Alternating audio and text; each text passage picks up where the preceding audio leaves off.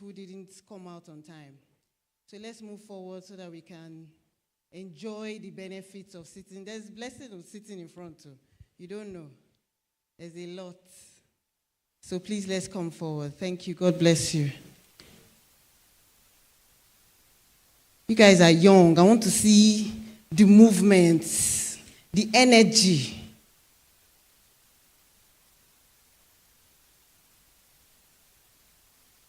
Thank you, thank you. So let's just get seated. Let's get seated.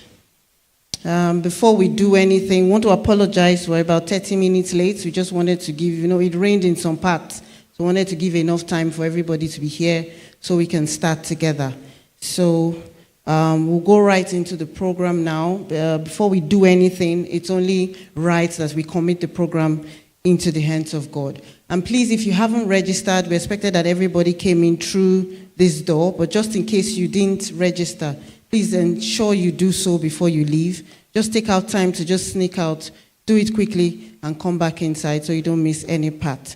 So I'm going to call on Pastor Emeka Obiago to take the opening prayer, and then we'll kick off right after that. Thank you, sir. A round of applause for him, please. Please, can we rise to pray?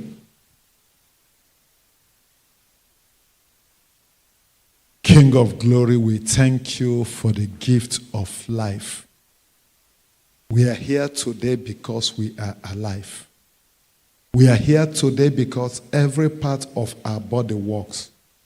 We are here today, Lord, because calamity did not befall any of our family members and loved ones. Thank you because we set a date for this program. Thank you that you did not allow us to cancel nor to postpone it.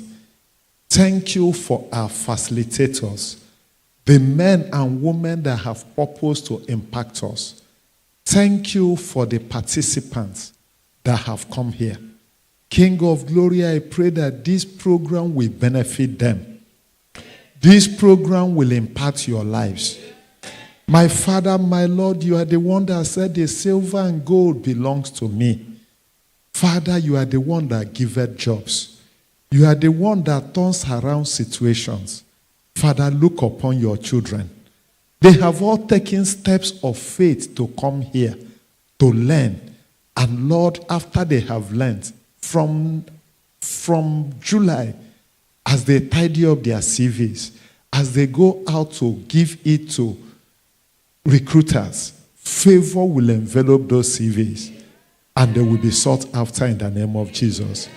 We pray, King of glory, because you are the one that giveth wisdom, let the wisdom from above rest upon each and every one.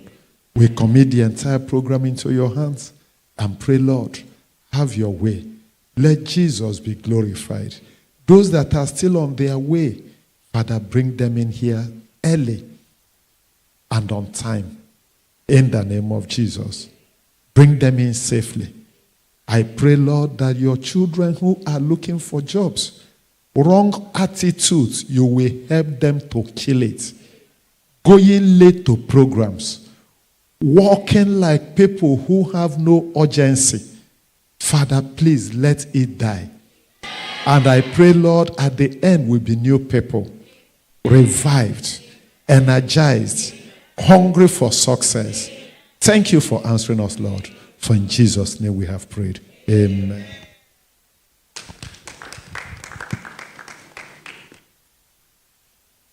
Thank you, sir. So before we kick off, just some few announcements. It's important that we know where the exit doors are. So if you look out, you see there are two at the back and there's one here. And for the washrooms, we have the ladies, the female washroom on this side. So you just take a step down and then you see the door and then the male on this side. So just in case you need to use the washroom. So before we go right in, I want us to move about a little bit. You need to get to know each other. You need to, first, and I didn't introduce myself. My name is Efe Oriero, and I'll be anchoring this program today. We'll be working together, going through the programs today. I'm Human Resources with Promasidon Nigeria Limited. So that's where I work. So I want us to get up from our seats, meet 3 people, and I will come back and ask you. So take note of the questions you are going to ask these people. First, their name, where they work, as if they work, where they work, and their favorite food. Just 3 simple things. Finish. Very simple things. So move around. 3 people. I will call you out to ask you later to tell me, and if you get it right, don't worry, we have something special for you. So please, get up from your seat. Don't ask the person that you already know, your friend that is sitting beside you.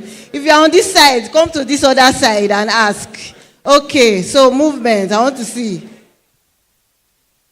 Favorite food, name, and where you work. If you are sitting down, you are cheating. No. Don't ask your neighbor because you probably walked in with that person. People are already friends. Somebody you don't know. If you ask for that questions, that's extra shit and that's extra prize. So you can go extra mile.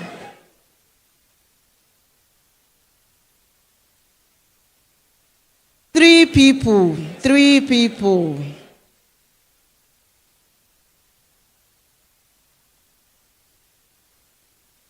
I'm seeing some people that have not gotten up. See, look at our team for today. Career, reset for today. You cannot thrive if you cannot network. If you don't know how to meet someone, ask somebody, you cannot thrive. It's an essential skill. You will need to know how to meet up to someone and introduce yourself. It's part of the skills of today. Today's work is part of the skills. So you need to learn how to do it. You have 1 minute left. 1 more minute.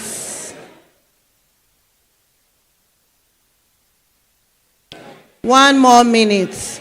Don't ask for BVN. No. I know say you should ask for BVN. No. Or some people will start asking for BVN number now. Say, send me something.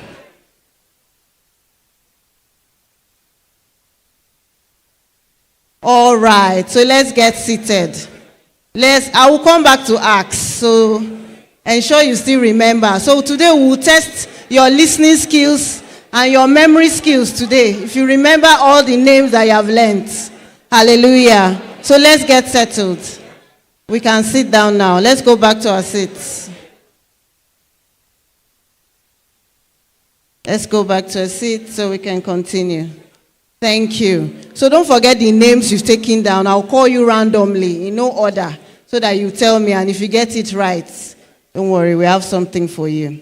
So let's go into the business of today. Our team. What's our team?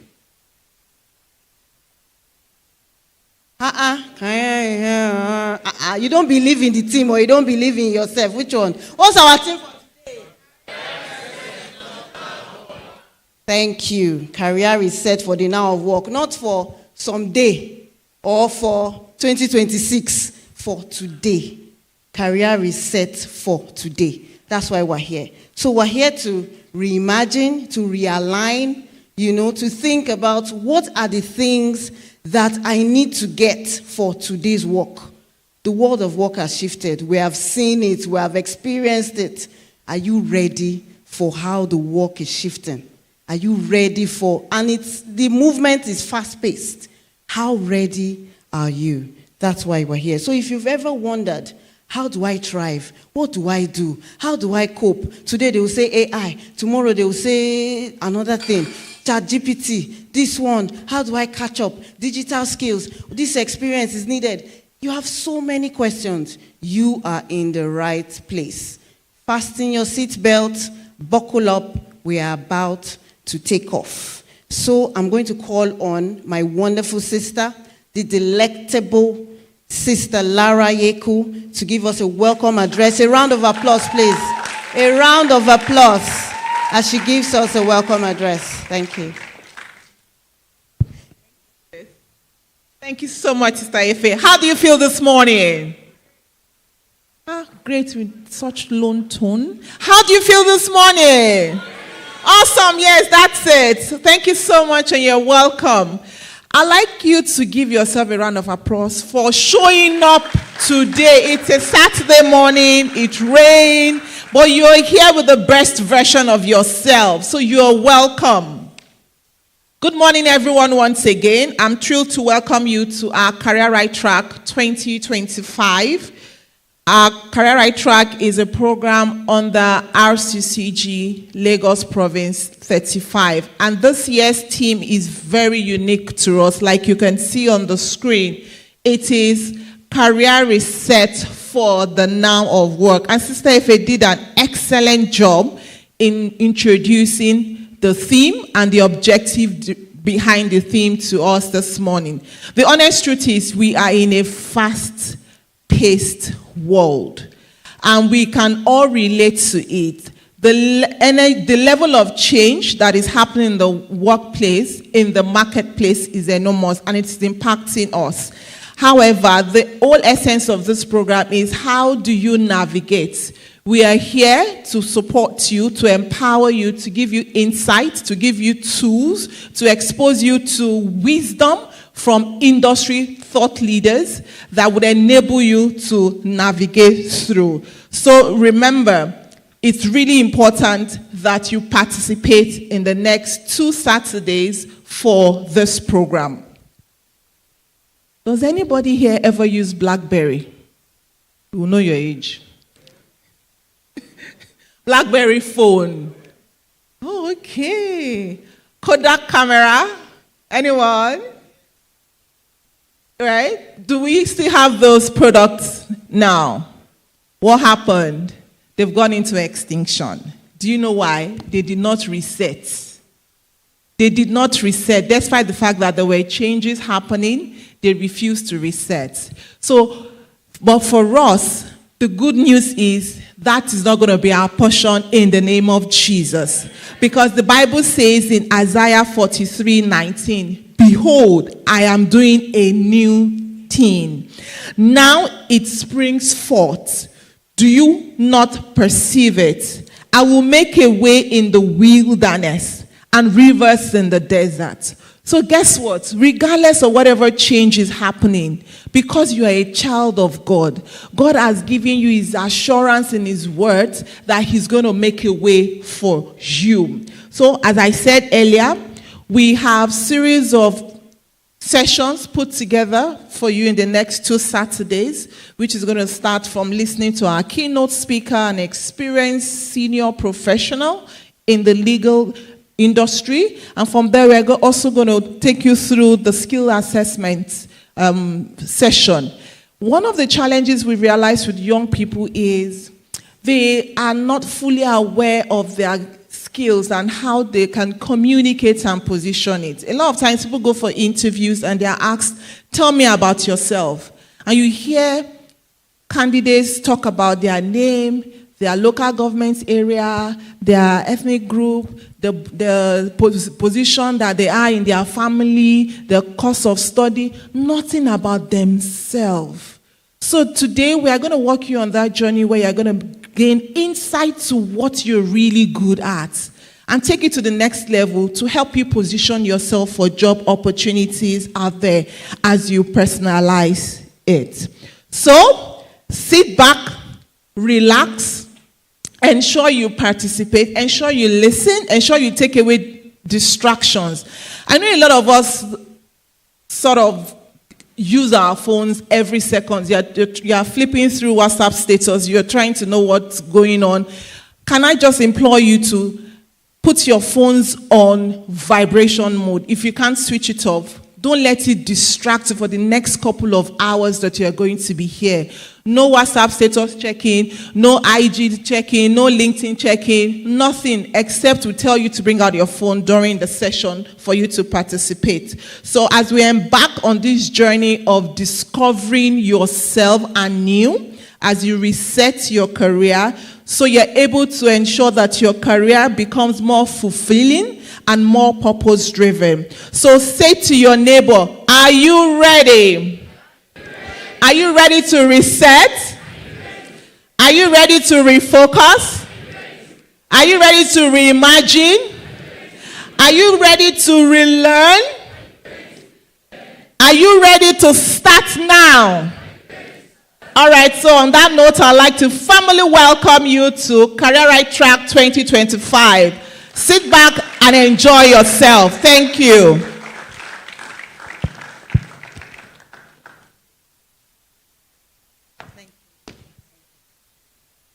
Thank you. Okay, so do I have one person now that can boldly come out and the assignment that we had, the classwork? One person, I just need one volunteer. I don't want to point. The 3 names that you got, where they work, and their best food. Who wants to give it a try? Thank you. Come up. Don't be shy. Clap for her, encourage her. Don't worry, I'll come to you. Good morning, everyone. Okay. Point to us the person confirm. Okay. Her name is Tinola. Tinola, is that your name? Says she works with LASPA as Lagos State Physical Planning, and she loves eating pounded yam with any soup. It's not showing at all. Then, her name is Beatrice. Is that your name? So I want in white. She works with Job Barman, and she loves rice. Then the lady on blue, her name is Onome. She's currently a bead maker. So she said she loves anything that has to do with jollof. Very much. Thank you. So, but did you know them before now? You didn't. Thank you very much. You see, part of the things that you're going to learn, while we're here is the importance of networking and meeting with people. The work that we're talking about, the career of today, it's difficult. I know what I'm saying because even me, is at this later point I started realizing that you cannot be on your own lane quietly and be going. You need to come out. You need to, at some point, you need to meet people. And don't be afraid, to do it and to meet people. Ask. As you've done this, you've met 1 or 2 people. If you need something in LASPA, you have one connect now. You wouldn't have known if you didn't engage. And you never know where that connection will come from. It can just be the person sitting beside you. Now, without wasting further time, we're going straight into the meat of today. And I'm just going to read her profile. Our keynote address speaker, Tosin Iyai. So I think it will be on the screen, but I'll read through so that we don't waste time. So Tosin Iyai is a partner at Aluko and Oyebode. Relax, let's read about you. Don't rush. She wanted to come up. A leading Nigerian law firm with nearly 2 decades of experience in commercial litigation. So you're hearing from somebody that has experience.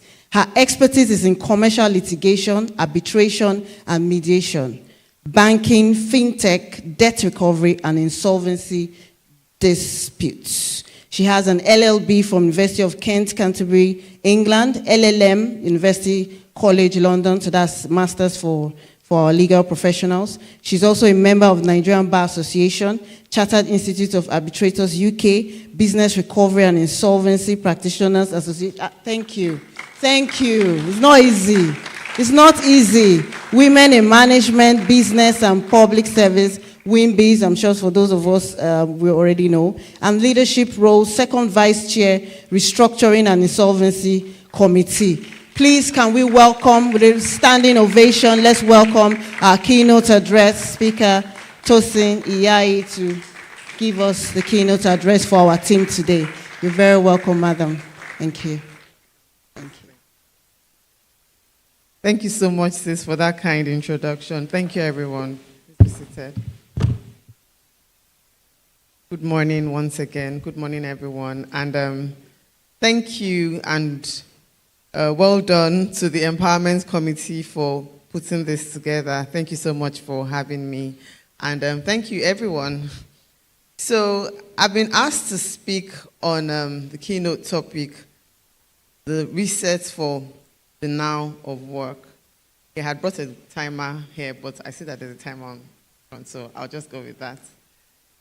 Okay, so like you heard a few minutes ago, I'm a lawyer, and I've practiced my profession for the past 18 years, I have worked in a law firm right from youth service. And if you know anything about what lawyers, how many lawyers are here? Is there any lawyer here? Wow. Okay, great. So if you know anything about what lawyers do, there's a lot of writing, what we call drafting. You prepare legal arguments, briefs, documents. We deal with a lot of paperwork, basically. And back in the day, what lawyers did, how they prepared their arguments for court, and in fact, I go to courts. That's what I do every day. You have someone, as a lawyer, for example, me, I write out my written argument and everything I want to file in court. Then I hand over to a secretary or a typist who will then type and then send back to me for me to proofread before I then say, okay, let's go and file. But, luckily for me, by the time I had started working, I worked in one of the largest law firms in Nigeria, and they're pretty forward-thinking. So by the time I had started working, they had become accustomed to using computers. But in some law firms where some of my friends worked, they still used to write. In fact, I think one of my friends said in the law firm where she was working, there were only 2 computers. And one was used by the owner of the law firm, and the other one, all 4 or 5 lawyers shared that one computer. So that if you needed to use a computer, you had to take your turn, like cyber cafe. How many people know cyber cafes? I know the people who are old, their age is showing. So you had to queue to use a computer. But fortunately for me, when I started working, we all had computers assigned to us. But we had these big computers, those big white computers with the very big screens and the big CPUs. How many people remember those ones? Exactly, those big white computers, And then after that, those ones that we use, exactly, someone said floppy disk. I remember that. Use your disk. God help if your disk is corrupted, But anyway, so that was how we did our work. And then from those big computers where you could hide behind and sleep, we then had flat screen monitors. So that was looking a lot more aesthetically pleasing. And then we moved from there to laptops. Now, funny story, where I work, when we started to use laptops, those laptops used to be chained and locked to our desks, to your workstation. So your desk, something like this, and then you have like a hole in the middle where they'll take some wires from the bottom and chain that laptop and lock it. Sister Lara is concurring with me. She understands what I'm saying because I said, those people, they just damage those laptops. So they'll lock them so that you don't get to pick up your laptops and just go. Meanwhile, a laptop is meant to be a portable device, right? But we used to have those laptops locked to the desk, chained to the desk. And in fact, the IT staff in my office, we used to call them IT police because you see them sometimes walking around, and once they see a stray laptop like this, they'll quickly come and lock it up. And to have your laptop unlocked, you had to send an email to your supervising partner to say, I would like to use my laptop. Maybe you had to go to a client's office for a meeting and you needed to use your laptop, or you had to work from home for whatever reason, or whatever, or you had to take your laptop with you to court or something, or to the conference room. You had to seek permission to have that laptop taken. Fast forward, 2020. There was this thing that started happening across the world and was spreading like wildfire. And it came to Nigeria quickly. And in March 2020, one day, we're summoned to an emergency, and this is where I work, we're summoned to an emergency town hall meeting to say, this thing, COVID-19 pandemic, we don't know what is happening, but it's going around the world and it's highly contagious. In fact, people could die from it. And we understand that we have 1 or 2 cases in Nigeria, long and short. Government may announce a lockdown any day now, so we want to be prepared. So those laptops that are always chained to the desks, please, IT, go and release all laptops forthwith so that people can take their laptops home and go and start working. The office is now closed. So, what am I saying? This story is not about laptop or about COVID-19, but to say that what we used to know back then as work is no more what obtains today. Because of that COVID-19 pandemic, hybrid work and remote work is a lot more popular. Right now, I don't need to ask permission from anybody to take my laptop home. I take my laptop anywhere. If I want to go to Ibadan, my laptop is in my bag. unless I don't want to do any office work. But because, I'm sort of always on call, I always have to have my laptop with me. The point is, what they used to chain so diligently to the desks, they had no choice but to release for everybody so that everyone could take their laptops home and could continue working. And that's just to say that the future of work that we were talking about some 5 years ago is now here. Hence the theme, the now of work. Work as we used to know it before has changed dramatically. It's evolved a lot. I see people sometimes working from these cafes, just taking meetings, doing their work. Unlike before, if you had to go to a meeting, you had to go to a client's office. So things have changed dramatically since maybe the last 7 years. And we cannot necessarily divorce where we are now from where we're going. So in as much as I was going to be talking about the now of work, it will also give us sort of like a stepping stone into what the future might look like. And so just to go straight into my address, what does that mean for you as an individual in terms of your career? A career reset to me does not necessarily mean changing jobs or changing careers. It may happen, but that's not necessarily the motive of what a career reset should do. A career reset, to my mind, deals more with a change in mind shift, a change in attitude or in the way things are done, without necessarily saying that I want to reset my career, I'm putting my CV out there, I'm looking. Of course, if that is one of your goals, and we'll get to goals in a minute. When we were growing up, we were told that you'd start a job after youth service and you'll be there. I come from a family where my parents worked for 30-something years, from level this, level that, and retired after a meritorious career, as they used to say then, and then they'll have this big retirement party. But that doesn't really happen anymore. You find that people hop and leapfrog from place to place, and why are they doing that? For career advancement. So you have to have the right mindset, the right attitude in order to have a career reset. I read a quote. I came across a quote whilst I was preparing for this message, saying that this address, saying that 85% of the jobs that will be available in 2030 are yet to be invented. I'll say that again. 85% of the jobs that will be available in 2030 are yet to be in existence. And 2030 is just 5 years away from now. 2020 that I was talking about, where we had to hurriedly take our laptops, was just 5 years ago. But it seems like so much has happened in the last 5 years.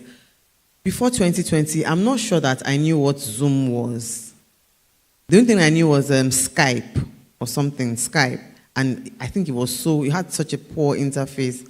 But we had Zoom, Microsoft Teams, WebEx, and all sorts of meeting apps. So work has changed, work has evolved, and we as well must evolve with work. Now, I have slides, but then I don't know if they're putting those slides up yet. But there are certain drivers that should guide us as we navigate a career reset. And the first is, for me, is that what are your career goals? You need to have career goals. You need to know what you want out of your career.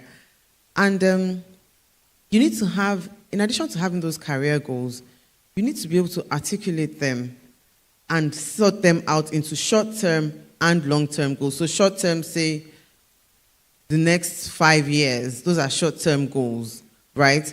And then focus on what you want your long-term goals to be. Sometimes they may be intertwined, but I'm sure that if you sit down and do a proper evaluation of what your career goals are, you find that there are some that you think you can achieve really quickly, the lower hanging fruits, and have those between the next 5 years, and then the ones that you know will take a while to achieve, but ultimately you want to get there. It's important that as you articulate and write down your career goals, you review them and assess them periodically. I do mine once a year. At the end of every year, I look at my career goals and my goals generally, but particularly my career goals, and see what have I achieved this year, what have I met with my SMART goals and all those things that I set for myself. And more importantly than having your goals clearly articulated is to work towards achieving them. I like to tell stories and give illustrations. I remember some years ago, a friend of mine who we started working together, she had left where I work now, and she'd gone into a company. And she was asking me, I think she was, at that time, she was looking to set up her own law firm. And she was asking me, she said, what are your career goals? What are your goals? I said, I want to become a successful lawyer. She said, and? I said, to be a successful lawyer now. And she was like, no, those are not goals. What are your goals? And I said, oh, look, all these loyalty questions, I have what my goals are in my head. I have them in my head. I said, no, you don't have any goal until you have articulated them and written them. Even the Bible says, in fact, she quoted that scripture. She said, the Bible says, write the vision and make it plain. I said, I said, well, I have them in my head. I have my goals. And she said, look, this conversation is far from over. But it got me thinking that really and truly, what are your goals? What is, I want to be a successful lawyer? That is so vague. This was many years ago. And so I sat down and I started to think about what I wanted for myself out of my success, this is my broad goal of I want to become a successful lawyer. What does a successful lawyer look like to me? And I started to write down what my short-term goals are, my long-term goals, and I had to write them down. And as I was writing, I then realized, oh, I didn't think about this, I didn't think about that. So in my head, I wanted to be a successful lawyer. That was all I wanted out of my career. But I didn't even have a blueprint for achieving that. So it's very important to write your goals down. Those are the key drivers. I'm sure they will circulate the slides to you. To write them down, articulate, review, and assess from time to time. Sometimes life may happen, and then some things that you had planned out may not really pan out. So give yourself that grace, give yourself time. But it helps you, it puts in your consciousness what your goals are for your career. And once you're going off track, it sort of helps you, helps you to come back to reassess and chart a way forward. But most importantly, you have to work towards achieving those career goals. Now, drilling down specifically to reset, there are various dimensions that I have sort of identified and will be sharing with us. The first, and I guess the biggest elephant in the room, is embracing emerging trends. Like I said, life as we know it has changed so much. Work has changed so much. Emerging trends, technology, I think when Sister Lara was giving her opening, she was asking about BlackBerry, Kodak camera. In fact, that one pains me, that camera one, because after Kodak, some people are now using digital cameras where you take the picture, you can look at it, look at your picture immediately. Now, all you need to do is to do this, and you have high-resolution pictures. Nobody's carrying those things around anymore. So there's been a great evolution in technology. So technology has helped us and brought us here, and technology will see us to the future. But what does that mean for you? You need to embrace technology. And the biggest one that everyone talks about is artificial intelligence. Yes, many of us probably use it without even knowing. So your Google Maps, even WhatsApp now has features where you can ask WhatsApp a question. And in fact, the first time I saw it, my brother and I were chatting, and he then asked WhatsApp. I said, what is this? What are you doing? Why are you inviting a third party into our conversation? My brother said, I'm checking something that you said. I said, please delete this thing immediately. So for a very long time, I resisted AI. Even I resisted AI, apart from the regular things of using AI to do your Google Maps, because I can't leave my house without checking Google Maps. Even if I know where I'm going, I want to know exactly how long it's going to take me. I want to know whether I'm going to use the best route to get to where I'm going. And that is AI, right? But AI has so many facets, so many aspects to it. And I mean, ChatGPT, how many of us know what ChatGPT is? Yes, there's something called ChatGPT, right? And a lot of organizations are now relying on ChatGPT because it helps them to be more efficient. ChatGPT saves so much time in work processes and workflow. But there are pros and cons, like everything in the world, there are pros and cons to it. But truth of matter is that we have to embrace technology. I remember this same ChatGPT for a very long time. I resisted it because I had heard so many things, and it was negative, more of negative things, saying how maybe someone will put out. I spend a lot of time, not a lot of time, but I'm quite social media savvy, and I have an account on LinkedIn, Instagram. I don't really use Facebook anymore, and Twitter. And Twitter is one of my favorite places to go because I get a lot of information and news from Twitter. I know what's happening around the world just at my fingertips. So I like to go on Twitter, although in recent times, Twitter has become very toxic. Anyway, so they were talking, someone put out something like some thoughts leadership article on Twitter. And the next thing, people started saying, this person has just dropped ChatGPT. I said, what is this ChatGPT? They said, oh, that people, you can just type something and then, in fact, so they actually fact-checked the guy and took a screenshot of ChatGPT and a screenshot of what the person had tweeted. And the person more or less plagiarized, just dubbed everything from ChatGPT and posted it on Twitter, and people were clapping for him, only for some of his haters to come and say, no, that thing, he didn't come up with it. He copied everything he's tweeted from ChatGPT. So I didn't like what ChatGPT was. I was like, why? This is cheating. People now start saying, oh, you can now use ChatGPT to write your opinions. You can use ChatGPT to do your work. I said, what is this nonsense? So where is the industry? Where is the hard work? Where is the part where you're utilizing your brain? So ChatGPT can be both a blessing and a curse. But truth of matter is that it's good for work processes, and a lot of organizations in the near future, in fact now, they're beginning to rely on AI. I mean, once upon a time, if you had to read a document from Microsoft Word, you scroll page by line, and probably miss something. So one day my colleague was reading something, and it was, she just set it to read aloud. I said, what's that one again? She said, oh, Word is just reading my document back to me. I said, wow. So this is possible.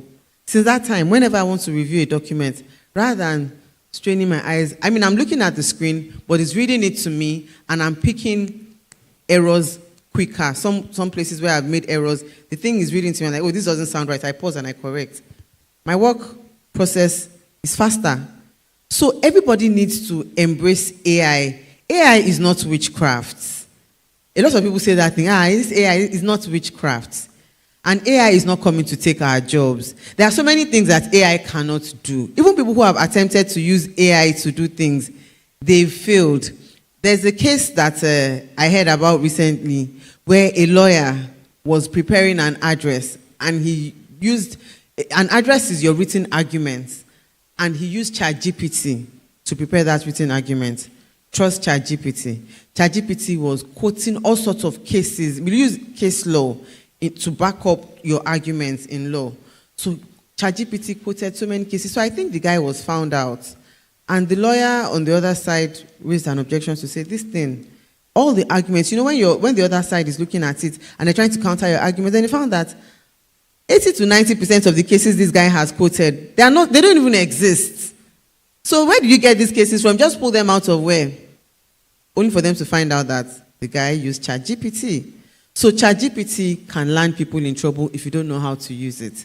So the truth of the matter is that whilst ChatGPT is a good thing, you still need to know how to use it properly, and AI generally as well. So it's not to help you cheat, but it's supposed to help you to work smart and work effectively, to be more efficient with your work. A lot of organizations are relying on it, and in the near future, they're going to require manpower and technology to help their processes move more smoothly. And that's where you and I come in. So we need to know how to use it. If you don't know how to use it, they'll say, well, yes, you have your experience, but you can't deal with our work processes. So they're going to need people who are readily available to embrace technology and move with technology so that you can work smart and their own processes can also be smarter. Now, the next dimension for me is upskilling, reskilling. So I'm sure most people here, or everybody here has a degree. Good, beautiful. But beyond your degree, beyond your university degree, now what? There has to be continuous learning. Continuous learning. It's not enough to just say, I've arrived, I have my degree. No. That's where the learning starts. There's continuous learning, certification. So no one is asking you to go and get another degree, but there's so many certifications and courses out there that are available. And gone are the days, again, with the evolution of technology, gone are the days where you had to go and sit down in one center to listen to a seminar, to do a training. So many trainings are now available online. You don't even have to go anywhere. You can be walking around your house and you're getting trained, just listening to a lecture. Some are even pre-recorded and you're just listening, just have to access it and pay for it. There's so many trainings available online where you can actually improve upon what you already have. So you shouldn't be shy of embracing training or trying to get additional knowledge. It is actually, in fact, no longer an option. It is now a requirement for the next level of work. Employers who are wishing to retain talent will be looking for people who have certain skills. And those skills are not necessarily what you have on your certificate, your degree. It's those additional skills, those additional trainings that you've put yourself up for, those additional certifications, those are the things that they're looking out for. We're in an era where a lot of people, whether we like to admit it or not, a lot of people have relocated. It's a big thing. People keep moving day in, day out, right? And with those relocations, there will be skill gaps in organizations. And those employers will be looking to fill those roles with people who have certain skills. So it's important that you're prepared and you're ready, such that when there's a vacancy or an availability of a role to be able to fill a particular skill set, you have it. You're available for that position. And also, the people who are in this room who are probably thinking about relocating, some of those organizations that you want to go and work for, they require certain skill sets that go beyond what you have in your degree. So it's very important that we take advantage of continuous learning, continuous improvement, continuous development, self-improvement. And the truth is, the knowledge that you have, no one can take away from you. It can only stand you in good stead so that once there's a vacancy, once there's an opening, you're there with your skills. You put it on your certificate, of course. I mean, on your resume that I've done this, I've done that. And they say, okay, let's hear from you. Let's have you. Come, let's see what you have to offer. And if you really meet those skill sets, of course, guess who's going to get the job? It's you. So it's very important to not only just rely on what we have as our degree, but in our fields of expertise, to look at the additional skills that we can get. And sometimes it's not only about technical skills, sometimes soft skills as well. A lot of people neglect soft skills. A few years ago, we realized in our organization that there were gaps in soft skills, and they now started to train people on soft skills. So communication, things like communication, how you communicate with your colleagues and your teammates, emotional intelligence. A lot of people are walking around, they're not emotionally intelligent, but it's not their fault. But if they go through those trainings, there are people who, this is what they do day in, day out. They're training people on how to be emotionally intelligent. They're training people on proper communication skills. There are so many people who are very smart, very brilliant, first class, but they're not very good with communicating. But their skills, their training opportunities available for virtually every type of soft skill that you can think about. Even trainings about building your personal brand.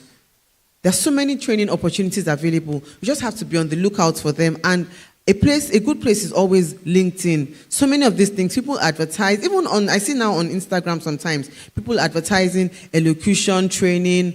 Some people advertise webinars for communication skills or even emotional intelligence skills. Before, I used to look at those things like, at least we know scams, but honestly, those training facilities are actually very important, because you'll find that there are certain things that beyond your brilliance, beyond your academic qualifications, some employers are looking for certain things, and you can only get those things by training and being prepared for them.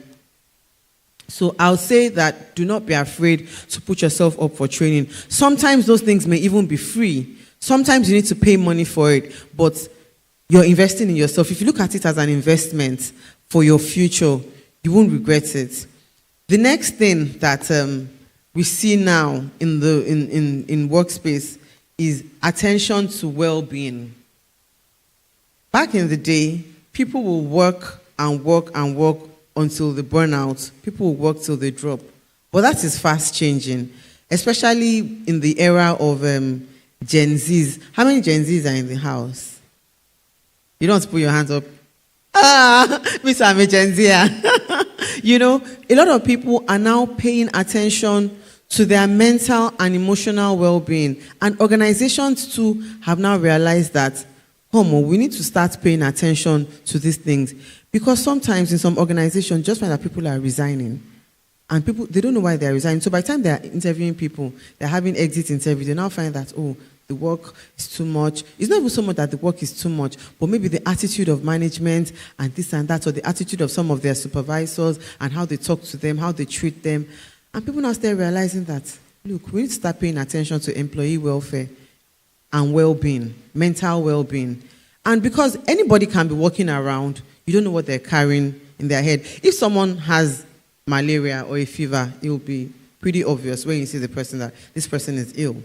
But if a person is dealing with a mental health challenge, you may not know. The person will just show up at work, they're doing the work like a zombie, in and out, day in, day out. And meanwhile, the person is dying on the inside. So a lot of employers have actually started to pay attention to mental well-being. Now, what does that mean for you? It's important for you to know that if your employer is thinking about it, your mental well-being should be paramount to you as well. Now, these days we talk about work-life balance.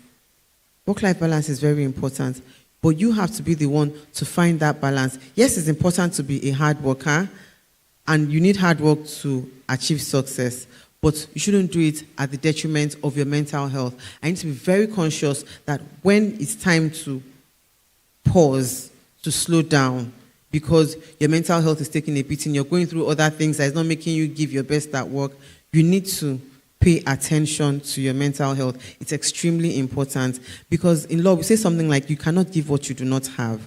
If you're not at your best, at your optimal best, mentally and emotionally, you can't give your best at work. No matter what you do, you cannot. You will struggle. You will keep showing up. But guess what? Your supervisors and your superiors, your managers will start saying that, this person, what's going on? Sometimes I've had to ask people, someone who I know was really good, and then I see them having all sorts of slip-ups. By the time they sit down and start talking to you, you know that, wow, this person is going through a lot. I know we usually joke about it that all of us in Nigeria are going through a lot. But by the time you hear another person's a lot, you say, wow. You know, and you just say, I think you should take some time off. Employers are a lot, and because of hybrid work, people can take time off work. Okay, you can take some time, try and work from home. Let's see how you feel after a week. Right now, where I work, we have a psychologist on our retainer who can speak to people when people need to sit down, like therapy, and it's all confidential, so they're not going to come and tell us what you've discussed and all of that, but it's strictly confidential. So for you as well, when you're looking for a place to work, you should look out for those things. If you attend an interview, you should ask them that do you have any programs for employee well-being, mental well-being? What are your views on employees' mental health?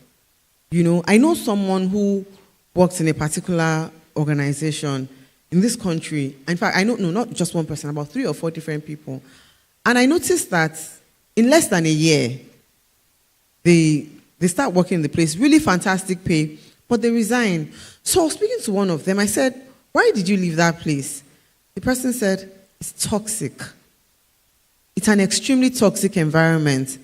And people are now saying, you know what? Yes, money is good, the pay is good, but I'm not going to sacrifice my emotional and mental well-being at the altar of my whatever pay you're looking to give me. And it wasn't one person, at least 4 people who I know who had passed through that same organization had complained about the same thing, that no, that place is just too toxic. It's just too toxic. And they all left.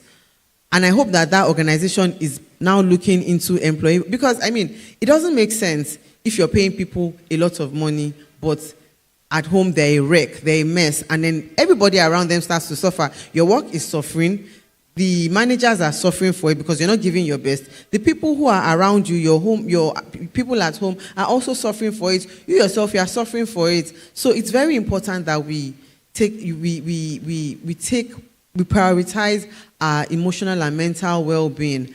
And whilst I always advocate for resilience, it's very important to be resilient, but you have to balance it with your emotional and mental well-being. You shouldn't be resilient to the detriment of your mental health. And at the same time, you shouldn't say, my mental health, and not do any work. There has to be a balance. But one thing is that organizations are now paying attention to those things, and it's important that you also take advantage of it. Many years ago, I was on secondment to a law firm in England, and it was a complete culture shock for me. When I got there, they had like little lounges. They call them pods, where people can just sit down. They had very nice, colorful chairs where people could just get up from their desk and go and relax for a few minutes. You have a drink. You can open the fridge and take a drink. Nobody is charging you for it. And there will be snacks sometimes. Maybe someone has traveled. They put chocolates, cake, and all those things. And you're snacking at work, and you just take a few minutes to breathe, and then you go back to your work. And then a few years after, I saw one, like in a competitor law firm. I went to visit someone there, and I saw that they had all this place. So, it's for people to just come and take some time out when they're feeling a bit under pressure, to just want a power nap, if you like. How many people like power naps here? I love power naps. Sometimes at work, it's as if my head cannot take anything again. I can't process anything again because maybe I haven't slept all the nights before, because quite frankly, I don't like to sleep early. So sometimes I'm very tired. But that 10, 15 minutes is like you slept for 3 hours. And by the time you get up and get back to your desk, you're energized. Fast forward, earlier this year, my organization did some renovations, and they've now provided a lounge. I was so happy and excited. There's a television there, there are magazines there, and sofas there for you to just come and chill. There was a time that whenever I wanted to sleep, I'll go into my car and go and sleep for like 15 minutes. But I don't have to do that. I'll just sit down in air condition and I'll chill 15 minutes, and I can go back to work. How many people would like that kind of thing? It's amazing. And that's the future of work. That's where a lot of organizations are going. So it's very important for you that as you're interviewing with an organization, speak to them, ask them what welfare packages they have. It's not only about HMO, that if you're sick, you should go to the hospital. What do they have that pertains to your mental health? How do they care? How do they look after employees' mental health? So it's very important for you to embrace it for yourself, so that it's top of mind for you when you're actually trying to look at make your career options. Another thing I want to talk about is hybrid and remote work. Hybrid and remote work is here to stay. I mean, remember my initial COVID-19 story. Once upon a time, if you wanted to work from home, you had to go and kneel down, beg somebody, please, I want to work from home today for XYZ reasons. But now organizations say, okay, take 2 days at home, work from home for 2 days, and 3 days in the office. It's now the norm in a lot of organizations, and we find that it's just tying into this well-being thing. It actually has helped a lot of people. And I must sound a note of caution. Working from home does not mean lounging at home. No, because we need to understand the ethics of hybrid work. The etiquette of hybrid work. It's not the time for you to go and be pricing pepper in the markets. There was someone that, one of my colleagues was really livid one day, and I asked why he was so livid. He said there was a meeting, and one of his direct reports was supposed to join that meeting, but the person didn't join. So he phoned the person, "Where are you?" And the person said, "I went to pick up my child from school." He said, when you are meant to be working from home does not mean 1 day leave or 2 days leave. Working from home means that you're working at your workspace in your house, just that you're not having to commute all the way to the office. We all know how Lagos can be. So it's just that day for you to say, okay, you know what, rather than wake up at 6 a.m. to get to the office for 8:30, you can get up at 8 o'clock and still be in front of your desk at 8:30. That's what hybrid work means. That's what remote work means. So we have to also understand the etiquette of remote work. And in fact, in recent times, some big organizations abroad have actually started asking their colleagues to come back to the office, their workforce, that start coming to spend more days in the office. Of course, I think some of it may be for selfish reasons, because real estate is wasting. They have these large offices that are rotting away because nobody's coming in. But truth of the matter is that sometimes there's also some value to working in the office, so a balance has to be struck. But whichever you find yourself in, whether it's fully remote opportunities or hybrid opportunities, you need to understand that it's not, you working hybrid or remotely does not mean that you have the liberty to just do as you please. You're supposed to be working and you're supposed to be showing up and giving your best self, regardless of your location. Another reason why this remote work thing, I made this point, is because there are people who are here now in Nigeria who are employed by organizations abroad. So, yes, it's remote work. They don't even have to go anywhere. And they're being paid like they work abroad. Some people earn dollars working from Nigeria, working from their houses. They're not having to commute. They're not having to do anything. So it's very important that as you make career decisions, you look out for such opportunities, but you need to have the skill. You need to be ready and have the preparedness to move into those situations. I'll just move quickly. Leadership is another big thing that you need to think about. And leadership does not necessarily mean that you're at the top of an organization. It's in the attitude. It's in the mindset. Leadership is in the mind first and foremost. It's not a physical thing. Oh, this person it's not about the big title or the big role. This person is the group managing director. This person is the manager. No. Leadership is first and foremost a mindset. You need to have a leadership mindset. Yes, you're very junior, you're a fresh graduate, but how do you take your roles and your responsibilities that have been assigned to you? How do you take ownership? Do you take them seriously, or do you just wait to be told what to do per time? How are you in your little team of 2 or your little team of 3? Or when you're doing teamwork, do you take ownership? Do you show leadership? That's what leadership is. And those little things actually get you noticed. They stand you out very quickly.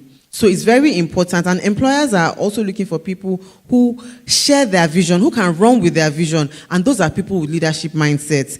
Someone who has a leadership mindset will see that they know the central objectives of the organization, they know the organization's vision, and they're happy to run with it, and they effortlessly. They don't even have to be told what to do. They're already asking questions.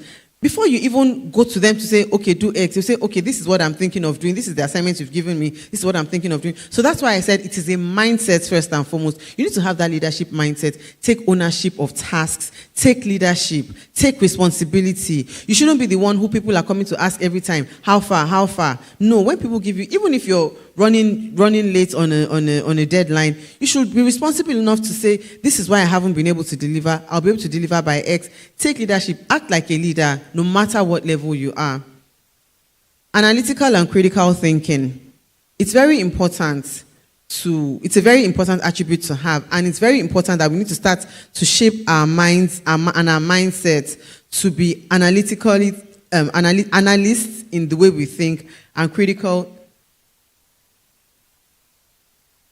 in the way you think. Organizations are looking for problem solvers. They're not looking for people they're going to have to spoon feed every step of the way. They need people who can solve problems, people who are ready to just take on tasks and provide solutions, people who can see solutions in every problem.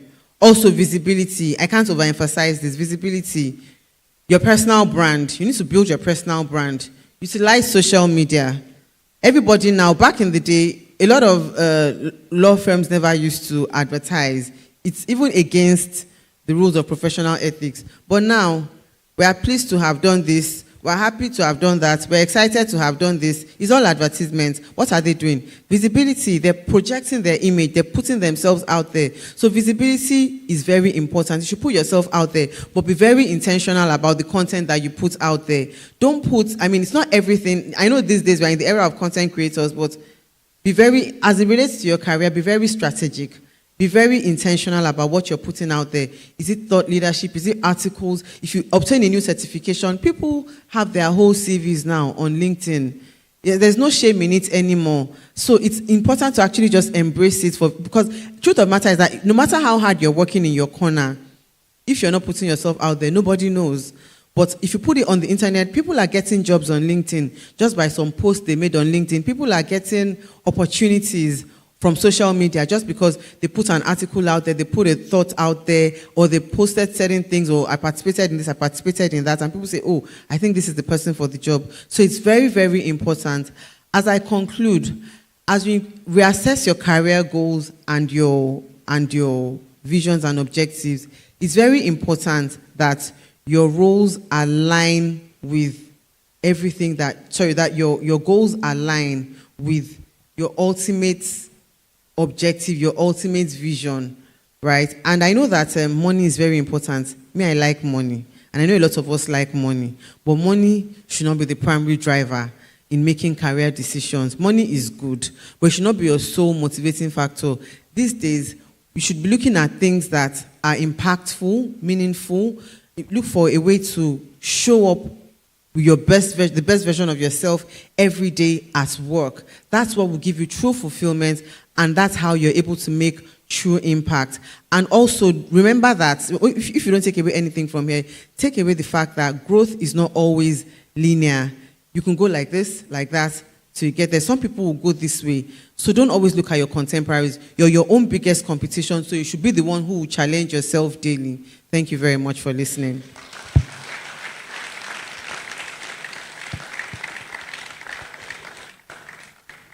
So I'll take Q&A for the next 8 minutes. If anyone has any questions, I'm happy to take them.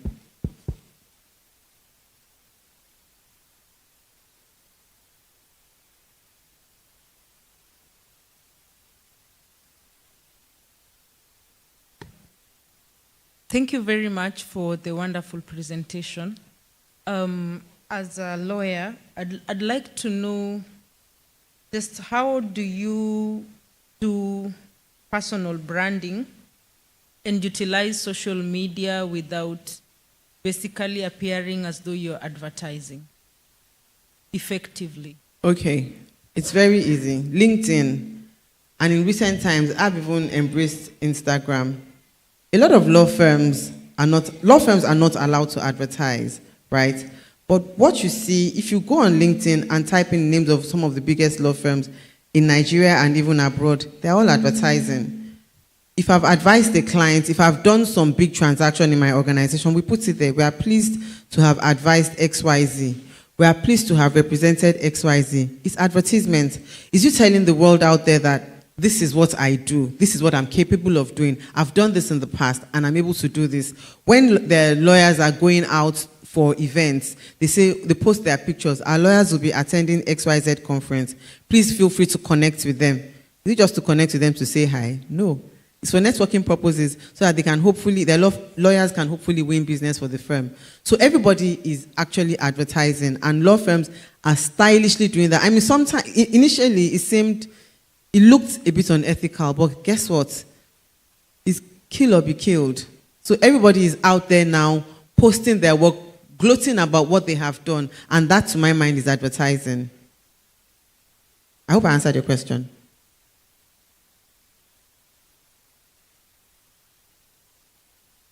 There's a hand there in the middle. Hi, good morning. Thank you very much, Ma, for this speech.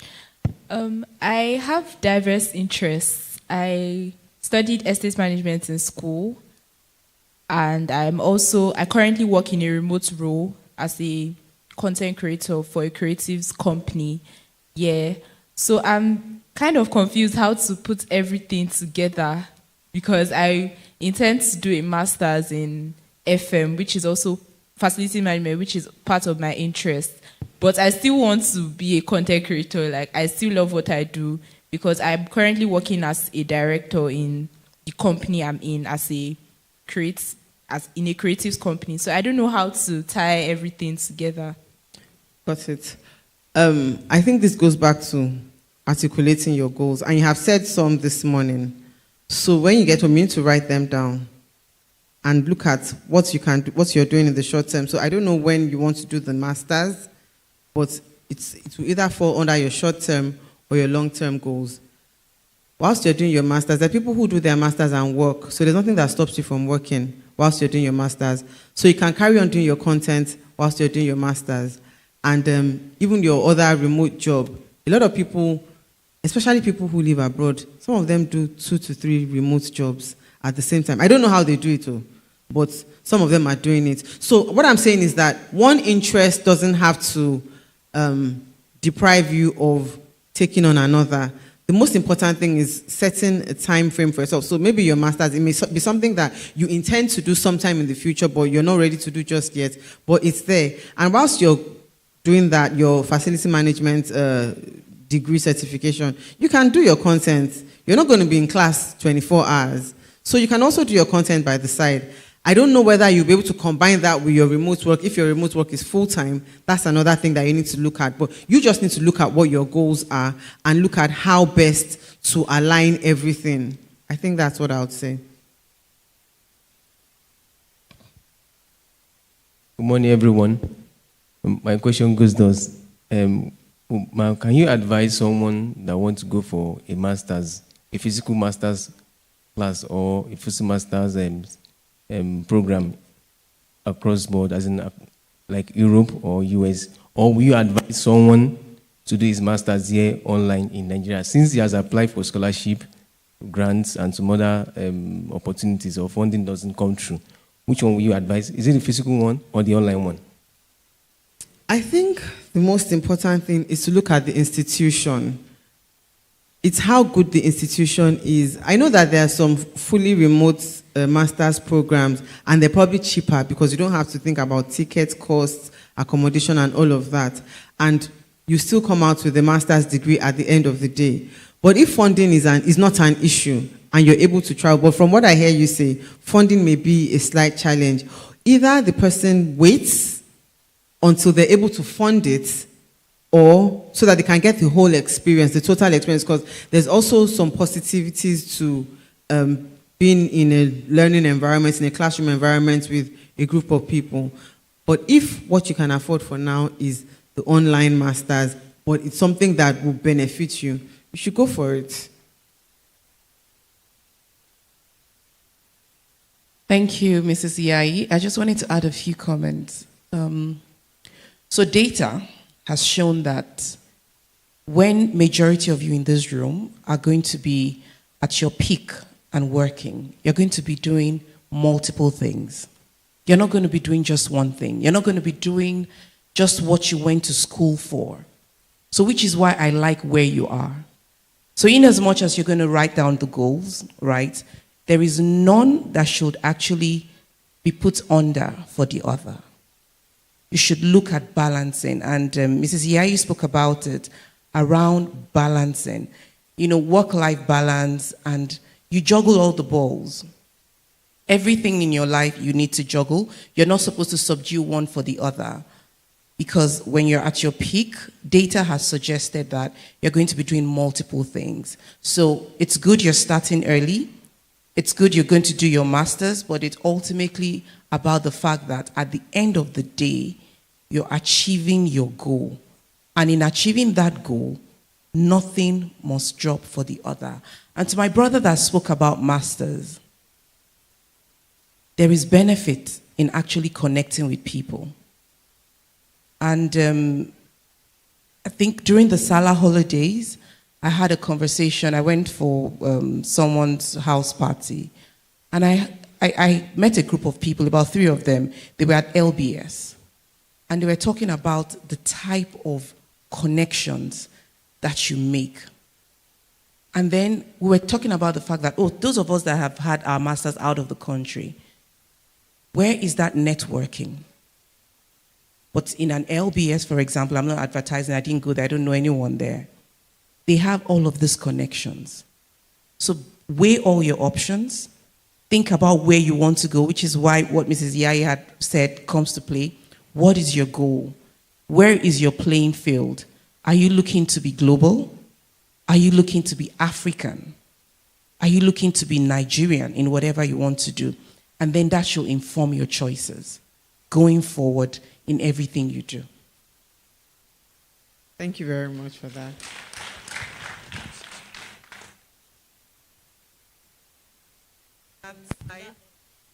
Good morning, everyone. Okay, Ma, my question is, there is this question employee usually asks them, employers ask, like, can you work under pressure or can you multitask? For me personally, that question kind of shakes me, and I really don't know how I can't see the person asking the question. That's why I'm looking around. I'm here. Okay. So, I don't know, can you just help me?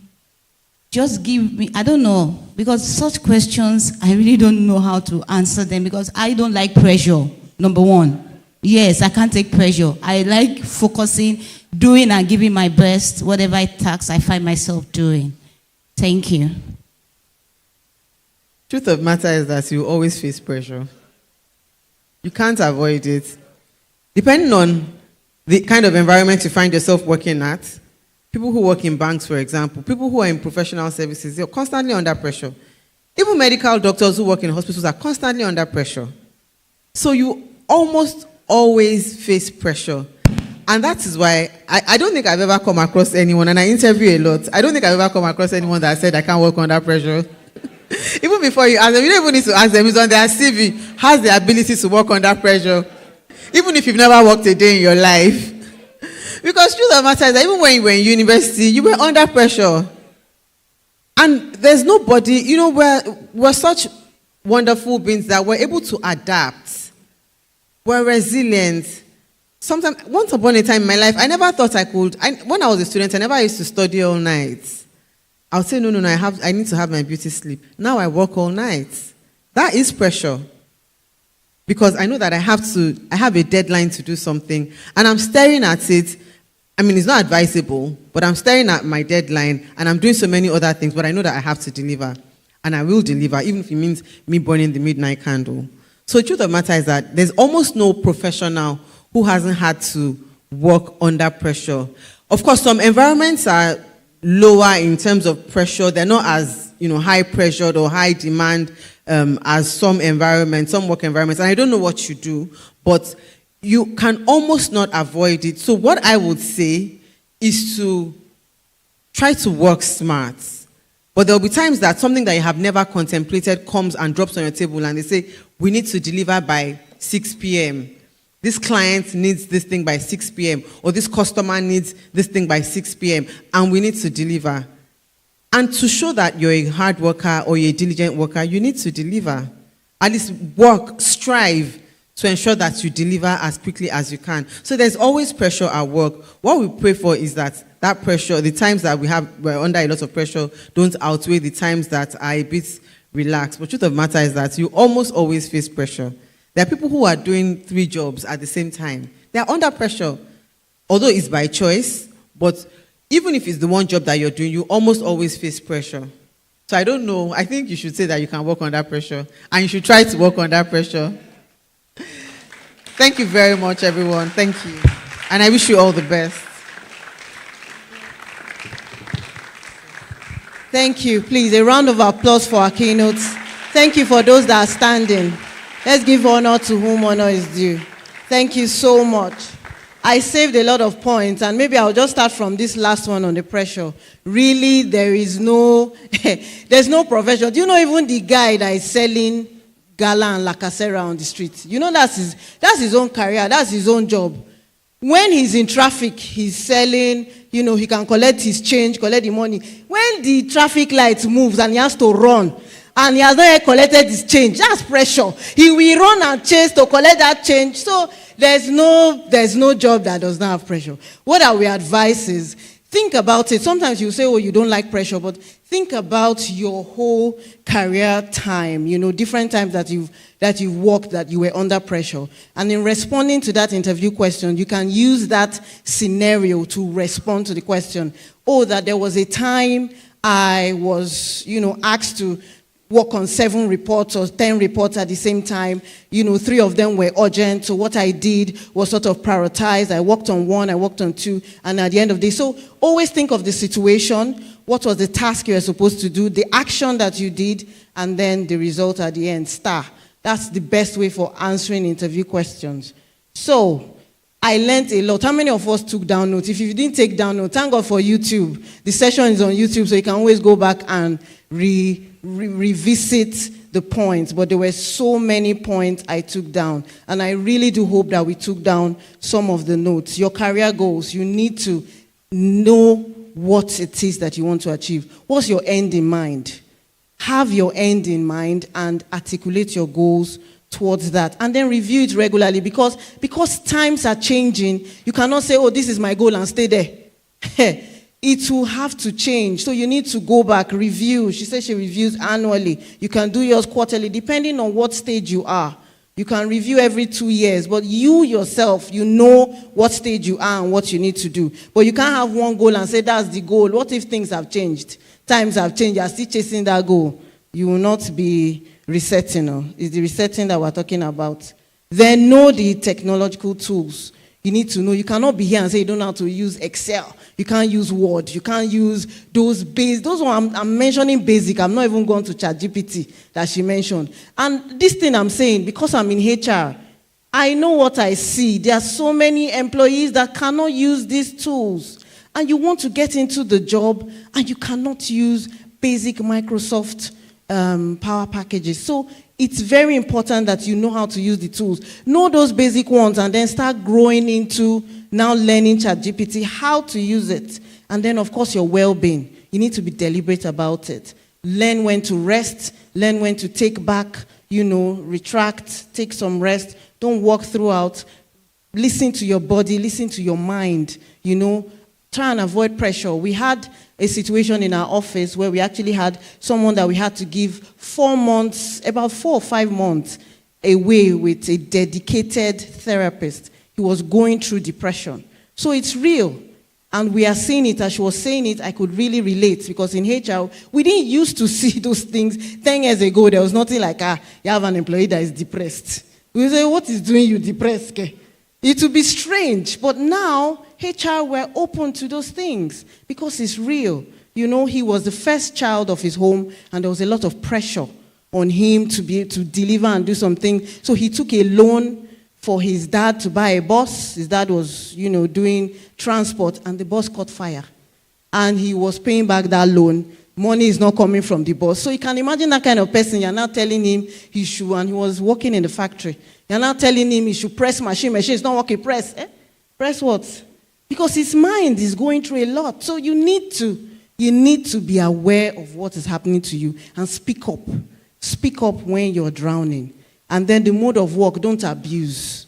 She said that clearly, so I don't really... so adapt, if you have hybrid, take good opportunity. But remember, work from home is not that you're on leave. That's the day you say, don't worry, Tuesdays I work from home. I'll go see you for Ibadan. Then, you have taken off. First body, you have taken Ibadan off. Or you're on the streets. Meanwhile, they are waiting for you to attach documents. No, please. And then your visibility, you need to be there. Thank God we have a session for CV writing. Oh, I even forgot to mention, reviewing of goals. Next Saturday, we have a session on that. So please, you see that the way the sessions are, you can't come today and say, I'm not coming next Saturday, I've done today's one. You will miss, So you need to be here next Saturday. How to write your goals. What you were saying, that is the start of everything. You need to know how to properly articulate those goals.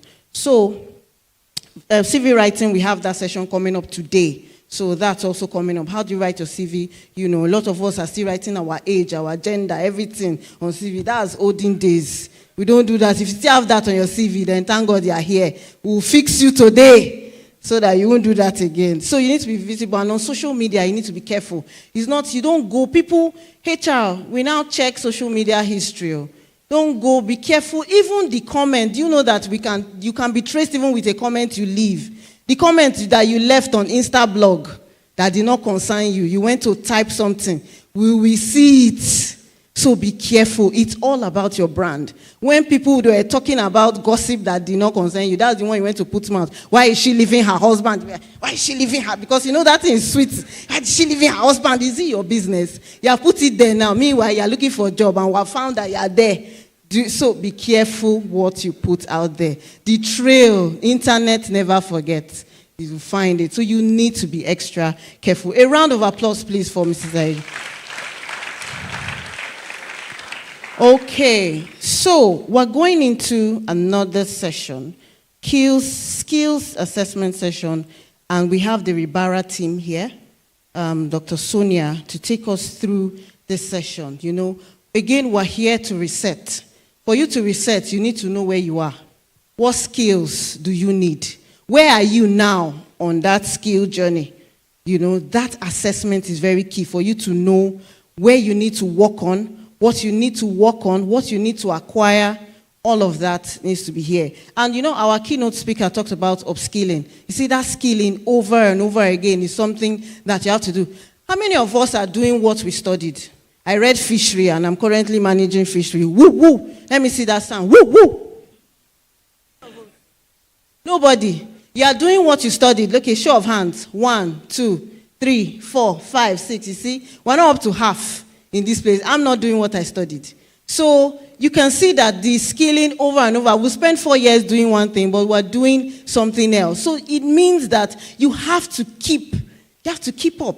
Because the 4 years that we spent building that skill and learning is not what we're currently doing. So you cannot say, you have arrived. You have not arrived. You are just starting. Dr. Sonia, please.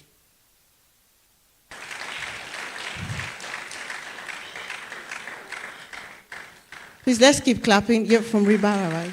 Okay.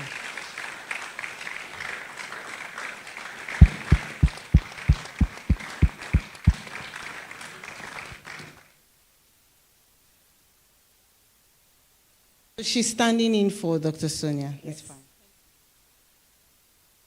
Thank you very much. Please put your hands together for her.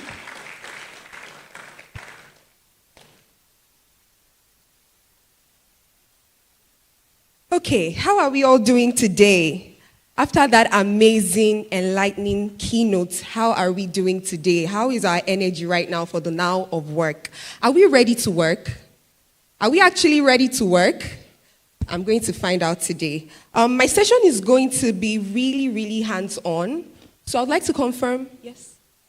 I'm going to cut you short. I won't let you continue. Sorry.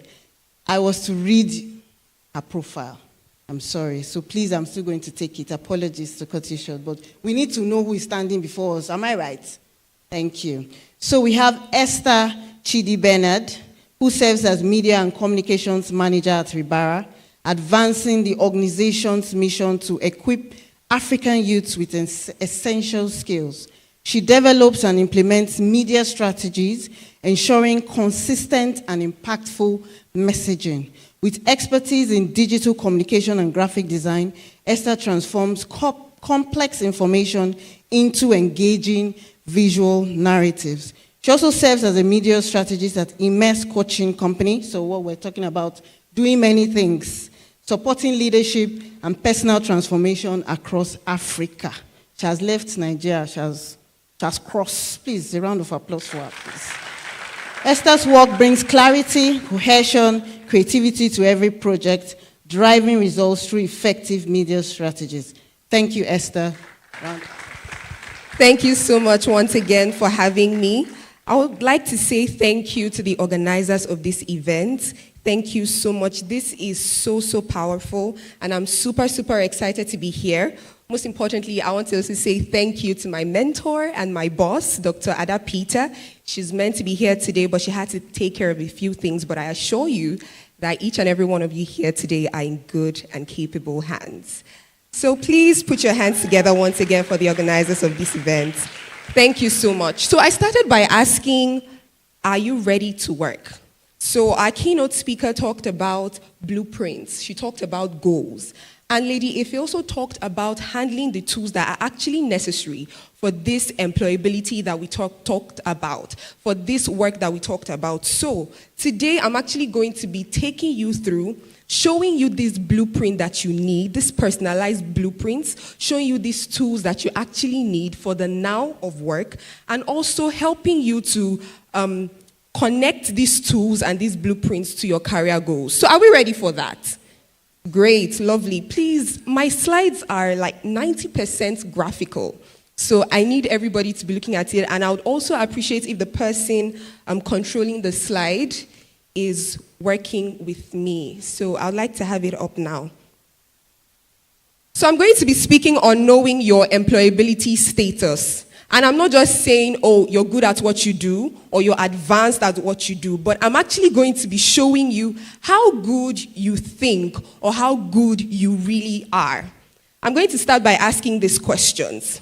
By a show of hands, how many of you would say that you're ready for the job role that you're aspiring to work in? Now, let me be more clear. The CEO of Zenith Bank walks into this hall right now. Google, Meta, Amazon, MTN, and they walk into this place and they say, oh, I need like 10 people, I need like 5 people to work on this job role. How many of you would raise your hands and say, I'm 100% ready, take me, take me, take me? 70%? Oh, I can see 70, 50%, 40%, I can see 40, 30, anyone? So you're sure that you're ready for this job? Okay, please, next slide.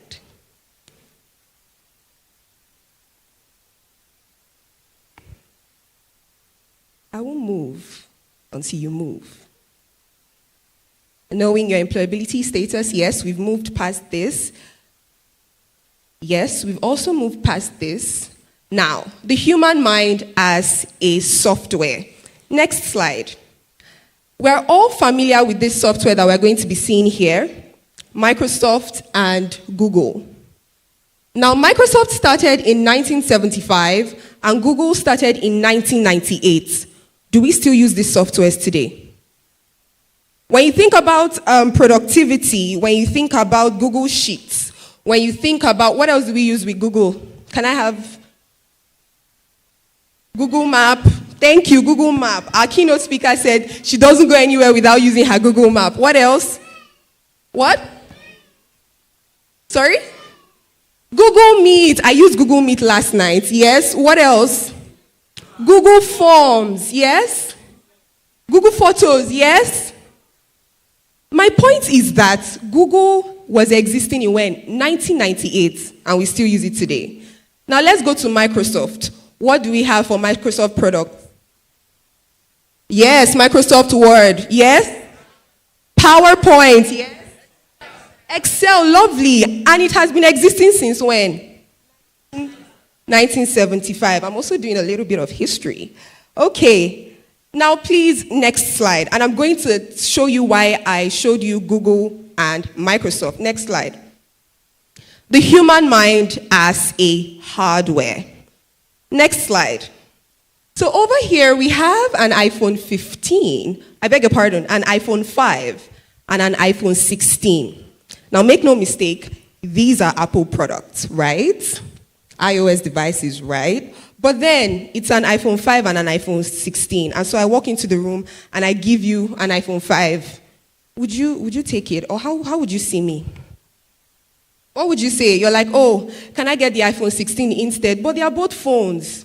Or, let me bring this home. Next slide, please.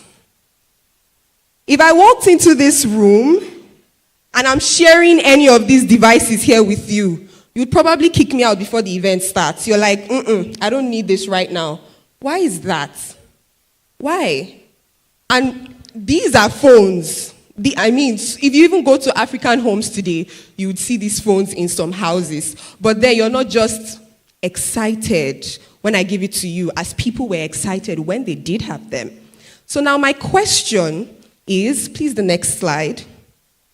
Why are we still using Microsoft and Google, and why didn't you take the iPhone 5 or any of those other phones that I showed you here, but you're going to take the iPhone 16? Next slide, please. Improvement and innovation. Improvement and innovation. And that is the now of work. So, the human mind requires improvement, otherwise it is not going to be relevant. I said earlier that you cannot accept an iPhone, you cannot accept any of those button phones from me today, but you would rather take the iPhone 16. And so if we're that particular about the devices that we use, if we need to upgrade our devices, if we need to upgrade our software, we need to upgrade our Bible apps, why don't we do this to our minds? Some of us graduated 5 years ago. Some of us graduated 3 years ago. However, if we had our skill assessment test like 3 years ago and you were on a 15%, you would now have that skill assessment test 5 years after, and you would still see that you're on a 15%. Why is that? But then we can upgrade our phones, we can upgrade our softwares. So the goal I'm trying to achieve here today is to show you if you're actually ready to be employed in that job role that you aspire to be today. The next slide. I'd like us to reflect for like 1 second. How have you innovated the past few months or years? We are still using Google, we are still using Microsoft, but we are also upgrading our phones. A friend of mine was using an iPhone and now she has upgraded to an iPhone 13. She was like, Esther, I don't want to use this phone here today. That friend is here. She's videoing me with her iPhone 13, but she's upgrading her phones. So now I'm asking you, how have you innovated? How have you improved the past few months you graduated from the university, or even right now as you're in the job market? Have we answered our questions to ourselves? You just tell yourself, okay, I think I've added a few certifications to my name since I graduated. Okay, I'm currently taking a course right now on Coursera, Udemy. I think that's a good place to start, right? Now, why you should know how ready you are for the job market. Our keynote speaker gave so many amazing skills here today. She spoke about analytical thinking. She spoke about leadership. And then candidly, some of us seated here today think that we are really good with leaders or think that we can lead a firm or an organization or a team, but we really don't know that, and I'm going to show you if you are or not at the end of today. So why should you know how ready you are for the job market? I'm a huge fan of knowing your why, because really, if you know why you are doing something, how you're doing it is changed. How you do it or your approach to doing it is going to be very, very intentional. We're going to be having a skills assessment test today. You're going to be knowing how ready you are for the job market. Some of us said we're 50% ready. Some of us said we're 70% ready. And we're going to be checking that out today. But however, this is why we need to check it out today. Number one, it gives you clarity on where you really stand. It gives you clarity on where you really stand. I have a question for the ladies in the room. So there's this guy, he walks up to you, he says hi, and then days after he gets you drink, days after he gets you lunch, days after he's checking up on you and he's like, oh, hi, how you doing? How was your day? Did you sleep well? How is everything? He introduces you to his friends, he introduces you to his mom. And then, a few months down the line, you walk up to him and say, hi, what are we? And he's like, what are we? I don't know. I don't get it. I don't understand. And you're looking at him like, you buy me drinks. You've introduced me to your mom. You've introduced me to your dad and your family members. What do you mean? I'm not clear here. And you can see that this lady, would you be frustrated or not? Yes or yes?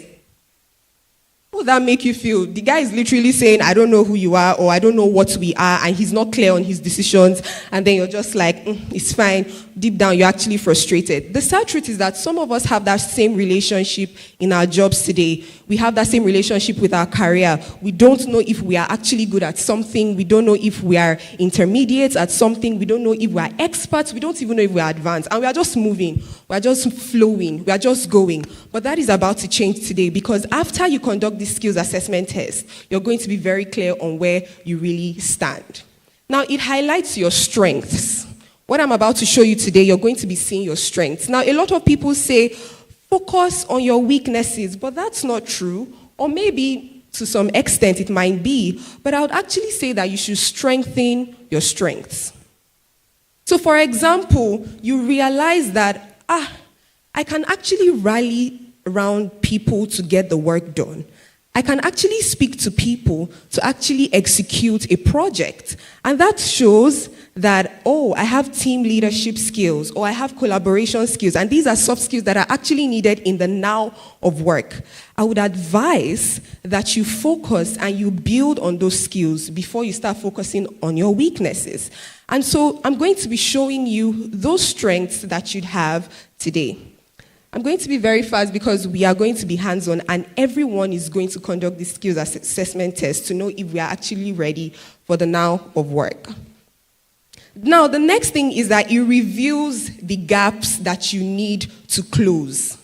Before I engaged with the Ribara platform, did I introduce the Ribara platform? No, I did not. So really, I'm the Media and Communications Manager at Ribara. Ribara is a social media and employability platform that seeks to bridge the gap between the education or the curriculum or what you learn in school and what the industry actually demands. We have seen that there is a gap here that needs to be filled, and that is why we are here today. And at the end of this presentation, you're not just going to be seeing Ribara as another emerging social media platform, but you're going to see it as a necessary tool needed for your career advancement and your career improvement. And so it helps you to reveal the gaps that needs closing. Before I engaged with the Ribara platform, I applied for a job. I was still in the university then. That was, I graduated last year. And so before I graduated, I was like, the money that my parents are giving me are not enough. I need another side hustle. What do I do? And so I applied for a job. And then I got rejected. They don't know what they are missing. Anyway, I got rejected. But let me tell you what that mail said. They said, we're sorry, we're no longer going to be moving forward with your application. And however, we are sorry, we are not going to be moving forward with your application, and we will not be giving you feedbacks individually. However, we appreciate that you apply for further opportunities coming up. That email did not say, because you're not a good fit. It did not say, oh, your interview didn't really go well. It did not say, we checked some skills and you didn't have it. But they encouraged me to apply again, right? And so I'm just asking myself that, okay, if they're encouraging me to apply again and I don't know what I did wrong, there's a possibility that I will still do the same thing that I did before. Yes or yes? And so I really don't even know why they rejected me or the gaps that I needed to close, until I came across Ribara. And ever since then, there is no job that I have ever applied for in this Nigeria that they rejected me. Please put your hands together for the platform. Amazing. And we are going to be running it through today. So what I'm actually giving you now is a why to do this. Why you should do this. Because it is very, very important. Next, it helps you focus your learning. When I was preparing this slide, and I thought about this point, that it helps you focus your learning. In the university, I studied mass communication, by the way, in Covenant University. And if you're clapping, clap.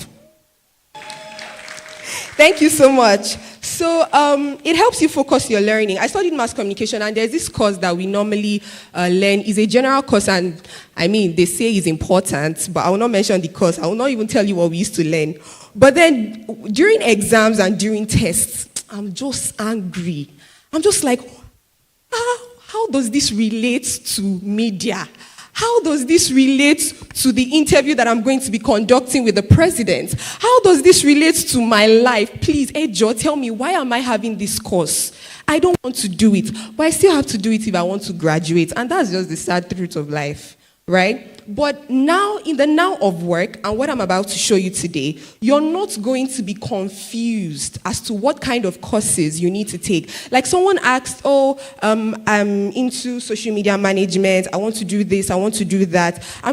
This platform is going to be showing you those courses that you need. And now, you will no longer be asking, what courses should I take to actually improve? You would now be asking, how do I access these courses? Because now I know these courses, okay? Then next, it positions you for the right opportunity. I'm going to be very fast now. It positions you for the right opportunities. let's say you conduct your skill assessment or your job readiness and you see that, I still have a lot to do, I still have a lot to improve on. You're not really going to be going for the opportunities that you cannot handle, because now you know your stand, now you know the season that you are in your career, and you just know how to navigate it. Hence, you're going to be using the opportunities that you have now to actually improve for the better ones to come. Very quickly, it builds your self-awareness. It builds your career self-awareness. After you take this test right now, you're going to know the kind of person that you really are. So in the now of work, it's not usually, or it's not really about the job that you have. It's about you as a person. So imagine you take your assessment and you see that, okay, you're 12% right now. And then in the next 5 months, you take the assessment again and you see that you're still 12%. What does this say about the kind of person you are and the kind of approach that you give to your learning and your advancement? So really, taking this test would show you, or would build your career self-assessment. As we begin to wrap up, it prepares you for interviews and career. It prepares you for interviews and career. I think it was Lady Lara that mentioned something about interviews. Imagine you have a job interview tomorrow and you go there and you tell them, I have leadership skills, I have analytical thinking, I know how to lead this and that and that. However, I know that, I'm not really good at this, that and that. I know my strengths, I know my weaknesses, and these are the steps that I'm taking to improve these weaknesses and strengths. How do you think that employer is going to see you? HR, would that be good? That would be great. They will be very happy and they'll want to employ you because they can see that you're a learner and you actually know what you're doing. Right? And so it prepares you for interviews and career conversations. I mentioned earlier that there is no job that I have ever applied for, that I have ever been interested in, that I did not get. And it's not like I'm trying to brag about it, but let me just tell you what happened. Every time I see a role that I am interested in, I take a self-assessment test in that role. And when I get my self-assessment, I see the tools that I need, the soft skills that I need, the hard skills that I need, the certifications that I need. And then I'm just like, okay, so these are the things that I need, Abby. Okay, let's say my interview is next month. I try as much as possible to prepare in these areas. If it's possible that I get one certification, I try. And then I'll go to this interview and they're asking me questions and asking me. And I'll just be answering it to just be making them happy. But they don't know that I've already checked somewhere before getting to that interview. Would you like to have that advantage? Would you like to have that advantage? Good, lovely. Now, next, it fuels your growth and your motivation. It fuels your growth and your motivation. If you check a platform today and then you see that you're on 2%, you're 2% job ready, and then in the next 5 months you see that you're 30% job ready, would you want to continue? Would you want to keep advancing? Great. So it fuels your growth and your motivation because your improvements just shows that, oh my God, when you grow, rather, it just gives you motivation to continue, to do more, to advance. Lastly, it gives you a competitive edge in the now of work. It gives you a competitive edge in the now of work. When we take this skill assessment, you're going to see a tab or a feature that shows employers the kind of progress that you're making.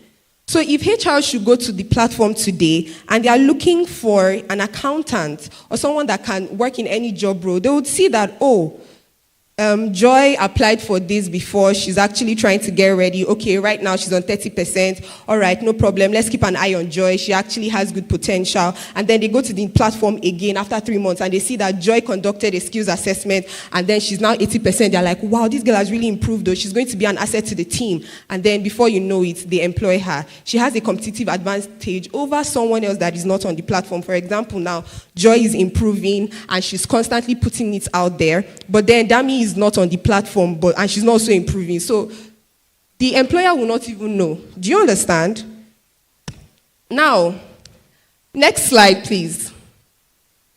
Now that I have told you why you need to conduct this assessment test, you need to be true to yourself because you're the one that will be taking this test and you're going to be seeing how ready you are for the job market. Is my slide up? Okay. Next slide, please. So do we have our phones here? Do we have our phones? I don't know. The energy, I don't know. Did you people hear what I said today about being ready, about actually growing, about advancing right now in the world of work? Did you hear that? Great. So do we have our devices? Are they charged? Are you ready to take the test? Are you ready to see if you're ready? Great. So please, let's all go to platform.wibara.co. When I came, I gave cards to one of the team members. So if you're not able to get to the link, you can just quickly scan the QR code. And so we are going to be moving together. We are going to be taking this assessment together. And then if you'd like to tell us where you stand, that would be great. If not, no problem. Are we there? Platform, this is going to be very interactive, and so I'll need your response so that we can move and move and move. Platform.wibara.co, not .com. I was told that the links were sent to some of our emails. Were you able to log in before you came? Were you able to log in before you came? Great. So it means that some of us are already on the platform. So can I move forward? When I say can I move forward, you say yes. If you're not, if you don't want me to move forward, just say no. Can I move forward? Great. Oh.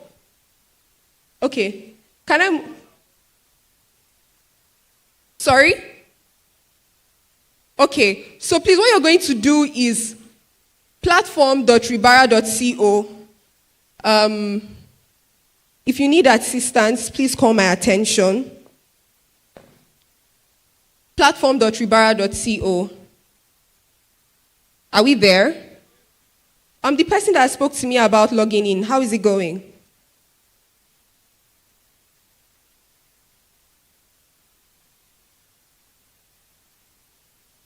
Okay.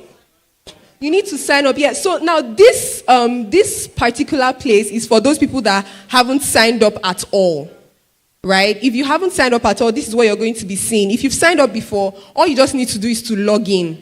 If you signed up before coming for this event, all you need to do is to log in. If you haven't signed up, this is the interface that you're going to be seeing. Are we there? Can I move forward? Great. I can see a hand there. Okay.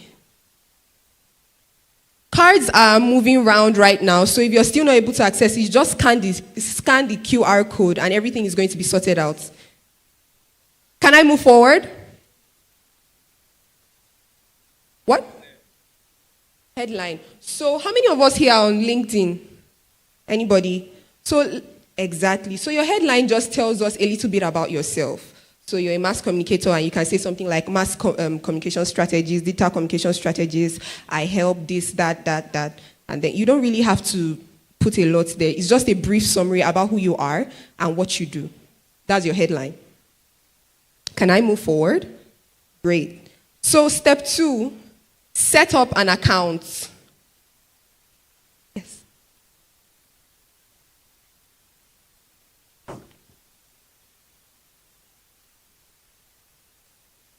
So I think what I'm going to be doing now is just to be giving us a time. Perhaps maybe for each step we have like 2 minutes, 3 minutes, so everyone can be on the same page. The cards are still going around. If you need to scan the QR code, please do so that we can move. Okay. Can we move forward?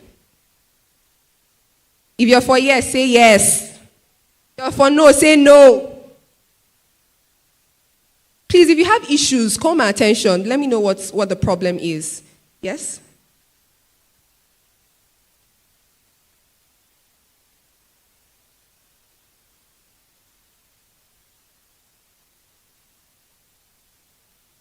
Step 2, you're going to set up an account. So this is, you're going to be seeing an interface like this when you want to set up a new account. And the exclamation marks are the most important. The white, the yellow ones aren't, but the red ones are. So you have to do this before you can actually take that assessment. And you just need to be very fast. Who you are easily, complete your information, some features and some content tailored towards your country and residence, and a good profile picture. So please let me know if I can move forward. Can I move forward with this? Yes? No? Are we all on the same page? Great.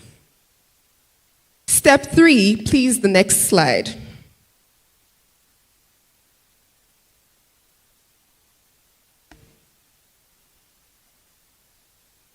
When you get on the platform after setting up your account, this is an interface that you're going to see. And now I need you to click on Job Readiness Tracker. Job Readiness Tracker. As you can see, there are other features on this platform, but the one that concerns us today for knowing how ready we are and knowing our employability status is the Job Readiness Tracker. How ready really are you for that role that you're aspiring to be? I'm currently on step 3. Have we clicked on the Job Readiness Tracker? Can I move forward? Is there a no here? Is there a no here? Any no? No? Okay, you're just signing up. Have you gotten your password, everything? Okay, have you clicked on getting the verification? Okay, please check your mail. You'd receive a mail from the platform. Please call my attention if you have any questions.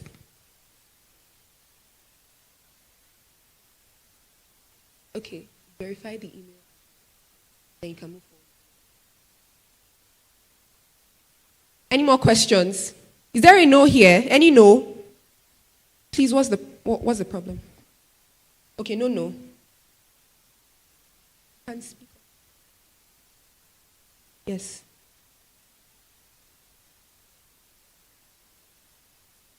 You're in a great place, so you can just stay here for now. I'm currently on step 3. Click on the Job Readiness Tracker. Did you see this? Did you see this here? So, just go back. When you go back to the platform, you click on the Job Readiness Tracker here.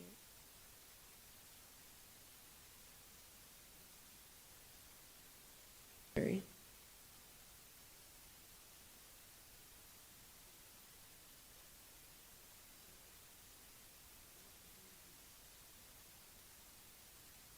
That's announced.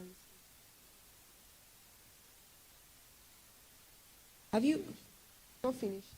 Yes. Sorry, ma'am. What? You can. Why not? I'm just trying to ensure that everyone is doing the same thing and we are all on the same page, because that is the purpose of this session. Yes. Yeah. After I got welcome on board electrical, that is my name. Yes. The next slide is not coming up because I just have. Is it white? No. Is it a white slide? Okay. Yeah, a white slide with a picture. Have you been able to set up the account? Let's just see if you can get your job.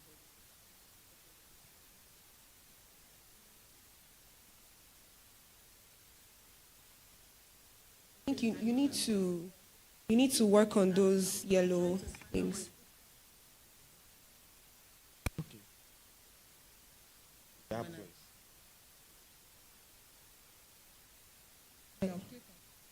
Or the mail has already been taken. So yes, you already have this. So now try to log in. Don't sign up. Log in. You understand? Yes.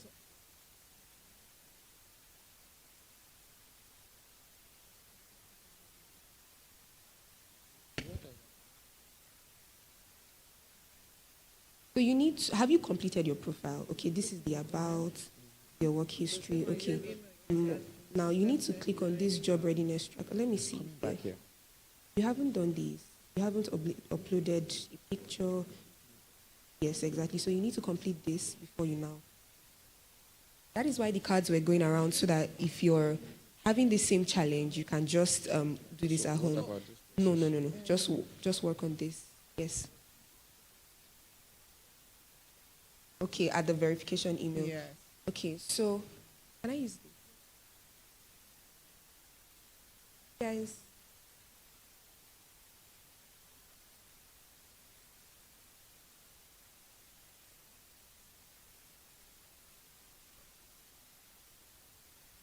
Okay, so I'm just being notified that some of you are on an interface or a session where it says resend verification email. Is that where you are?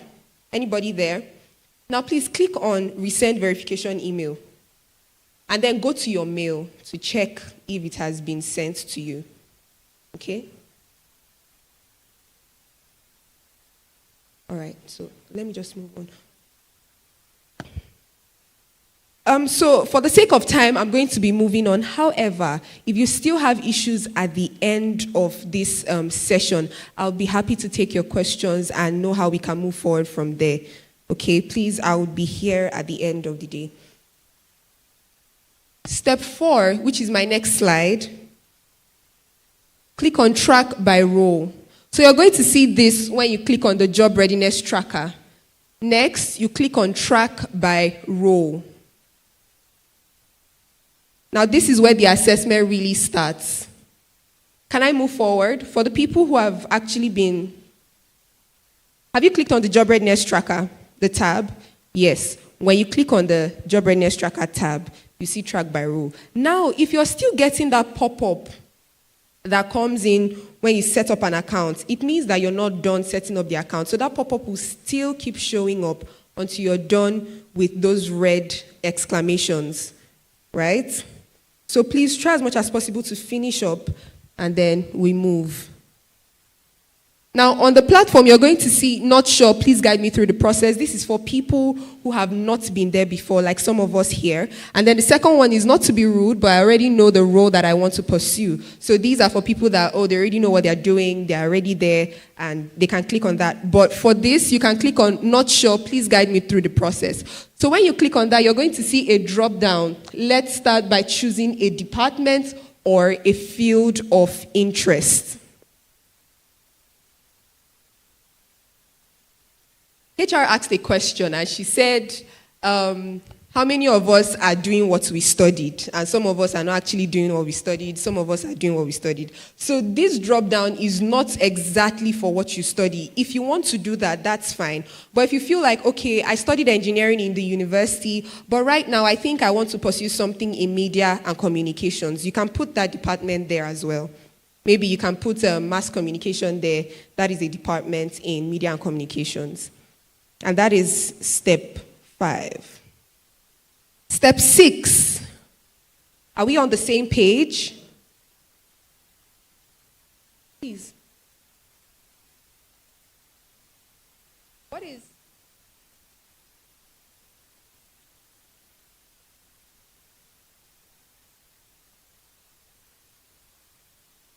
It's still under communications, right? And writer is a role under communication. So there's copywriting, there's content writing, and all those things are on the platform. So you can just type it there.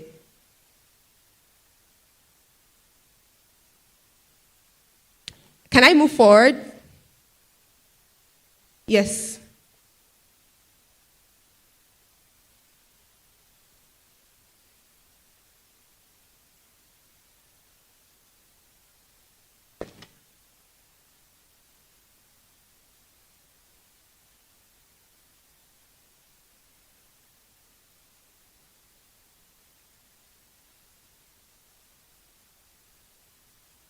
Who are you?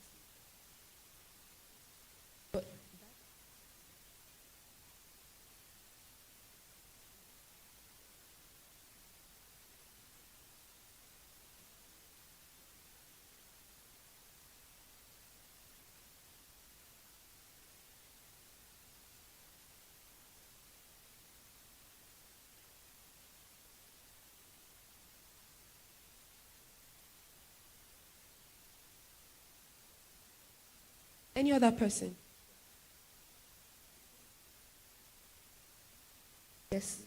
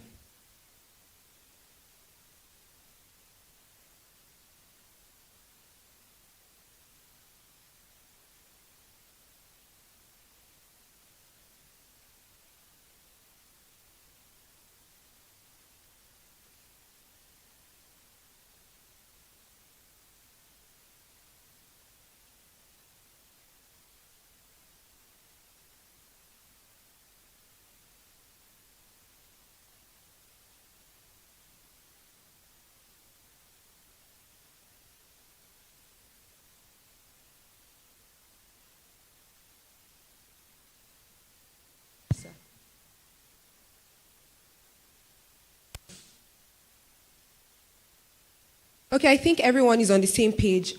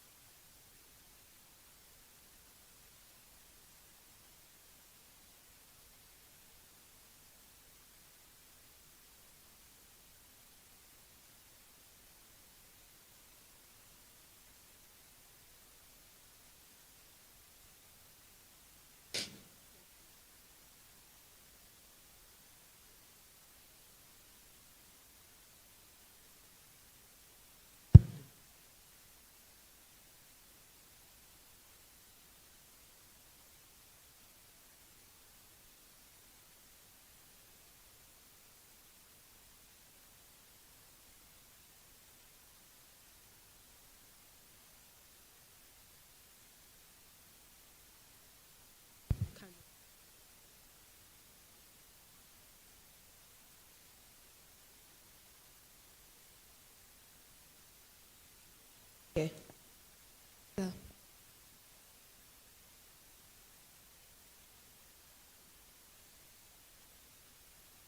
Okay, I already saw some people have moved past the steps and they have already gotten their reports. So let's just quickly move. Step 7. Step 7 is to click on self-evaluation. So as you can see here, there is self-evaluation and there is platform evaluation. What we are going to be doing is self-evaluation, where you're going to be evaluating your strengths, your weaknesses, the skills that you have, the certifications that you currently possess. And the platform evaluation is going to start up later. Here, the platform is going to objectively assess you and actually check if when you say you're an expert, you are actually an expert or not.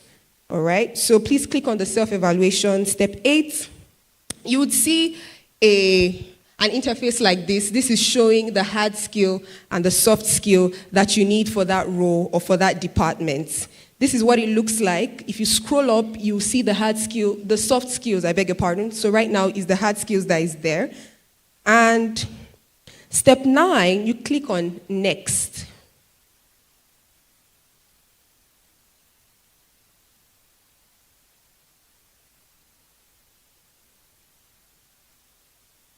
Now you're going to be seeing something like this, a rating scale.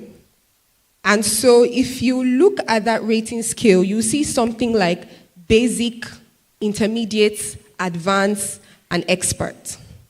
And I started with this presentation by talking about how doing this would show you or would give you clarity on where you really stand. And so some of us don't even know if we're actually experts in our field, or we don't even know if we're actually basic in our field. So let me show you how.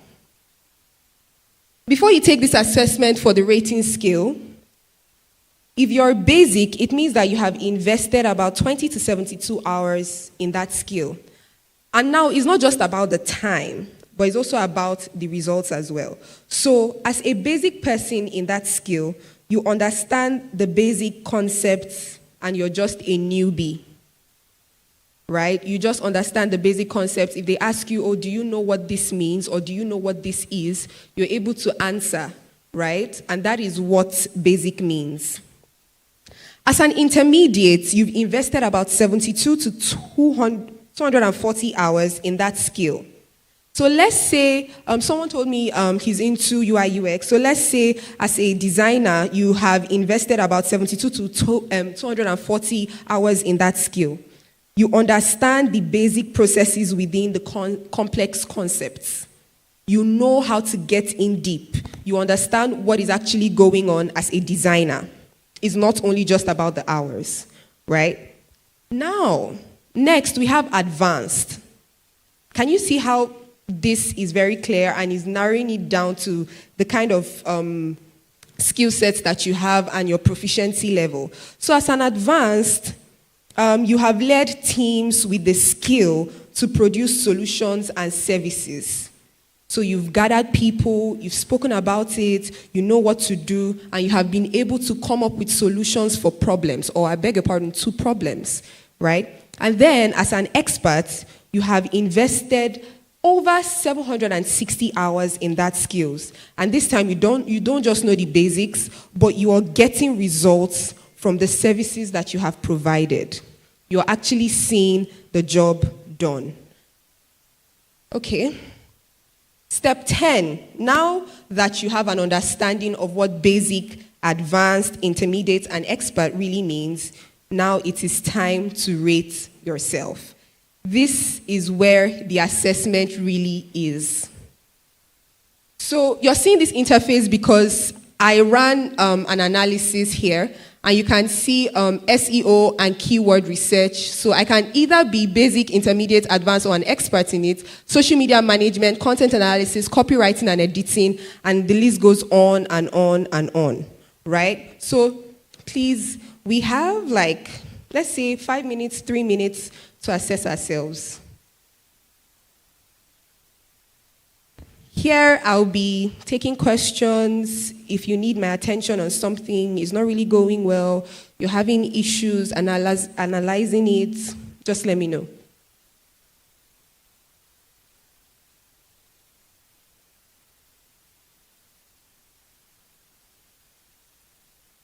At this time, you're currently checking your hard skills and your soft skills and rating yourself based on basic, intermediate, advanced, and expert. Can I move forward? Yes? No?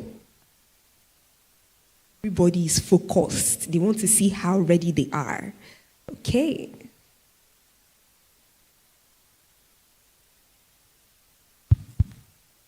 Please, let's engage. If you need a bit more time, this is the core of the event to ensure that you gain awareness in terms of your skills, your hard skills, your soft skills.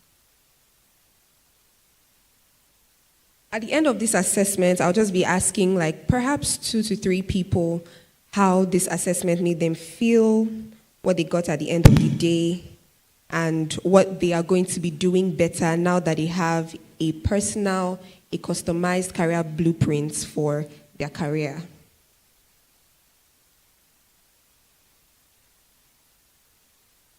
Next, we have step 11. After you have rated yourself on those hard skills and soft skills, you go to your current certifications. You're going to be seeing an interface like this, and these are certifications that you already possess or you should already have as a digital communication strategist. So you see Certified Content Strategy, Google Analytics, HubSpot Content Marketing, and this is going to be different for a lot of people because we are not studying the same thing or aspiring for the same role. So after you have clicked on that, we go to step 12, which will show you the tools that you need to have in those skills. Step 12, okay, yes, so Google Analytics, HubSpot, WordPress, Adobe Creative Cloud, Google Search Console, Canva. Am I basic, intermediate, advanced, expert?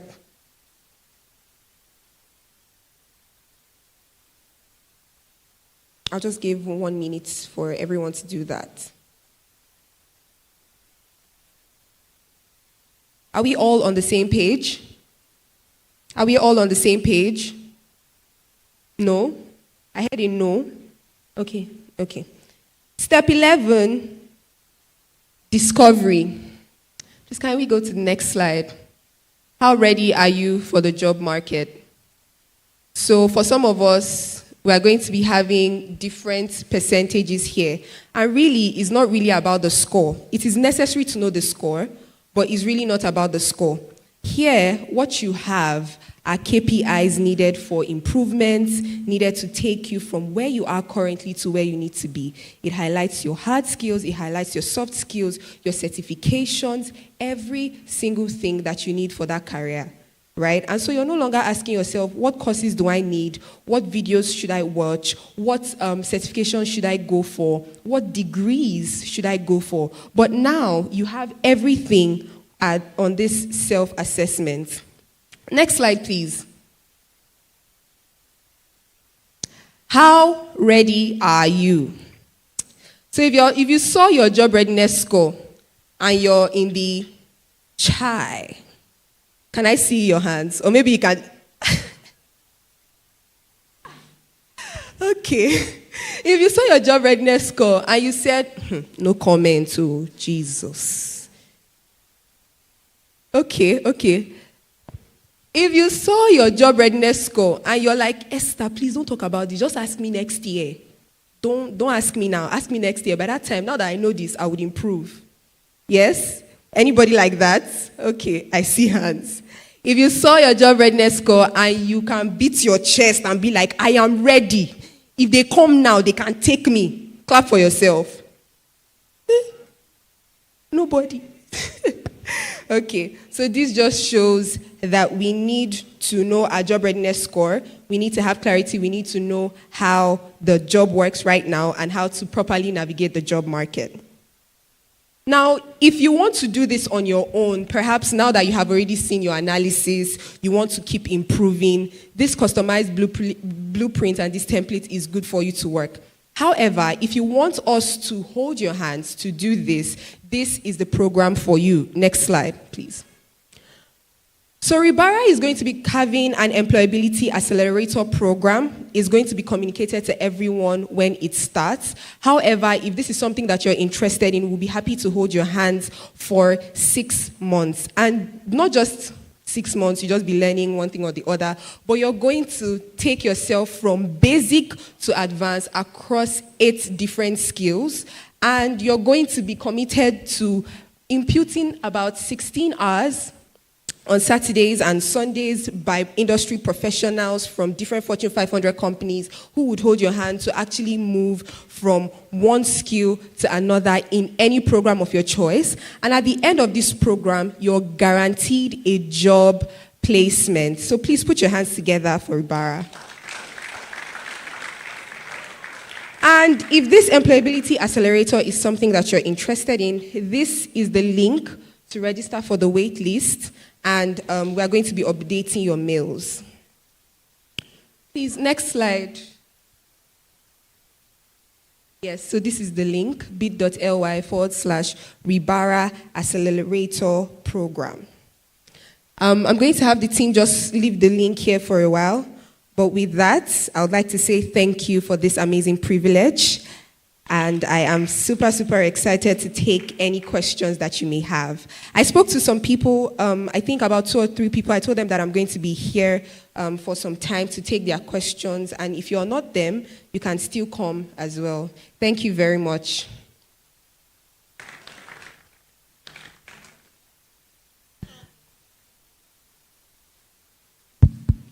Yeah, I can see a hand there. Where?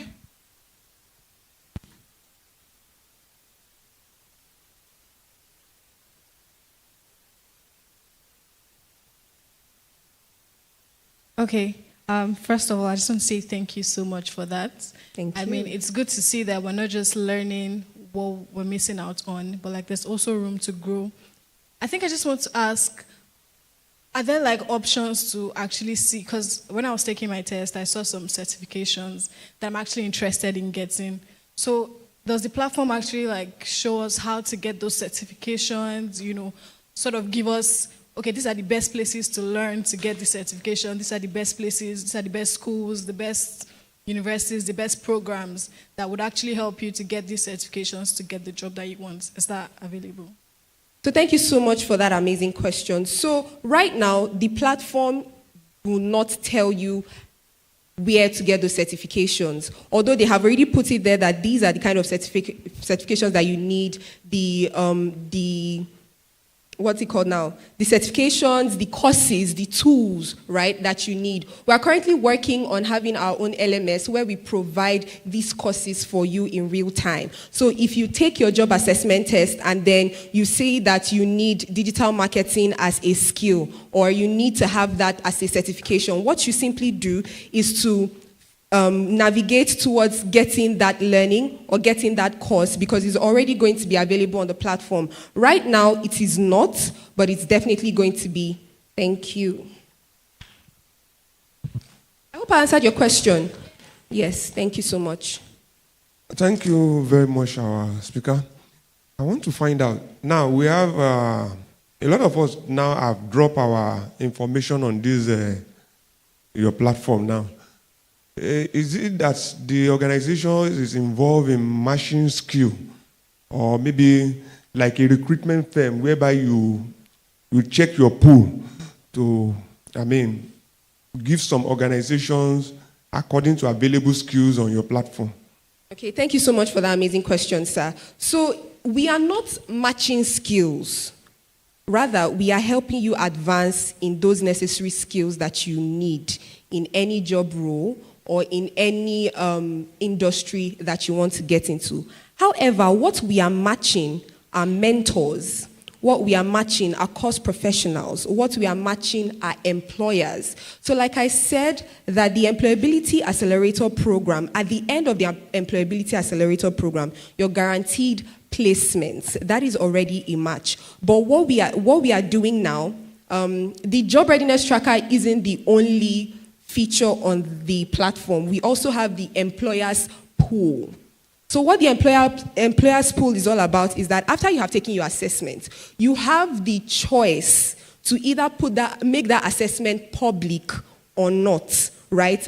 By making that assessment public, you have already given employers, recruiters, the right to click on that assessment and see your gaps, see your courses, see your skills, right? And then they can now decide that, I think this person is the person for the job. And then they can reach out to you to employ you, right? So what really we are matching are industry experts, mentors, and people that would help you in that career or people that you would like to work with. But for skills, we are helping you to advance. I hope I answered your question, sir. Great. Any other question? Good morning. Hi, good morning. I just want to say thank you for this session. It was a very beautiful one. And now most times, now a lot of people, I don't know if they do not care about certifications and everything, but I don't know why they focus more on experiences. So now that even if we get all the certifications and everything, how do we get the experiences? Because I think I tried to write my resume last week and it was empty. What do I put there as my work experience and all? Because if we want to get a job, they're like, oh, what's experience? If they don't allow us to get experience, how do we apply for other jobs? I don't know if you get what I'm saying, though. Totally understand. Okay. Ma, do you want to say something? Okay. So I totally understand her when she says experiences. So here's what Ribara is doing about that. While I'm also going to give other suggestions, I can tell you what we are doing about that.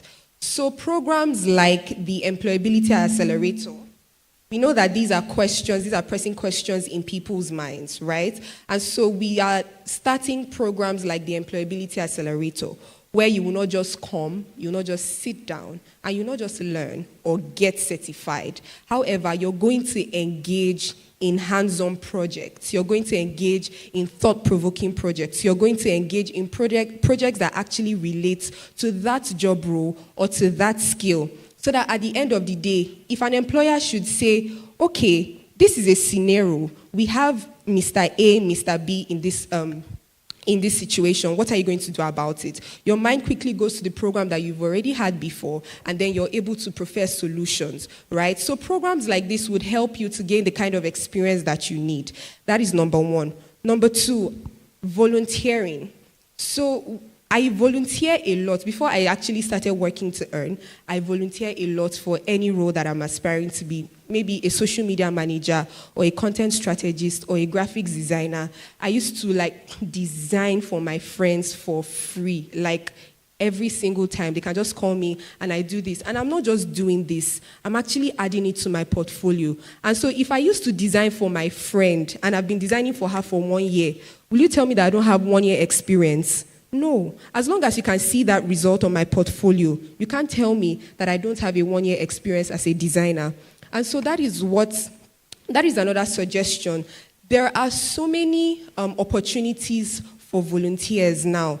It's on Instagram, it's on LinkedIn. I was scrolling through LinkedIn the other day and I saw opportunities for researchers, right? And also I was scrolling through Instagram the other day. There's a program coming up called Shikan Nigeria. I don't know if anyone is familiar with that. And they are currently looking for volunteers, right? Also, what if there are no volunteering opportunities? What do I do? Create that opportunity for yourself. Okay, so right now I want to... What profession do I use now? Let's say I want to be a baker. My friend is not telling me she wants cake. Nobody is telling me they want cake. So what do? Let me start making cakes by myself, taking these videos, putting it on my portfolio. And then when I say I make cakes for 4 years, you won't tell me that I'm not an experienced baker because I didn't bake for you. Do you see this? So I have said volunteering. I can say programs like this that have come up. I have talked about... LinkedIn and Instagram, and also creating those opportunities for yourself as well. I hope I answered that question. Yeah. You did. Great. Thank you. Please can we put our hands together for Esther? Yes. I mean, that's a question that we get a lot of times. In addition to the response that Esther had shared, I would also like you to look at the soft skills and the hard skills in line with your job readiness that you want. Click on the question mark. So there's a question mark on each of the soft skills that gives explanation to the skills that you have. And try and relate that to the things you've done in the past and the things that you also need to do as it guides you to volunteer. So that way, for instance, creativity. How have you demonstrated creativity in the past? What project, what work have you done, even while in school? Where have you volunteered and you've demonstrated those skills? So that would really help you to consolidate as you volunteer to gain experience in those specific skills that you need for your career. Thank you. Just thought to add that. Thank you so much. Spoken already. Can someone else, please? Hi, thank you very much, Esther, for that wonderful presentation. Thank you. So my question would be, I recently saw something on LinkedIn where someone said certificates and certifications, because apparently I just learned that they are two different things. Certifications are like what you have here, like Twitter. I saw X something on the Ribara platform, X Flight Accelerator, things like that. Those are certifications. Like, okay, yeah, I'm a Google certified. For example, I could say I'm a Google certified data analyst or something like that. But then certificates are like just proof that you have the knowledge. So for now, I believe in investing in myself very much, but I don't necessarily have the resources to go and put money and pay for. I know there are some free ones, but those are the ones I'm taking advantage of. But if I put that on my LinkedIn profile, will someone now tell me that, oh, I'm not certified or something like that? That's just what I wanted to clarify. Okay, that's a very good question. So you also spoke about the free ones. Yes, you can take advantage of that. So when it comes to this question that you have just asked now, what you can do is to take advantage of scholarships. So for example, HubSpot is free, right? I'm sure you know. And when you continuously take courses on HubSpot and you put it there, now they can see that you have the certifications. Then they can now test you to see your experiences, right? But then let's say what you're now talking about are the ones that actually carry weight, like Google, X. You can take advantage of scholarships. So I recently found out that Coursera is actually giving scholarships for courses. So if you go to Coursera and you say that, you don't have the resources or you need financial aid, they will give it to you. And I have a friend who has taken advantage of financial aid scholarships on Coursera 6 times. Right? So you can check this out. Maybe Google might not be doing it, which I feel like they might be, and all these other courses that actually carry a lot of weight and a lot of names. You can actually check this out and see if they have scholarships available, financial aids available, and you can take those courses as well, while you're also taking advantage of the ones that are free. I hope I answered your question. Yes, thank you. Okay. Further questions? Okay, so I'm the one speaking. I just wanted to make a comment on what someone said about early career and getting experience.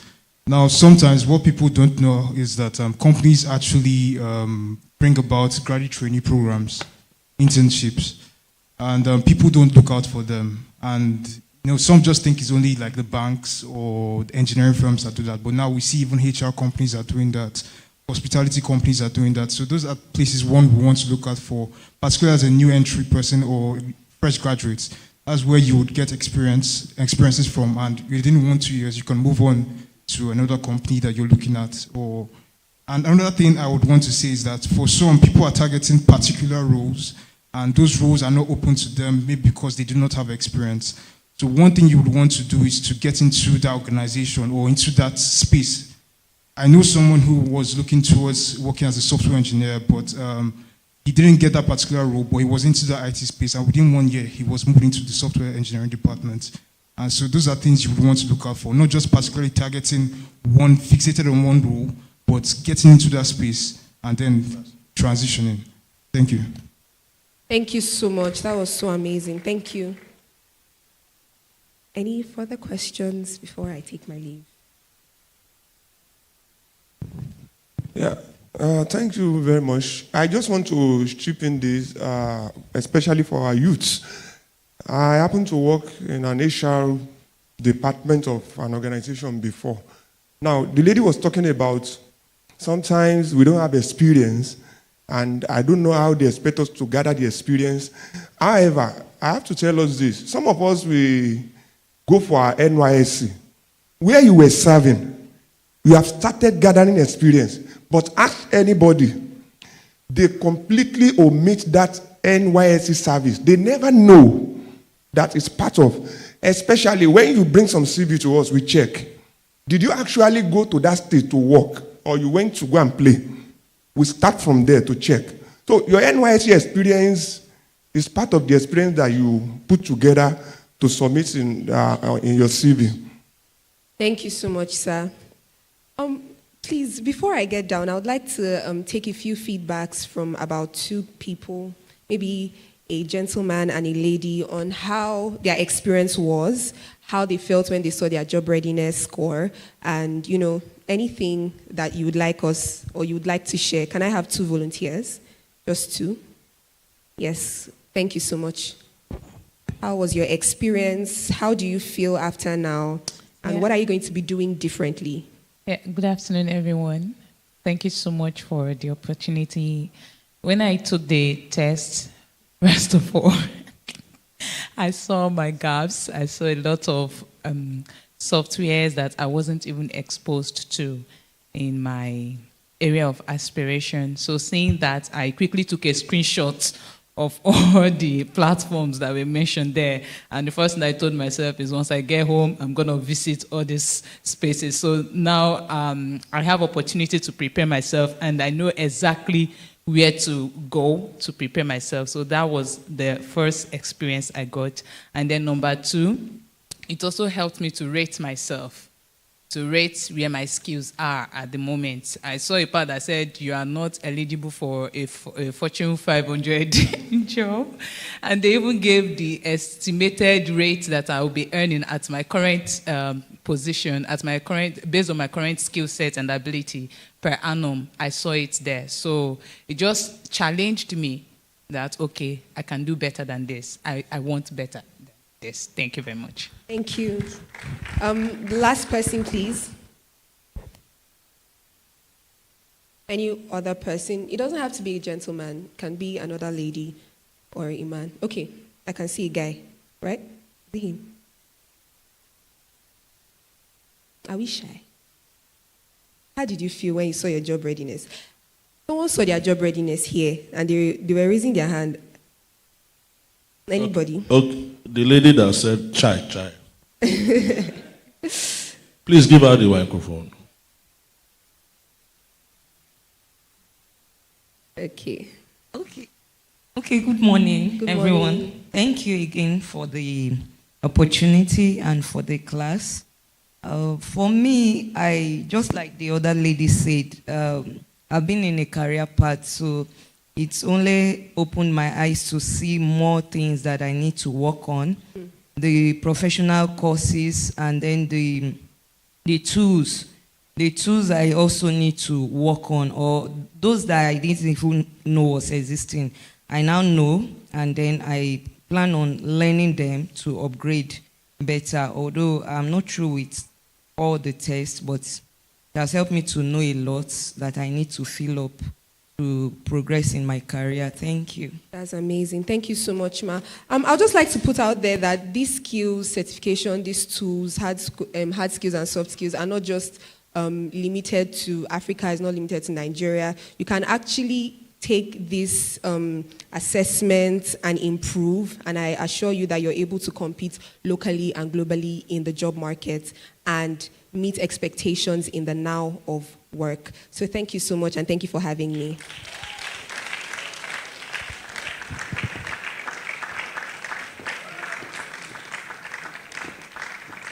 Thank you. Let's keep clapping. Thank you.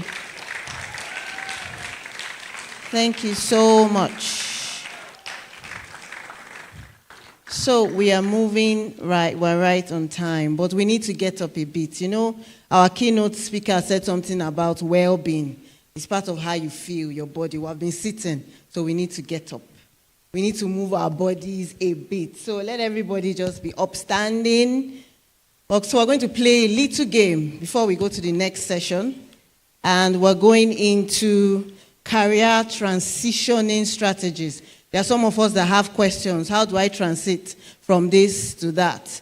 How do I move from HR to accounting? How do I move from accounting to IT? You know, transitioning strategies. Okay, so I'm going to say something and you're going to do the opposite of the action word that I give. So this one, we're also going to, this part of testing your listening skills, active listening skills. Opposite of what I say, not what I say, that's what you do. Opposite of what I say. Okay, so let's test. Sit.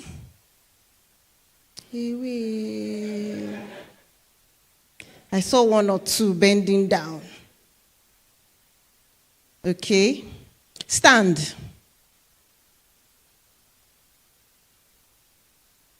Raise your right hand.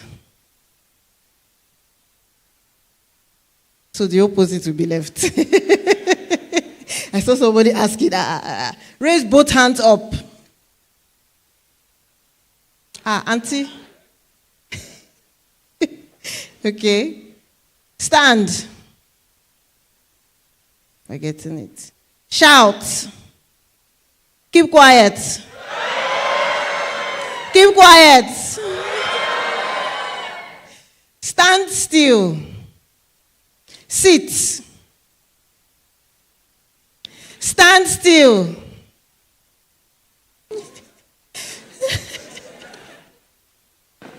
All right, thank you very much. So please sit down.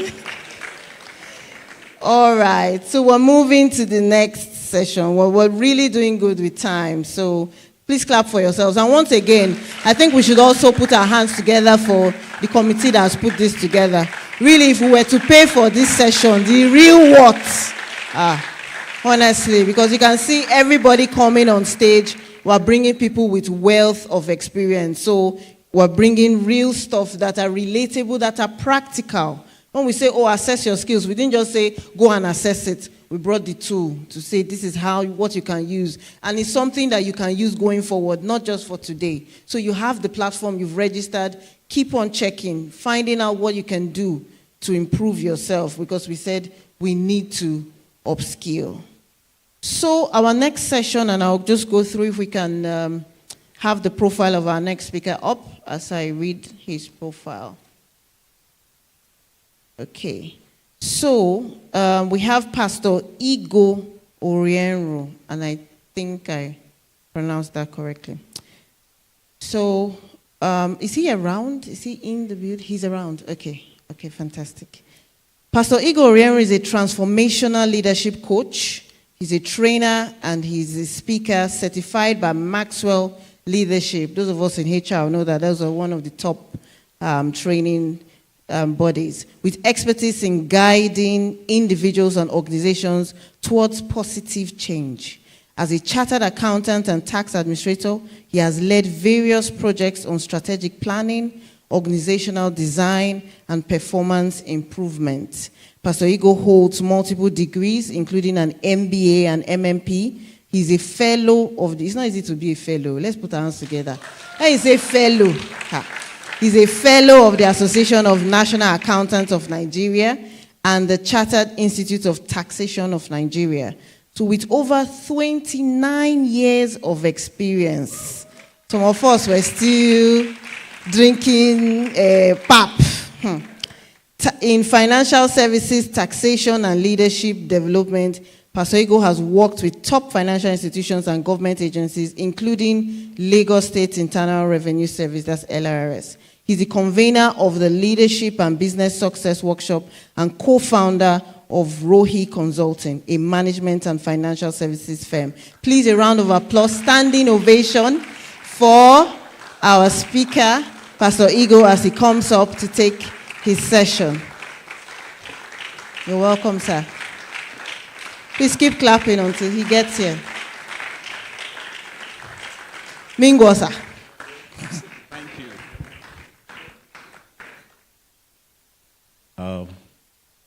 Before you sit down, there's this story of the ants in the animal kingdom. There was a stampede, and they were all running away for safety. So they got to a bridge where all the animals were crossing. And they just told themselves that if we do not take time, they will just crush us because we are too small. So they called elephant. Can we all climb you? And the elephant said, no problem, but don't bite me. So they signed an MOU. They did not bite the elephant. So as they were crossing the bridge, every step the elephant took, the bridge will just be shaking. When they got down to the other side, as soon as the ants came down, the head of the ant kingdom told the elephant, didn't we shake that bridge? Who shook the bridge, the ant or the elephant? So I'm just the ant. The elephant is the King of Kings, the Lord of Lords, the I am that I am. Can you raise up your voice? Can you tell him thank you? I can't hear you. You may be seated. I like scrolling my screen myself because I don't like that issue of nest, but I don't know how we'll go about it. But while they are doing that, I want to read Daniel chapter 6. In the first place, I want to thank my pastor, Pastor Emeka, and the province for putting this together. Emeka actually is also my senior pastor. I was a member of Rose of Sharon. He posted me out 14 years ago to start.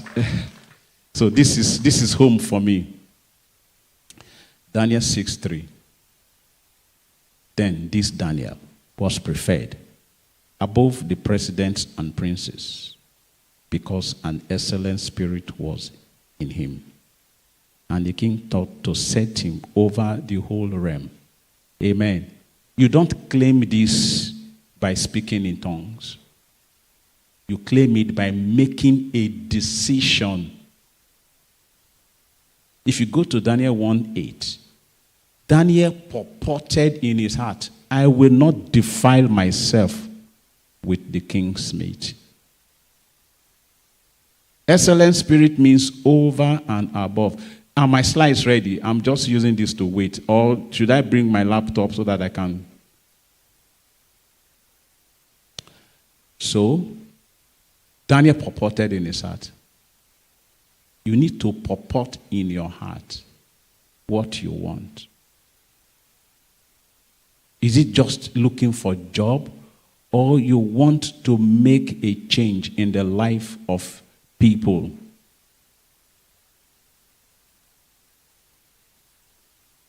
Can you just pray for 1 minute?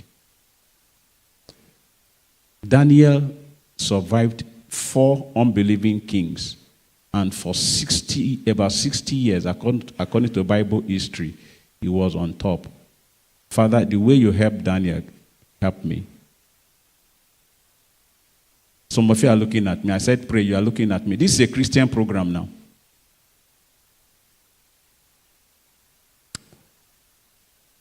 Thank you, Father. Help us. In Jesus' name we pray. Amen. So like you were told, ego is my name. Ego means money. Orieru means goodwill. Okay. So, I don't know what to do because I'm not, should I keep saying next? Or can you bring my laptop so that I just teach from my laptop because I'm not really flowing now. So is it next I should say before you go to the next slide? Okay. So what do I press? I would have preferred pressing something that I will know what, and I cannot even read these screens. Okay, so somebody will be reading for me. You guys will tolerate because I'm a trainer. I like speaking straight. Okay? So can you give microphone to somebody to be reading for me because turning. Hello. Yes, I would prefer that. Bros, Steve, please get me my laptop. But meanwhile, so that we will not waste time, can somebody read for us? Facts you should know. According to a survey by Gallup, only 13% of employees worldwide are engaged in their jobs, highlighting the urgent need for effective career transitioning strategies to foster greater satisfaction and fulfillment in the workplace. More than 40% of global employees are considering leaving their current jobs. Microsoft Work Trend Index. Recent research from LinkedIn shows that 70% of professionals believe that skill gaps are holding them back in their careers, underscoring the importance of acquiring new skills and adapting to changing industry demands. Okay, so I don't need to explain that. It is very, very clear. You can see there that only 13% of employees worldwide are engaged in their jobs. All right? Then more than 40% of global employees are considering leaving their current job. So whether you are looking for a job or you are working, there is this push. Okay? And the interesting thing is that 70% of professionals believe that skill gaps are holding them back. Skills gap. I am focusing on professionals, so I won't really talk about business entrepreneurs and the rest because 45 minutes is not enough. But I believe that if you have prayed and you trust God that from today you will let an excellent spirit begin to guide you to be over and above. Excel means do work for 12 hours and receive salary for 8 hours and do not complain. Am I talking to somebody? Anybody from Complaining Street here? It's not too far. When you go out, take your left, turn right. You see a black gate. It's Complaining Street. Opposite it is Grumbling Avenue. Anybody from any of those two places? Okay. So, that is what it is. Okay? So, you need to know what gaps you need to cover. So, can we go to the next? I'm not really used to saying next. in 2025. Okay. So can somebody read that? That is my statement. Your career is like a garden. It requires your careful cultivation, constant attention, and the courage to embrace change where necessary. So your career is a garden. I do not have time to tell a lot of stories because I started work 1989 when some of you have not been born in this Lagos. I was born and bred in Warri. When I graduated, started looking for a job in Warri. Everybody said, headquarters Lagos, headquarters Lagos. This Lagos, we go now. I'm not going to look bridge here. I'll be Warri boy. I crossed 7 rivers. You understand? But God helped me, and I can testify to this, that your job is a garden. You need to cultivate your career, your life. Your career and your life cannot be separated. Yes, go to the next, please. While I try to. Okay? Now, these are the things that we're going to cover. Who is my guy reading it? Go ahead. At the end of this presentation, participants will be able to, 1, list the top 10 careers of the future. 2, know who needs career transition, when you should start transitioning, where is the transition taking place. 3, strategies for successful career transition. 4, answer this question: what if my course of study or current job is not on the list of the top future careers? And mention the action steps for a successful and smooth transition. Thank you. So the next, which is just to quickly clear the air. So when we talk about career, what do we mean? We are talking about a sequence of professional roles and experiences ideally aligned with purpose. My first book I wrote in 1999 is titled The Miracle of Purpose. Find out what you are good at and give an entire life to it. Every other thing will go around it. Okay? And personal growth. Then when we talk about transitioning, it is a deliberate shift from one phase, from one role to the other.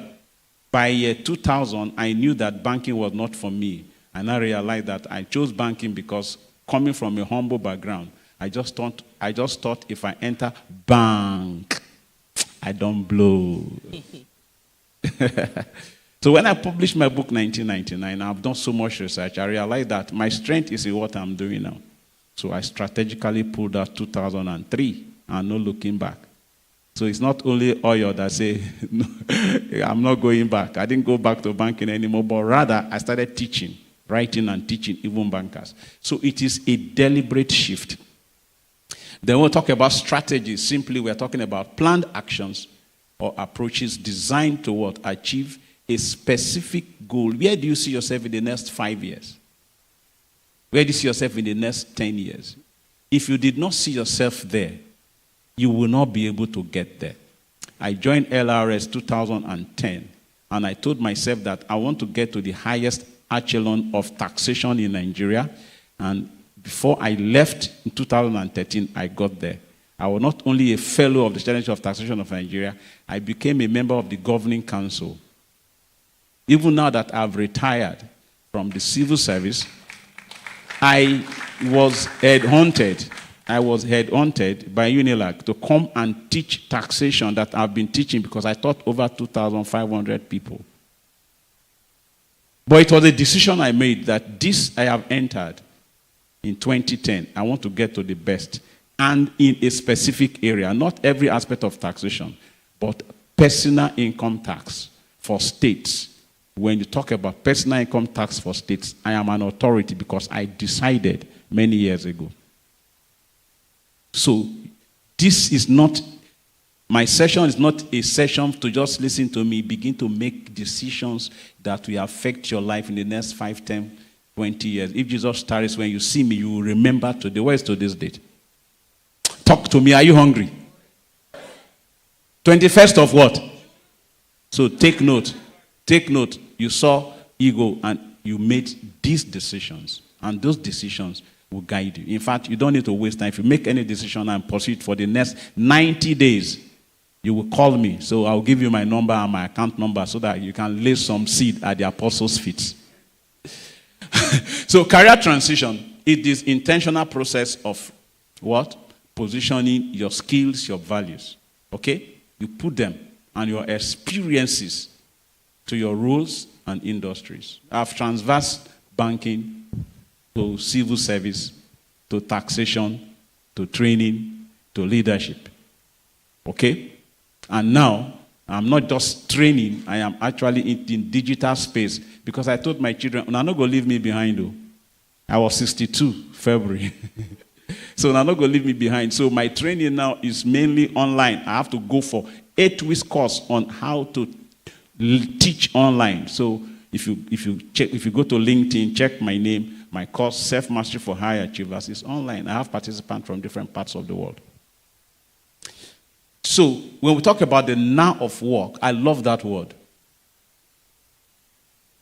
It refers to new reality of work. And the first thing about the new reality is digital. Don't play with it. Then skills driven. Then purpose aligned. And then constantly evolving. The first is digital. Yes. So let's quickly look at the top 10 future of work. Okay? Top 10. Just keep pressing. I'm pressing my own. Okay? So you can look at the top 10. The first is, this is from the recent studies.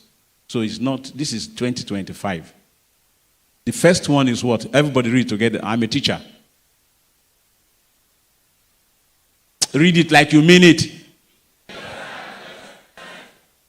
Number 2. I think he's thinking that way. Number 3. Number 4. Number 5. Number 6. Number 7. Number 8. Number 9.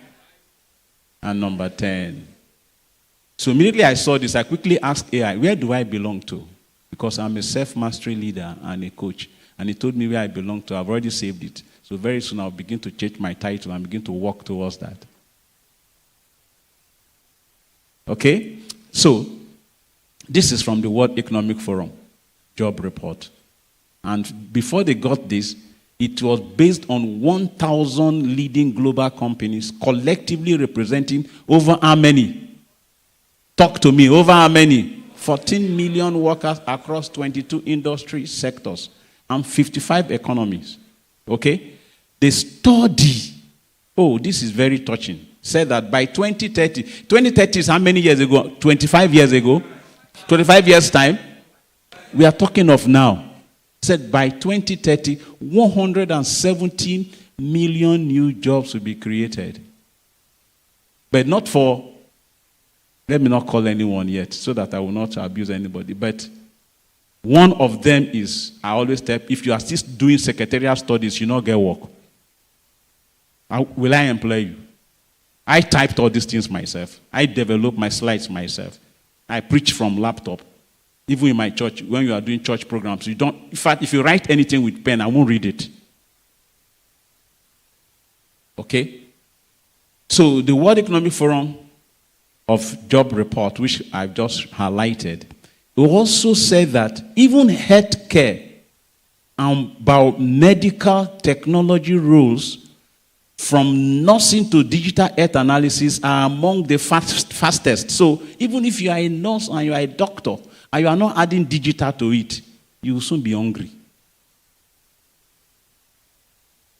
So even as a pastor, digital. You know Redeem, we already have an AI. Sure you know. How many of you know of Apostle Stephen? Go to www.roccg.org. You see our AI, Apostle Stephen, ask him anything about Redeem and anything you want to do. He can even prepare a message for you. I told Apostle Stephen to pray for one of my sisters. I said, pray in Daddy Gio's voice. And he prayed in Daddy Gio's voice, and I sent it. And some of you are not as old as my children. You do not know about it. And you are in Redeem. Okay, if you are not in Redeem, no problem. But if you are in Redeem, you look at, Google it and somebody look at me. Have you checked it? Have you seen it? Check it. Go to roccg.org, then check for Apostle Stephen. Is our AI. Some of you say you don't believe in it. You are holier than Daddy Adeboye. Okay, so why is this thing so important? It is so important. This 10, in fact, I actually changed my entire slides. This was not what I was going to teach, but I was led that even if it's only 2-3 people that got this, your life will be changed forever.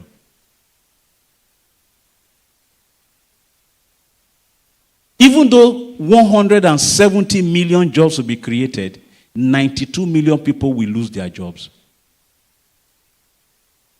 So where do you belong? We still have skill shortages, especially where in the digital and sustainability skills. We still have skill shortages in those areas. Okay, don't bother about Apostle Stephen. I'm here. Apostle Igu is here. Leave Apostle Stephen alone. Now let's go on. So what are the career opportunities? For you to prepare for tomorrow, because we're talking about the work of now, you must develop technical competencies, AI, data, analytics, green energy, immersive tech, human skills, issue of UX, empathy, ethical awareness, storytelling, collaboration. Then you must also have an adaptable mindset. Be agile.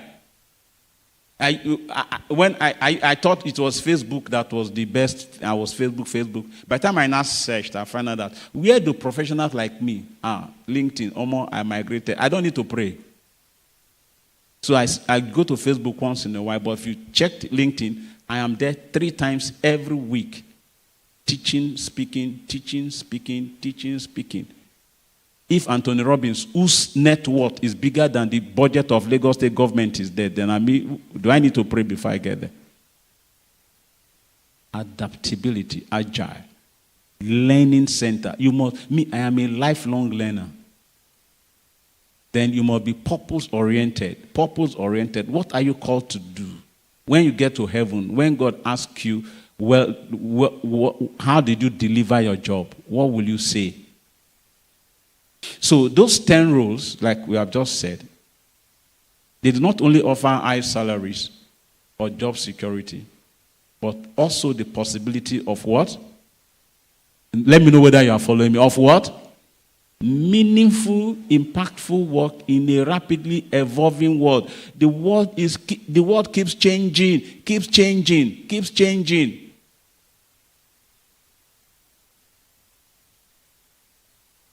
Now, let's quickly answer 3 questions. The first one, who needs career transition? The second one, when should you start transitioning? And the third one, where is the transition taking place? So let's go to the first one.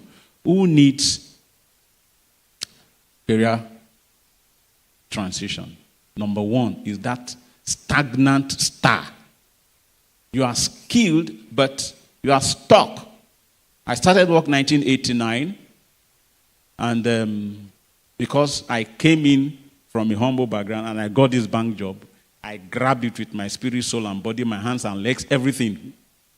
To the extent that my mother said, because we are 11, she used to say that I have 11 children, but there is one. I have dedicated him to his work and his God, because I've been a pastor for a long time. Because would they work, would they sleep inside the office? Not now that a lot of things have really improved.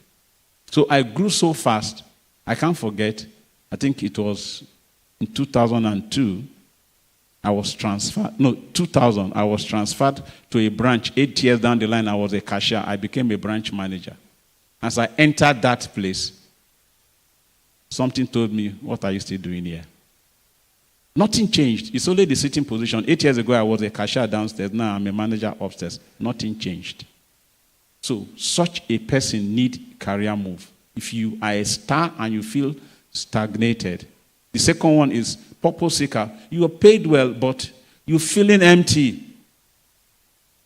I noticed that I will go to HR, I'll go to our training school, I'll tell them I need to come and deliver papers. I was delivering papers. Transfer me to that place. They said, no, you are doing very well in operations. You are doing very well everywhere we sent you to. They don't know that I'm doing very well there because I do not want to lose my job.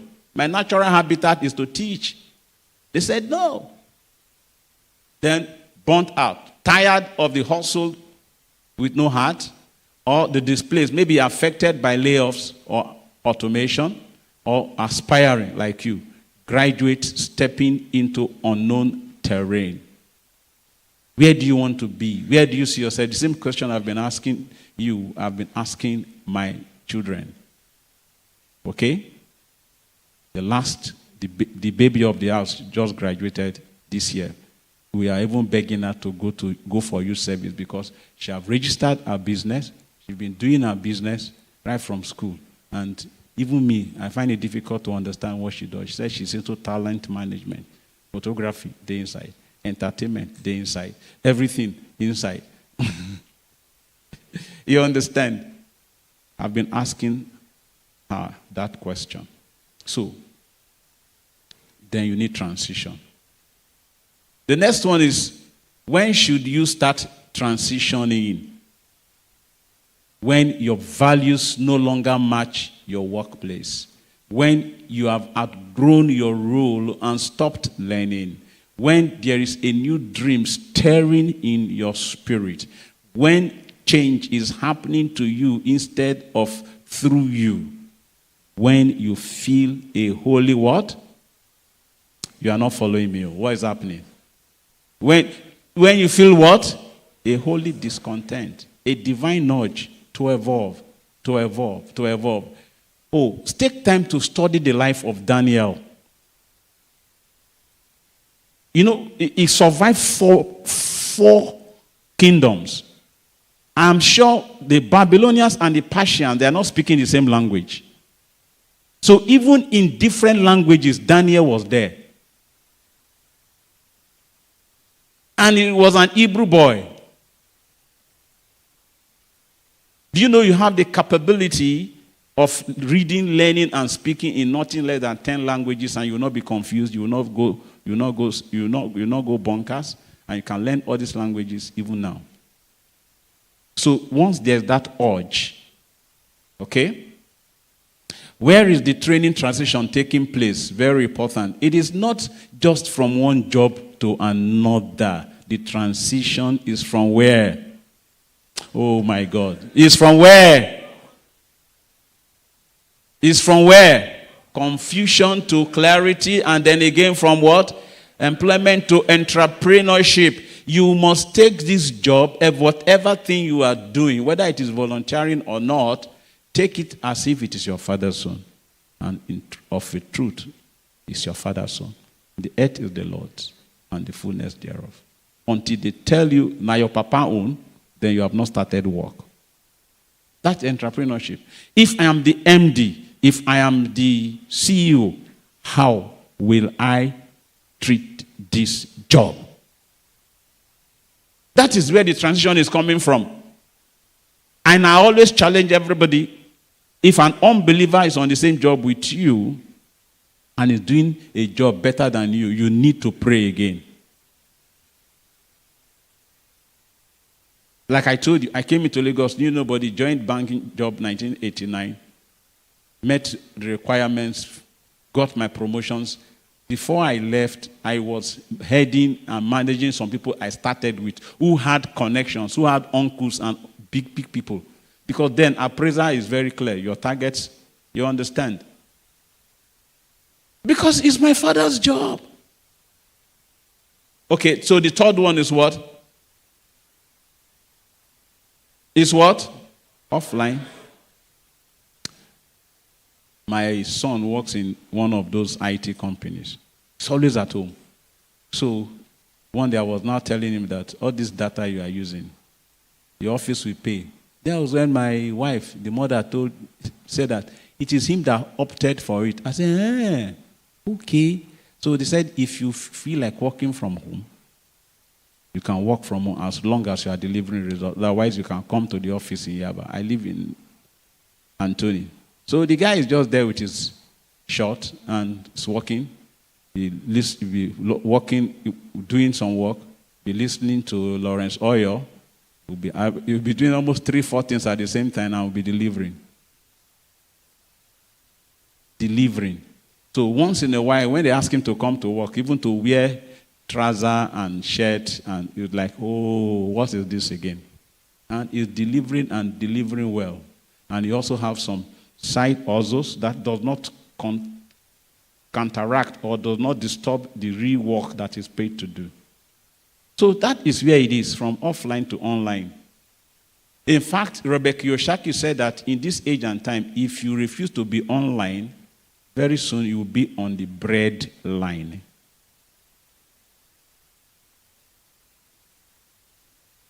From purposeless work to what? Impact-driven careers. The next is, now let's look at the strategies. What are those strategies? Number one, there must be clarity before movement. Don't just move, discern. Where are you truly called? Your spirit, the Bible says, your ear will hear a voice behind you saying, walk ye in it. So, my last place of work, I retired 2023. After my 60th birthday, I was assistant director, tax audit.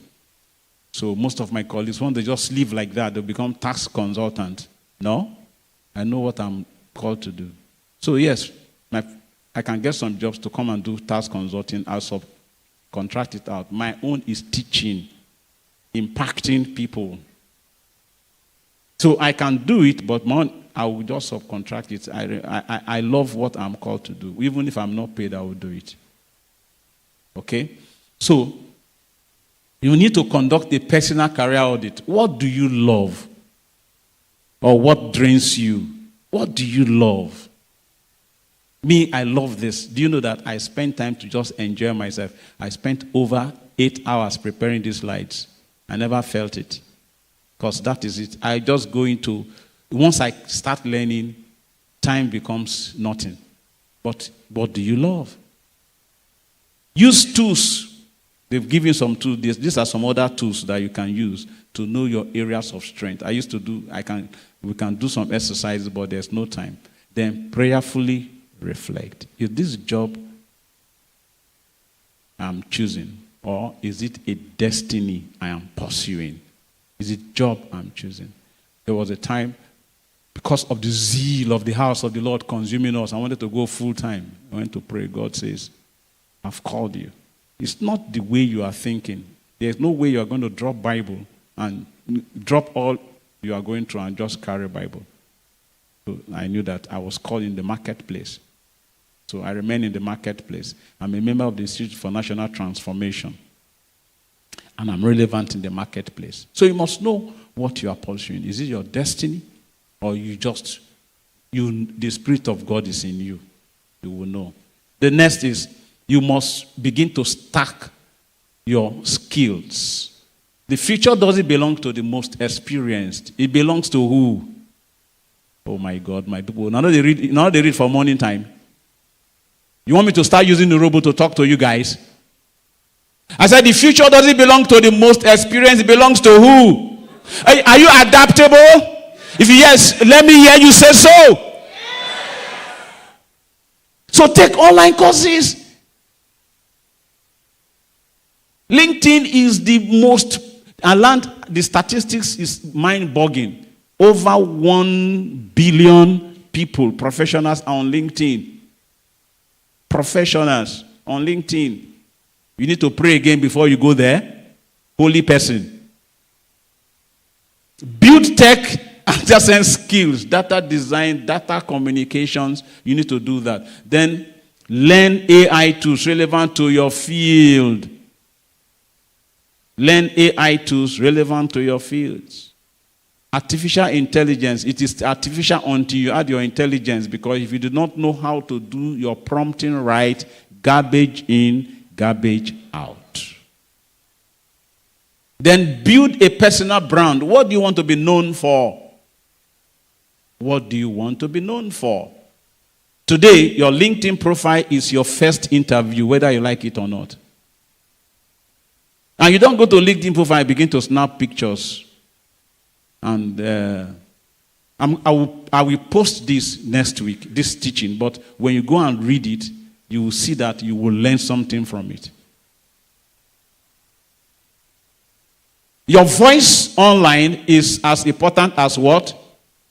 Hey, my people, you people are not reading. What is happening? Are you guys seeing what is on the screen? I said your voice online is as important as what? Talk to yourself. Said my voice online is as important as what? My CV offline. It is important. And you must make yourself relevant. My second son is in the UK. As we are coming out, we are chatting.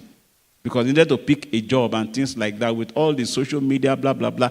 He still calls me. We still chat. When I finish now, we'll still talk with him. Ask a few questions. Find out what and what and what and what. How. Okay? So learn to share your journey. Learn to post your values. Write articles. Let people know you what you are. Let people know you in the field that you are in. You cannot be everything to everybody. You cannot be everything to everybody. Everything to everybody. No. Like my son I told you of, among our 4 children, he is the one that actually took to writing like me. So he actually started learning about content development more than myself. I said, oh boy, how come you started writing like this? Or me, I started learning too. What are you talking? So social media manager, if you know my church, Rose of Sharon, it is the youth that are doing, the New Creation Chapel. You know? Social media manager job, content writing, in the community where he is. While he's in school, he has been volunteering. He has been doing so many things with regards to what he learned. Especially, he learned all of that during COVID. Join communities. Attend meetups. Be visible. Be visible.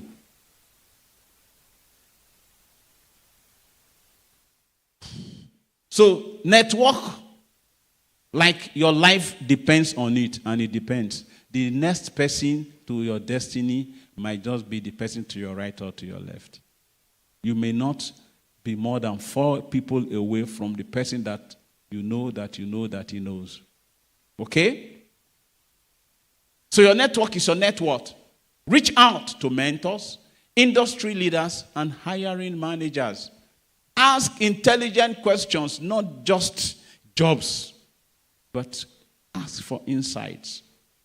Don't be transactional, be transformational. Not what is in it for me, what can I give to change? Number 5, start with small moves. You don't need a leap, you need a pivot. You know, with that pivot, it's a wood. So that wood is still helping you to move on. Volunteer in any industry you like. Freelance on the side. Like I told you, teenagers, youth, they are the ones doing the social media job. With that, my son is doing something in UK. Another guy, he just went to Canada now. He just finished secondary school. The mother was doing an event in France, and they needed a photographer, and the photographer was too expensive. It was him that they carried. It is the church camera. The camera I was using to take pictures. These are people that are under 20 that he used. Another one is gone to LASU. In fact, 1 year before, I think the first year, I think it was a pre-degree something, moved to another course, he got an award. Because I pushed all of them in. Just learn something. Take photograph. Play the saxophone. Do social media. Do content. So you see them doing content all over. All of them are below 20. And learn to shadow someone at least a week. That is, follow the person. Look at how he's doing it. Learn through the ropes. So these are the 5 ways. Okay? Now, What if my course of study or current job is not on this list that you just mentioned? Some of you are thinking of that already. Abi? Some of you are thinking of that already. Good. No problem. Number one, understand what this 10 top list means. Understand what it means. Let me tell you what it means. It is not about discarding your current career, no. It's about identifying skills and mindsets that are rising in relevance. Let me give you an example. I do leadership and business success workshop, a co-hotel. The last one we did was in Marriott. And the last physical one we did was in May 2023. Beautiful. Some people have been asking, when are you going to do a physical one again? I just realized that. I did the analysis. I realized that it was not as vibrant as when I go online. So I took Self-Mastery for High Achievers online I stopped in May 2023. I used that between May and December to study how to go digital. I launched my online course in February 2024. Results between 2024 and now is far more than what I did from what I've been doing physically. You understand? So it is just mindset. Every profession can evolve. They will not vanish. For example, a teacher can become what? You are not reading with me. A teacher can become what? A banker can become what? A pastor can become what? That is who I am. I didn't commit sin. I do leadership audit for organizations, and I know where their leadership status is. Then I will recommend what leadership course they will have, and they will have transformation. I always tell people, 100% money back guarantee. You go through my course or I do a job for you, and if you follow all the things we agree on, if you do not get value, come back, take back your money. So it is transformation, not termination. Okay? So it's okay if your current career is not on the list. No problem. Okay? But your potential is there. Your potential is that seed that you should allow to grow to become an oak. Okay? You are not behind. You are just being invited to do what? To reinvent. So the future is not waiting for the perfect. The future is welcoming who? So prepare, prepare, prepare, prepare, prepare.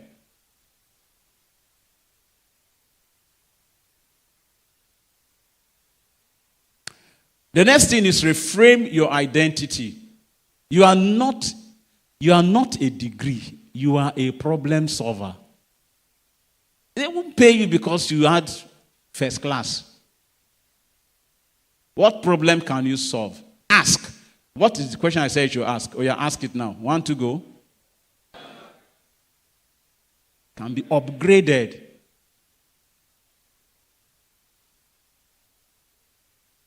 So you focus on transferable skills, e.g. like communication, empathy, leadership, creativity, adaptability. You have to.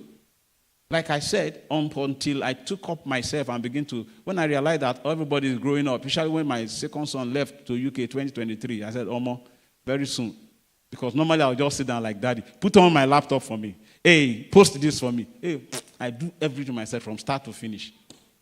You see, you go to my LinkedIn page. I post, I do everything, I respond. I have to learn. I paid Homa Wogu. Homa Wogu is my daughter's age mate, 24 years old girl, to teach me. I am not ashamed to learn from anybody. Said, no way, who like her? I learned 21 days challenge, and everything changed. You can pivot your path without abandoning what? Your passion. Okay, so like I said, stack your skill before, not your degree. The most employable people in the future will be those who stack diverse what? Skills. Combine your background with 1 or 2 in-demand digital or human-centric skills. For example, a nurse plus data analytics will become who? A lawyer plus cybersecurity will become what? Even the way you are calling it, is it not sweeter than I'm a lawyer or I'm a cybersecurity?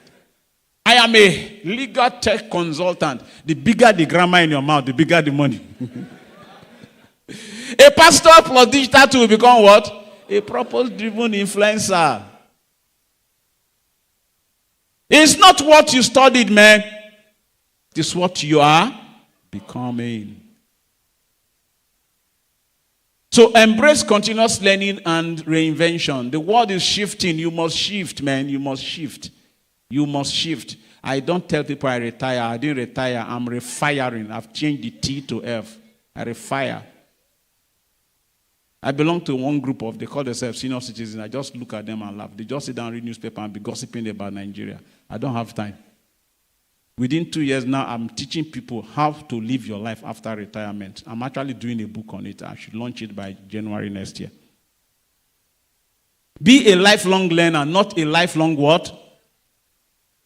Oh, if not. Stop. Your parents were only vehicles that brought you to Nigeria. And God made you in Nigeria because you know that you are capable, you are strong, you have the resilience. So wake up the Nigeria in you. Do you know that there are no other type of people apart from Nigerians in the whole world? What are you talking about? What are you talking about? Please clap for yourself. I am not telling you, I'm not just hyping you. I'm not just hyping you. I was in Cape Town, and the guy driving me around was telling me about how they perceive Nigeria. He said, if you see 10 beautiful cars in Cape Town, count, at least 7 of them are Nigerians driving it. Then you now say, unbeliever, say, and again, you know what? All our beautiful girls, all your boys don't take them more. Say, I learned in your country, there's oil everywhere. You understand? Because you've passed through hell. So when you see small heaven in any other country, you will show them. So are you a lamenter? Take courses, like I said, shadow professional volunteers, intern. Oh, my time is up. The greatest investment now is not only in land and stock, it's in what? Self-reinvention. I've been telling you of how I'm also reinventing myself. And I keep reinventing. Okay? Then tap into divine guidance. Know this. Let's read it together. That first one. 1 to go. God is not surprised by AI, remote work, or job market shift. He's not. He knows about it. Your purpose is still relevant, but the platform is what? Changing. Career reset is not punishment. It is what? Somebody say it again. Preparation.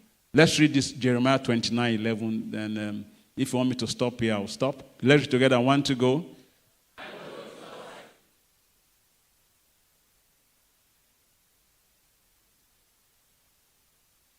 Amen. Can I take another 5 minutes to wrap up? Or because my time is actually up. I always respect time. Can I do 5 minutes to wrap up? Okay, fine. So these are the action steps.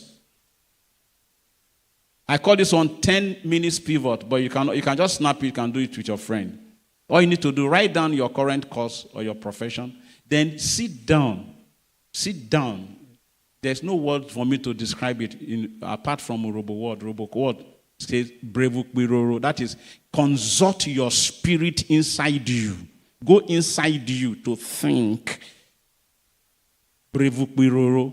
I've been looking for another English word to try to describe it. Nothing.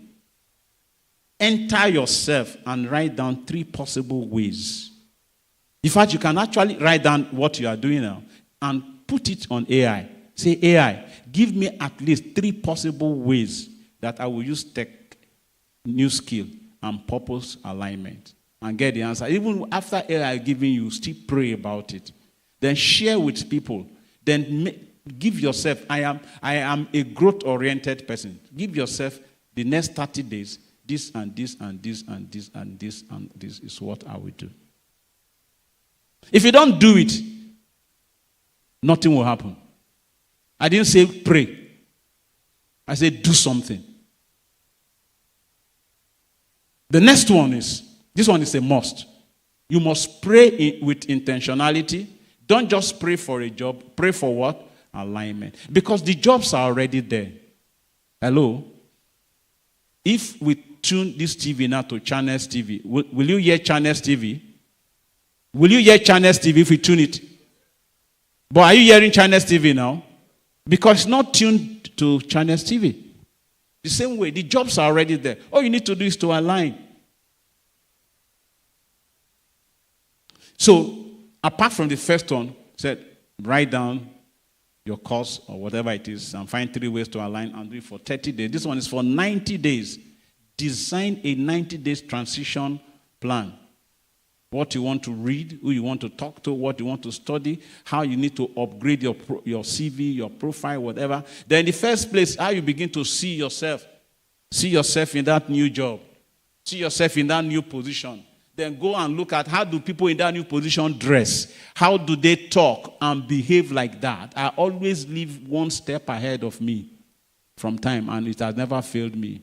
So if I'm a manager, if the next step is assistant general manager, I will go and ask, what is the salary of assistant general manager? How do they behave? How do they talk? What are their jobs? Update your CV, your LinkedIn, and your portfolio. Talk to 3 people, at least 3 people every week. A closed mouth is a closed destiny. Practice interviews with feedback loop. Practice. Track your growth. Get a journal. Keep tracking your growth. What have I done? What have I not done? What have I done? Stop. It is good. I'm not saying don't follow Christian fans and the rest. All yours is only 33 years and it don't blow. Abi? Yes or yes? Loresonyo and Gooswill. It's all Gooswill, brother. They're only 33 years. It don't blow. Then you keep posting it. You post it. You will be getting money from YouTube. When will they start posting your own? Get a coach, get a mentor, have groups that you begin to work with. So that is it. So have we covered these 5 areas? Yes or yes? Have we covered them? We have covered them. So within this 1 minute 40, I want to let you know that this is not, I didn't come to give you a talk. Like I said, I have already had, if you were here last year, you realize that my slides are different from this. Okay, how to identify where to go, how to do your SWOT analysis. Suddenly, yesterday afternoon, I just know that it was the Spirit of God. Talk to them about, or I just received 10 top jobs. And suddenly, and that is why I know that this is the message for today. The world is shifting. Systems are evolving. Your future is not a matter of luck. It is a matter of what? Clarity, strategy, and obedience. You have what it takes. Now that you know what to do, let's make it happen. I want everybody to stand up. Stand at akimbo. Stand bold. You are not standing well. Stand like that king, that queen you are. Stand at akimbo. Taking a deep breath. Taking a deep breath. Out. Breathing again. Out. Let's read this boldly together. 1 to go. No. They're the last closing thought. Sorry, I thought they go to the closing thought. Closing thought. You will say mine. You will not say yours. Say mine.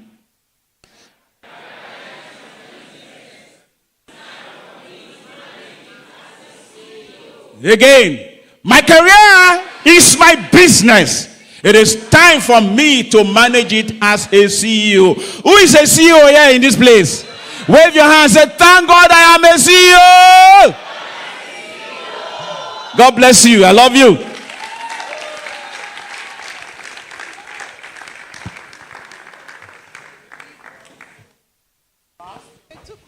Okay, no problem. 1 or 2 questions for our facilitator.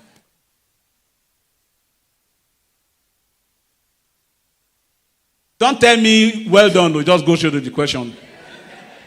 Thank you so much, Sam. You are still thanking me? Okay. I sincerely appreciate, what I want to ask is a question. I am in a particular field and I want to switch. So the way to go about it is what I don't know. So I want to join the tech world and the thing is confusing. That's just the fact. But I want to switch. So what's your question?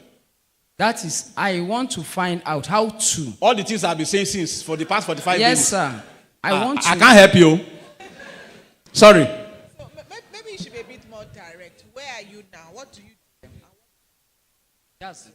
You know what? I will send you a questionnaire. Modupe, remember last year, there is this self-discovery drill. I will send it to you. Okay, not only you. Modupe, I will send to everybody. Okay. I will send you a self-discovery drill so that you can find out. I mentioned part of it here, but the first question is, what do you love doing? What do you have passion for? What will you like to do even if there is no money? If you have only 24 hours left in this world, what will you do? Not just say, I want to move to tech. Don't just think you want to move to tech. So those questions, they will help you think about it. The same question I'm asking myself, and I know mine is teaching. Let me tell you, my brother, listen to me now. Do you know what my wife own is when she started asking that question? She just realized that when she see that somebody, when she likes neat environment, it was difficult for her to analyze. When she told me, I said, fine, you are a dry cleaner. Now, am I not looking nice? She dry cleaned it. Me, wash clothes. I need all the anointing. But go to neat cleaners. She has been doing it for almost 25 years. She said, even if I'm sick, if I enter that office, strength comes. Because that is what she loves doing. Cleans offices, clean properties, clean rugs. So I will send it out. I will send to Modupe, then everybody should look at it. Okay, yes. One more. All right, good afternoon, everyone. So I noticed, because I paid rapt attention, and I noticed that you dedicated most of the time to reinventing yourself in a career that you're already having an advantage in. But there are some persons here whose main target is to move from one particular career to another. I'll give you an example. A person who maybe studied geology and is currently teaching and would want to say, okay, I want to transition back to what I did initially. Probably I don't have enough experiences in that role. What strategies can that person use? Because I went through the top 10 careers of the future. I saw renewable energy and environmental engineering. That could be a good start, for example. So what strategies would that individual need to use? Now is not looking at what I already have that I can do better in this area, but is a fresh start, kind of. All right, thank you, sir. Okay, fine. You did this career fitness test, isn't it? Now, that person is very simple. That is why I said, go and learn AI and do proper prompt engineering. My name is so. I'm 24 years old. I studied BSc, blah, blah, blah, blah, blah. This is a link to all the things that I have done. I want to do something in so. And in the next 5 years, I want to this. ChatGPT or whatever AI. Act as if you are 75 years old experience in this advice you want to give to me. Now advise me on what I should do in the next 5 years and find out what will happen. 62 years old talking to young people on how to use AI. Let him do that. Take my number. Let the person call me back because I'm interested in helping people. Are you getting it? You don't have any problem at all. You remember I said, you are not your degree. You are a problem. So leave all those degrees alone, my brother, my sister. Thank you. Okay. All right, so my question is there a difference between passion and purpose? And if so, how do we, if our passions are different from what our purpose is, how do we identify and pursue that which, is... Okay. It's a very interesting question. I remember anytime I teach purpose, some people want to resign from their job. There's a department here called School of Ministry in Rose of Sharon. I've been teaching that topic, purpose, for over 20 years in School of Ministry. See, purpose is the reason why you exist. Your passion is what drives you. But in the long run, whether purpose, whether career, whether drive, whether vision, all of them will become one. But the first thing is, why am I alive? Why did I wake up yesterday? Why did I wake up this morning? Then, remember I started with Daniel. Who do you want to be? You understand? Those things will design your passion, and then over time, as you continue, you stumble into your purpose. But you don't just sit down and just look and just say you want to just get a job. No. To find out first. And we are all Christians. Go to God. The Bible says, I am fearfully and wonderfully made. You knew me where I was in my mother's womb.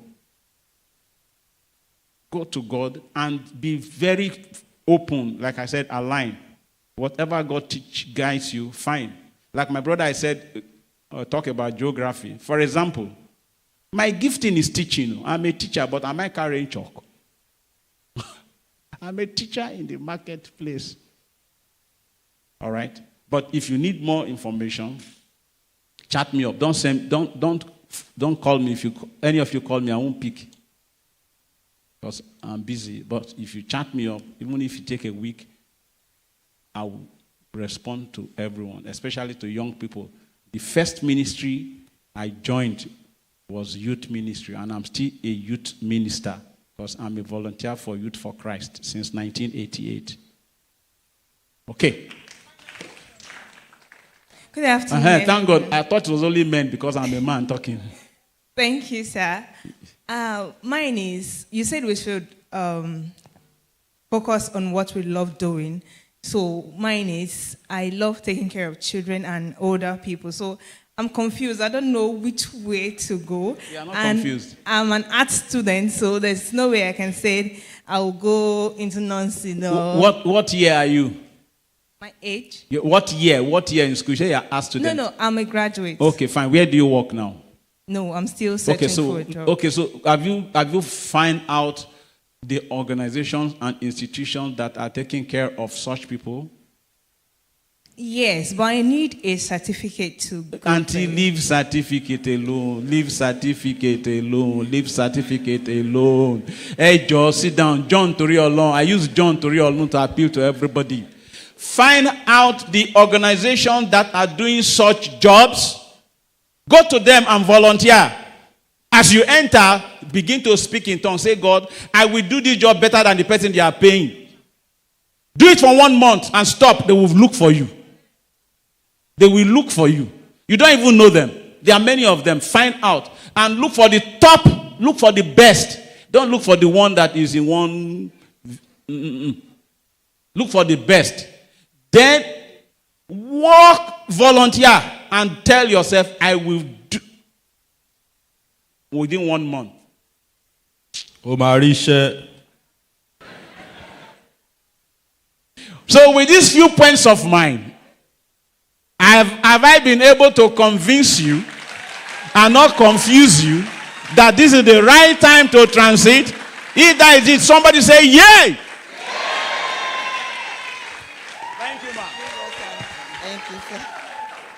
Thank you so much, sir. Please, a round of applause for our facilitator.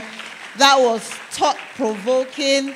Thank you so much, sir, for sharing all of that with us. Somebody said we should give him 3 bozas.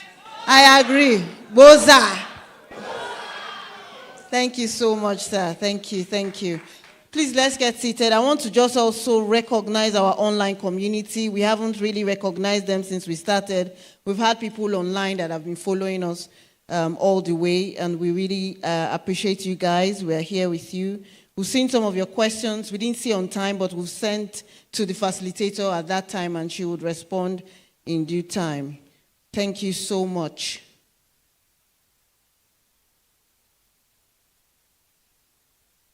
Please, media, can you project Pastor Eagle's contact details, please?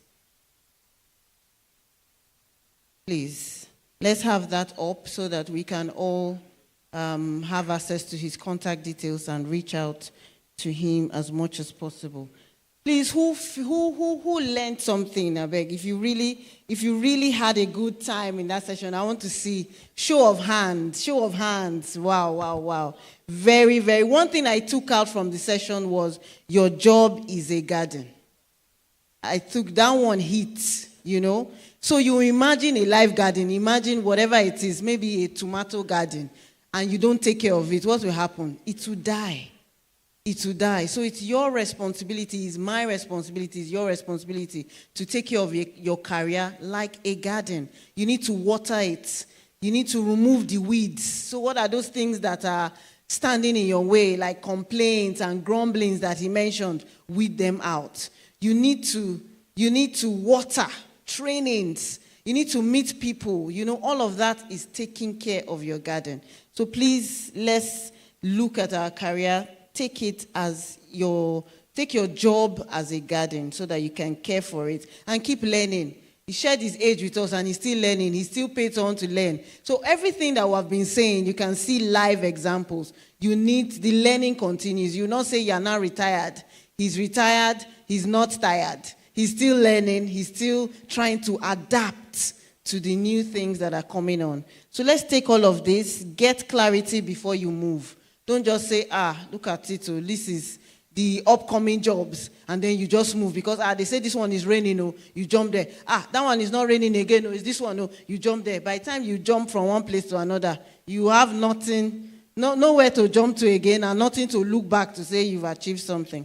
So it's very important that you get clarity. Don't be moved by, this is what is in. Just be focused.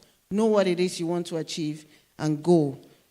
So we are getting to the end of this program. Please clap for yourselves for being here to this time. Clap for yourselves. It's been amazing. It's been even for me, I've learned a lot, from this session. Sometimes when we think of these things, you feel, okay, it's for younger people. But it's not. The things I've learned from here today. In fact, I'm really, really blessed. And I hope that we all have been blessed. So, our next session is on CV writing. We've been talking about it. CV writing and LinkedIn optimization. This part is very important. Your CV, when last did you update your CV? When last did you look at your CV and see that you need to update or upgrade? Some of us, like I said before, are still having olden days formats. So today we need to change. Let me tell you, as a HR professional, as a recruiter, because when we throw out jobs, ask any HR person, when we throw out jobs, we have so we can throw out a simple job like accountant. You can have over 500 applications. I'm using 500 because I want to be modest. You can have over 500 applications coming in for that accountant role. Are you saying that I should sit down and be reading every of those 500 one by one? I'm telling you, it takes us just about, maybe less than 3 minutes for us to just glance through. And we say, okay, this one, we keep aside. This one, throw. This one, just by looking at the CV. So there's something in that CV that makes us say, let's call this one. What is that thing? That's what you need to learn today. So that in that 5 seconds or 1 minute that a HR person is glancing through the millions of CVs, your own will be among. There's something that you did right. Because for you to get the job, they need to see your CV first. When they now call you for the job, then that one is now on you to take over from there, your interviewing and all that. But the CV first to attract and come inside the door first. So how do you even cross and enter the door? That's what we need to check. And your LinkedIn, all those, very important. So I have a HR colleague here. A round of applause for Mr. Shola Bobaniyi. I hope I pronounced it very well. I did. Okay. So he's a seasoned HR generalist. He has over a decade of HR experience in talent acquisition, management, and full-cycle HR operations. And he has worked with local and multinational businesses across various industries. So this experience he has is very important because he has worked in recruiting for both local, so he knows what to look out for in CVs. He has a bachelor's degree in business administration, advanced diploma in human resources from London Academy Business School. He has a master's degree in international human resource management as well from Valencian International University, Spain. He's a certified senior talent management practitioner from the Talent Management Institute. He's a full member of the Chartered Institute of Personnel Management. That's our Nigerian body for HR. Please, thank you very much. His areas of expertise are in strategic talent acquisition. Please, don't mind this big grammar. Strategic talent acquisition is recruitment. So that you understand better. So his experience is in recruitment, we start from CV sourcing and all of that, and onboarding, employee engagement, and performance management, and development strategy, HR policy development, workforce planning and succession management, employee relations and conflict resolution, HR analytics and reporting, organizational development, and change leadership. A round of applause for Shola, please. So his personal qualities span through strategic thinking, people-first approach, integrity, commitment, and excellence. He's a devout Christian, a husband, and a father. Let's give a standing ovation for Shola as he comes up to take on this session. Please, I want you to bring your notes out so that you can take notes. And if you have your CV here, I advise you, put it by the side so that as he's speaking, you can be checking, to see how well you are. Thank you very much, Shola. Nice to meet you. Thank you very much. Yes. Good afternoon, everybody. It's a pleasure to be here. I would want us to start off by, applauding the RCCG for this laudable initiative.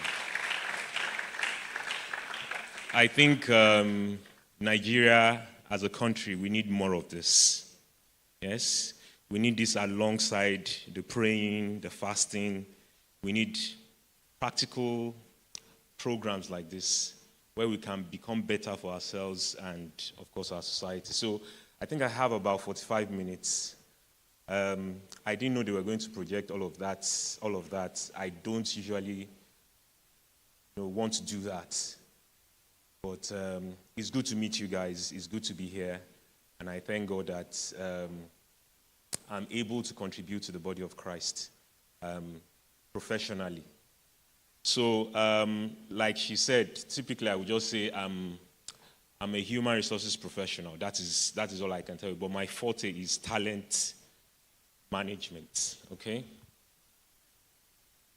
So, I don't know how this presentation is going to work. The timer hasn't started, so I think that's supposed to be for me. I have about 45 minutes. So what I'll do is I'll see if I can run through the presentation in about let's say 20 minutes, and we use the rest 25 to ask questions. I think for me, that will be the highlight of my session, asking questions and being able to provide answers to you guys.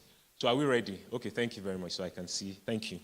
So what is the objective of this particular session? Media. So basically what we're doing, what we're looking at here is to be able to understand the importance of our CVs. Yes, CV or resume, they interchange them. So your CV, your resume, because professionally you need it. Yes, if you are going to pick up a job sometime in your lifetime, you are going to need a CV or a resume. So the idea or the objective of this program is such that we can understand the do's and don'ts of CV writing, because there is a skill to it, or there is some background knowledge that you need to have when you are doing or when you're putting together your CV. So it's not just a case of they are looking for people there, just put anything together and just send. It won't work. Yeah, it won't work, because a recruiter has just 10 seconds to look at your CV. 10 seconds. These days is even shorter. So if you send your CV, don't think they are going to sit down and be saying, wow, fantastic. Oh, see this person. Nobody's going to do that. Nobody has time for that. In this age and time, because the recruiter is sifting through thousands or hundreds of CVs at the same time. So he has just he or she has just about 10 seconds to pick out the salient points or those things that match what he or she is looking out for. So we're going to be looking at that, and also LinkedIn optimization, because LinkedIn is globally, there is no professional network like LinkedIn. Yeah, so it's also important that we look at our profiles. How many of us are on LinkedIn, by the way? Some people don't have their hands raised. Yeah, but you're on Facebook. You're on Instagram, all those ones, even TikTok, but you are not on LinkedIn.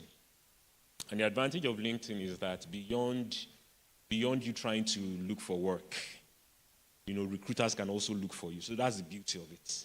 Your profile stands out. If you're very active, you can get people knock on your door and say, you know what, we are looking for this role. Are you interested? So it's for those of you who are not there yet, it's important that you get on LinkedIn.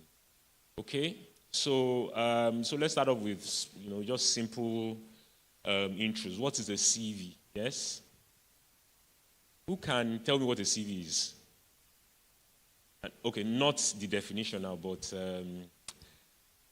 so it was whilst I was putting this together some years back that, we all say CV. What's the full meaning of CV? No, just raise a hand. Sir. Curriculum vitals. No, please. Sir? Curriculum vitae. Vitae. Okay. Oh yeah. Who else wants to try? Whose own is not vitae? There is something else. Or is it vital or vita? Curriculum vitae. Thank you very much. Who else? Yes. So it's actually curriculum vitae. Yes. You can check your dictionary. It's curriculum vitae. It's not English. But for the sake of this session, it's not, that's not why we are here now. So it's a Latin word, and basically it just means like the summary or the course of your life. That's what it means. It's as simple as that. Yes? And it's a professional document that contains just about everything that has to do with your professional life. Because when people put out job openings, you can't be there physically every time. What you have to send forward is what? Your CV. So your CV must have a voice. In other words, you must have a personality. You must have a presence. So that when you are not there, you have hundreds of CVs. Your CV must be able to say, look at me. Do you understand? So that's the idea of having, a quality and good-looking CV. Yeah, something that is not just good looking, but professional and detailed. Okay? So, next slide, please. So I say mostly we use, for the sake of this session, what we understand is that CVs are used to apply for jobs. But you can do more things with your CV. Okay? There are more things that people do with their CVs, especially abroad. Yes, because, for instance, if you want to apply for grants, if you're going for your PhD or something, they will ask you to bring a CV, a curriculum vitae, yes? It's not necessarily at that point in time being used to secure or being used to look for a job, okay? So you can use it to seek for fellowship grants or take on projects. So, but basically, it still captures details of your professional life. Okay, so CV and resume, I mentioned it earlier. They are used interchangeably. Okay, CV, I already told you, it's Latin, and it means the course of my life. So you can imagine that your CV is like the course, the entirety of your professional life. That is what you put on that document. Resume, on the other part, it's French. And it means summary. When you say you summarize something or you shorten something. So you can, from that, you should be able to tell a major difference between a CV and a resume. Yes, because one says summary, the other one says the course of your life. So quickly, I'll just look at the differences, and I put them in three. Yes, thank you. I put them in three categories here. I said, first off, purpose. So your CV is used for academic purposes. I mentioned it earlier. If you're doing your PhD, seeking grants, all of those things, doing fellowships. Resumes are predominantly used for getting jobs. Then content. In terms of content, I said that your CV will provide information around the entirety of your work life, okay? And it could include some of the publications you've done. So for instance, when we receive CVs from people who work in academia, you will see that they will publish or they will list their research work, all of those things. So typically their CVs will end up, to like 6, 7, 8 pages thereabout, because they public other things that you can reference. This is all of those things. For resume, it's completely different because you have to sum up everything. You have to summarize everything, shorten everything, so to speak, and basically just highlight your skills and your experience. Then I said in terms of length, CVs are usually longer, resumes are shorter. But for the purpose of this session, because this is just for knowledge sake anyways, people use them interchangeably. Yeah, so it's not that tomorrow you see maybe a recruiter asking you to send your CV. You now say, what I have is a resume, I have to know. So except in an academic setting, that is when they will typically tell you bring your CV. Yes, but in this age and time, depending on the country, even Canada, the UK, they use resume and CV interchangeably. So it's not, don't give yourself a headache over that. It's just for us to understand what the differences are. Media, are you here? I don't think you're here. So cover letters, there's also something that we call cover letters, yes? And I say that this is a one-page document that you usually put forward to express. Typically, you send that alongside your resume. You use it to indicate your interest in a particular job. Now, let me just say this, just from experience. If you're applying for a job in Nigeria, if they ask you to include a cover letter, please do so. I know sometimes you can be lazy. It's almost every one of us, yeah? Once you want to apply for a job, you just want to throw your CV out there, yes? You don't have time for. But if you're applying abroad, they take cover letters seriously because they are going to read it. Or most times they tend to read it. Because your cover letter will tell them why you're applying for that job. They are not just looking at your CV, they're also looking at your cover letter to speak to why you're applying, what your experience. Why should I join? Mention one multinational for me. ABB. KPMG. Okay. So, for instance, KPMG Australia, they're applying to KPMG, and they've asked you to include a cover letter. Don't just say, I've sent my. Please include that cover letter and tell them specifically why you want to join them in Australia, why you want to join that particular branch. That is what your cover letter does. It speaks beyond your CV. Your CV already says you have experience. It already tells them that you can, technically you're good. Yeah, but when you put your cover letter must speak for you before you go there physically or virtually, whichever one it is, to say that this is why I am applying to come to Australia to study, to join KPMG. Okay, so like I said here, you must personalize the letter. That is why every time, some of us do this, I see this a lot, people send the same cover letters every now and then, so you're not supposed to do that. You are supposed to personalize and customize your cover letters every single time. Okay, so I know it can be a lot of work, But that's getting a job is serious work. Some of us that have been at home for a while now, we know that it's serious work. Getting a job is not child's play, it's serious work. So if you are going to be sending cover letters, you have to pay attention and be sure that you are speaking to that, not just the role you want to fill, but also that organization. Okay?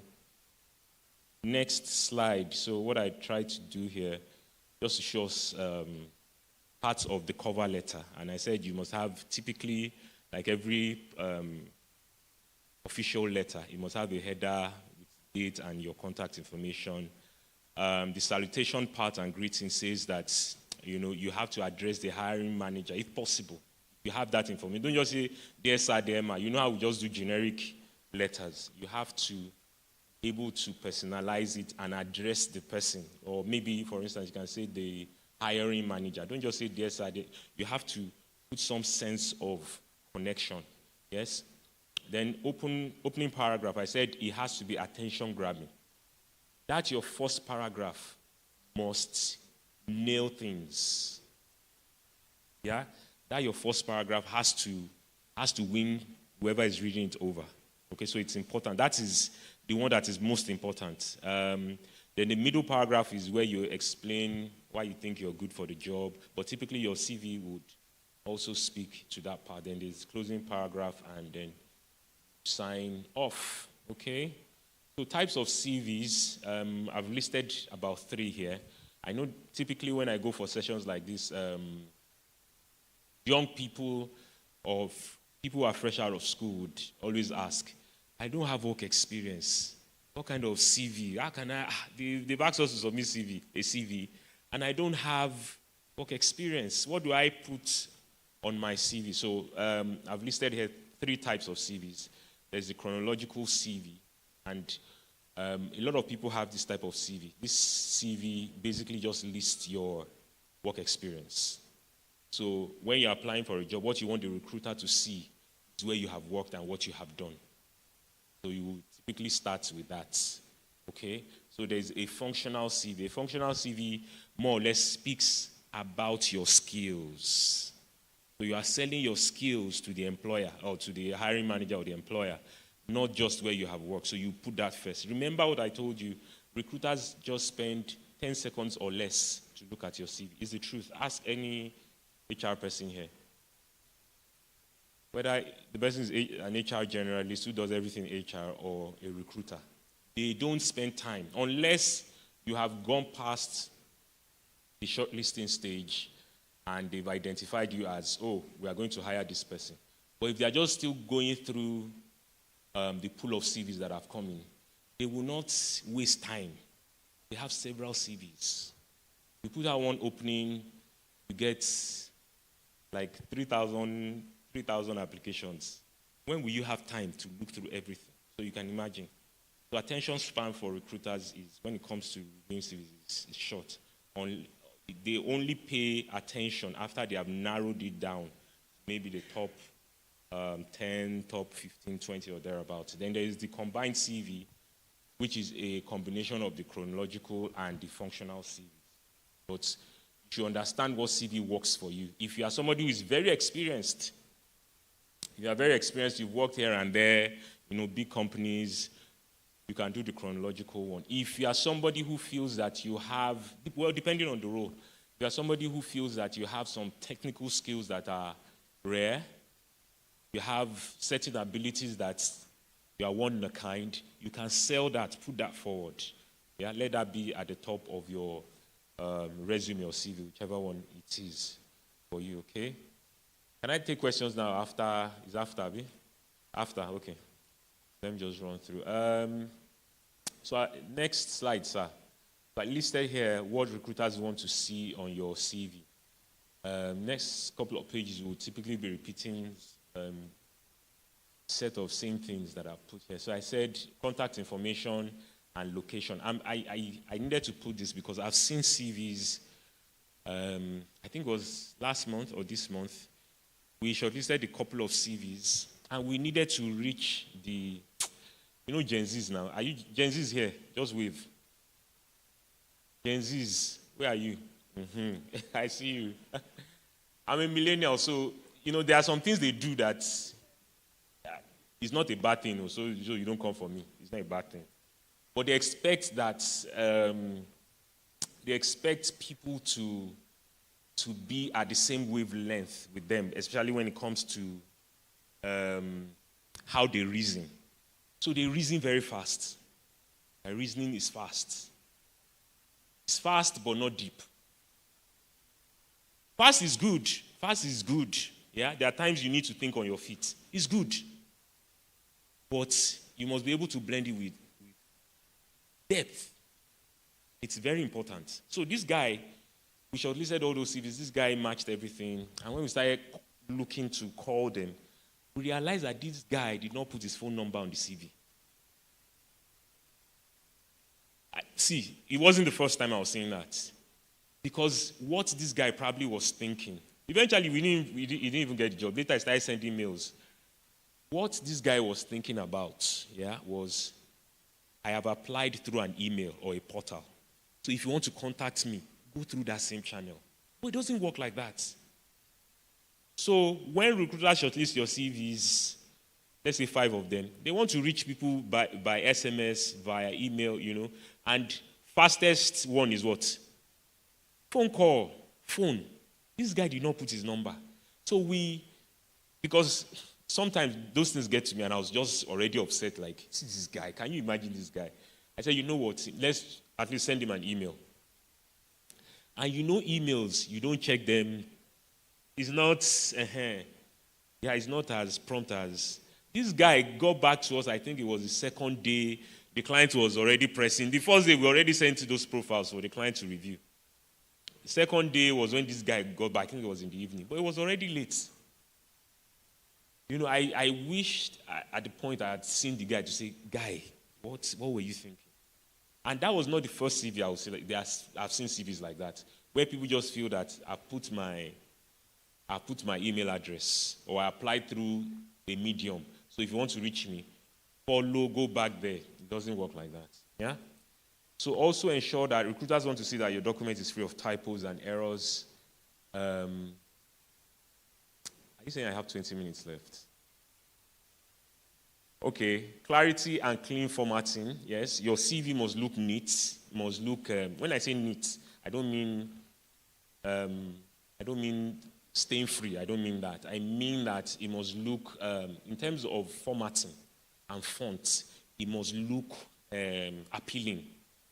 Don't do a CV that looks like a child was just playing with that crayon. What do we call color? Watercolor. I mean, what do we call that thing? Them just splashing colors everywhere. Because you see some CV. And this is from experience. I have seen rubbish CVs, and I met the individuals. I was shocked. Smart people, but they didn't have time to. Maybe they felt, oh, it's my CV, just call me. It doesn't work like that. You might know the job, you might be the best at it, and you might say, let me just send my CV. They will read through it. They might not read through it, just because of your formatting.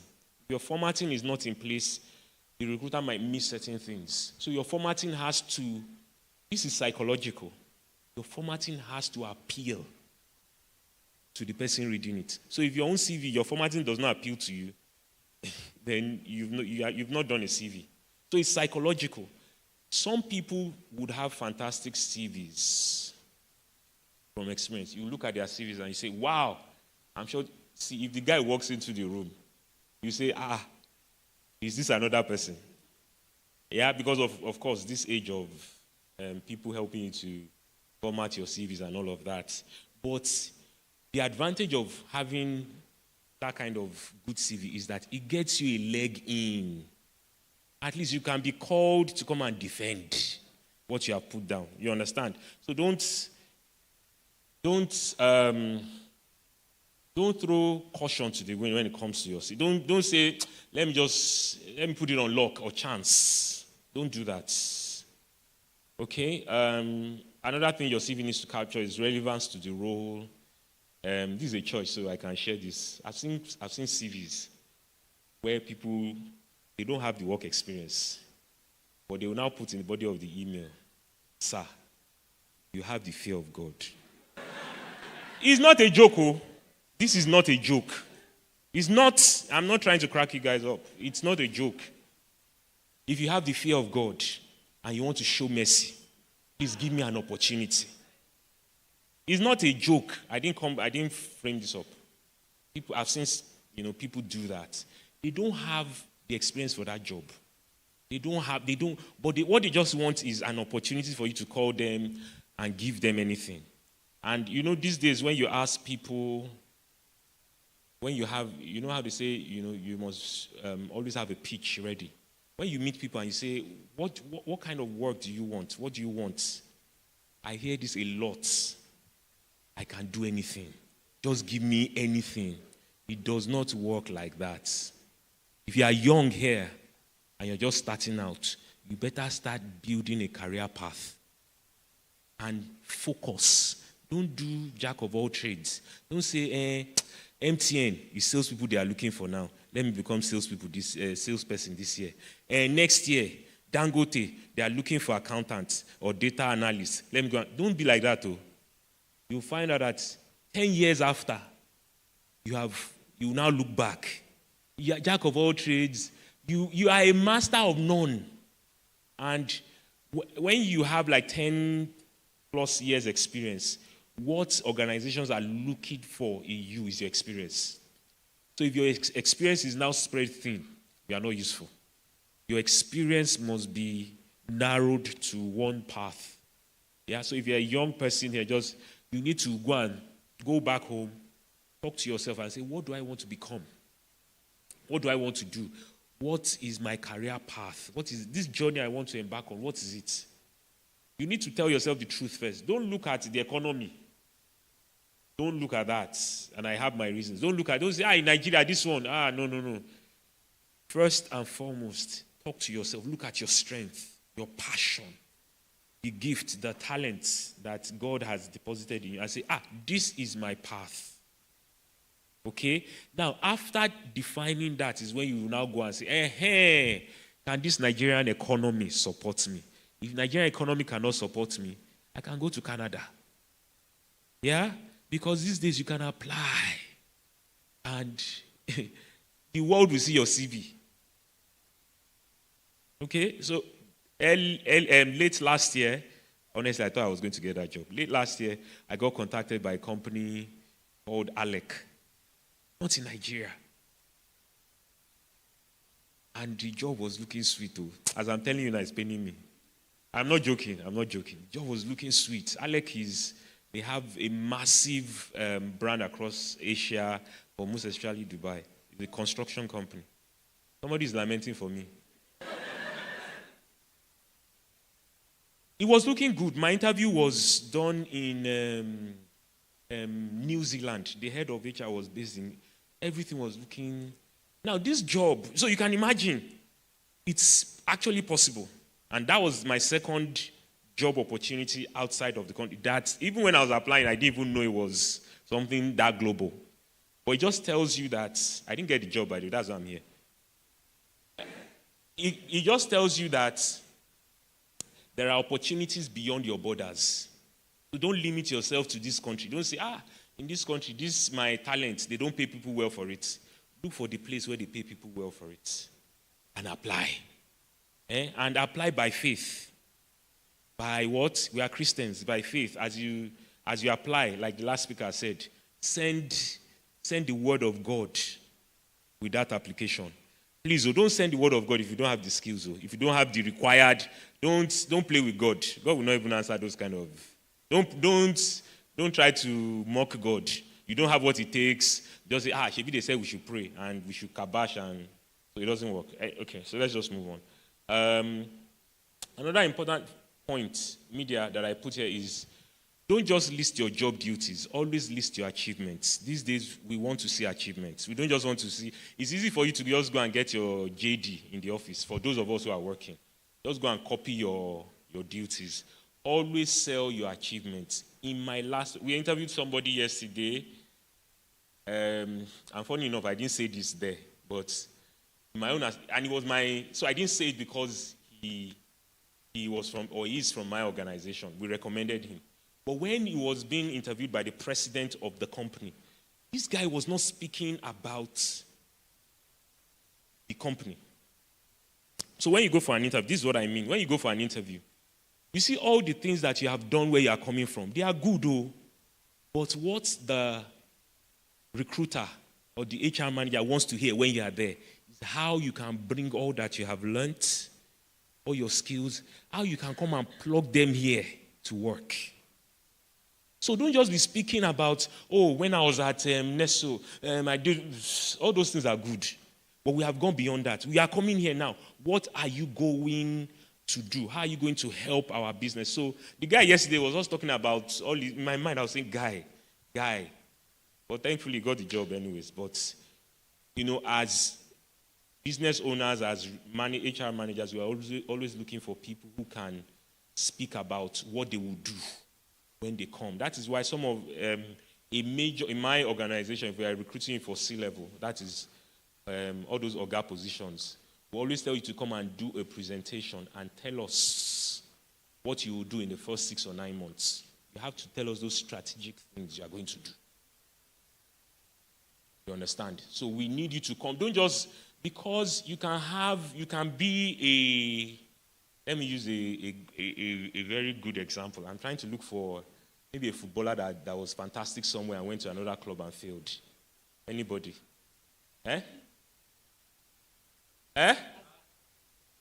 Eden Hazard. He was fantastic at Chelsea. One of the best players in the world during his time. But he came to Real Madrid and he flopped. So you can be fantastic where you are now and be doing well. But where you are going, and sometimes even the bigger the organization can swallow you up. Yeah, because you are coming from a small place, so they brought you to a bigger. So it's important that don't just say, I know this job. Know that job and know how to apply it to the company that you're going to. Share career progression or growth. Then gaps. If you have gaps in your CVs. When I mean gaps, some dates, maybe for 2 years you wanted to travel abroad, or you traveled abroad by road, you followed Tunisia, Libya, and for almost 2 years you were nowhere to be found. So they sent you back, and you had to apply. You know, I say, for this year, what were you doing? You must find something to say. And I'm not saying lie. We are in the church. I'm not saying lie. Honest, you can even tell, you can see, this is me, you can be honest and tell them, I try to look for greener pastures. They might see that as, this person is very industrious. I'm serious, but don't give room for employers to say, what happened between this and this? What happened? And always some recruiters, I don't do that, but some recruiters, they know how to cram dates. So when you say you were here 1st of January to 3rd of May, from then, your next job was September 7 to, they see that small gap, they will question it. So don't leave, I'm not saying lie, please. But make sure you always cover those areas. Then keywords for ATS, we call it applicant tracking system. Whenever you apply for a job, it's important that role, there are some keywords for that role. Make sure your CV captures those keywords. So for instance, recruitment. Yeah? So if you're a recruiter, for instance, keywords like this ATS has to be on your CV. Like some form of onboarding, interviewing or interviews. Keywords related to that role. So you can get those keywords from the JD of that job. So make sure your CV captures them. That is why it's not good to just be doing everything. If you are in one line of work, you don't need to be changing your CV every time. Okay? That's why I said build a career path that you can follow. I have 8 minutes left. Media, please, when did I start? Okay, so let's, don't make your CVs too long. Then, unless required, there's no need for you to put your photograph. I see that a lot these days. Unless you are applying for, unless you feel that your face can do something. It's possible. No, it is possible. Yeah? You're a lady and you feel that you have the face for customer service. You can put that picture. Because that picture can do wonders, can make the person just say, oh, okay, this person looks good. Maybe you can't even speak English. But at least they'll put your CV aside to say, this person will be a good face for our company. You understand? But pictures are not. It's not professional. Unless you're applying as a musician or an actor or a model or something like that. It's not usually professional. So I think I'm going to skip the next one because basically it just talks about elements of a good CV. Key tips in CV writing. That's the second one. I just skipped one. Keep unnecessary personal information out of your CV. Always proofread your CVs and use bullet points. When you use bullet points, it shortens the length of the CV. Change your CV for each job you apply for or apply to, whichever one. Why I say this is always tailor it. Now, this does not mean that you must, every time you apply for a job, go and lie. No, that's not what I'm saying. If, I don't know how to put this, but what I mean is for every job you send your CV out for, ensure that it matches who they are looking for 100%. Okay, now it's not for you to lie. But sometimes I've had this experience where somebody said, but where I'm coming from, I was just doing this HR by the side. They were looking for an HR and admin. So this guy is a full admin person. But the job he saw was HR and admin. I said, this HR, I wasn't really doing it. But this guy has done CIPM. Now he knows HR. He has an idea. But was not really doing it. So I said, you know what? All those little ones you were doing, where you're coming from, where you're at, just put them somewhere. Try to infuse them to show that at least you were not, because he was saying, but it's not full-time. He was, they will just ask me once in a month. You just go and look at payroll. And so he was not doing it in-depthly. So I said, you still have to capture it, because that's what the role requires. So that's what I mean by change your CV for each job. Don't lie about your experience and skills. I say you will get caught eventually. And this is me being in my Christian mode now. I don't believe you should lie. You know, I remember when I was out of school, when my other people were getting jobs, they would usually say, that job, they are looking for people who are 18. Okay? Me, I think I was 21. So they are looking for people who are 18, no. So people go and change their age. That job is 20 they are looking for. People will adjust. So for every job that comes your way, you have to see. I don't think you can sustain that. First and foremost, it's not even right. It's wrong. I'm not saying that because I'm on this platform. It's absolutely wrong. And the way I see it being wrong is this. I believe that God is perfect. How many of you believe that He's perfect?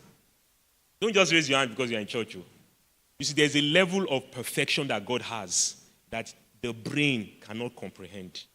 God is too perfect. Yeah, sometimes we limit Him with our mind as humans, and we feel maybe God is too perfect. So if God has created you, and He believes that there's something for you, the moment you try to alter anything, you are changing the plans of God. And you know you can change the plans of God. Do you know you can? See people. Today is not preaching. I'm not here to preach. But you know you can. You can alter it. Just because He's sovereign and He's God does not mean. People do things. People kill people.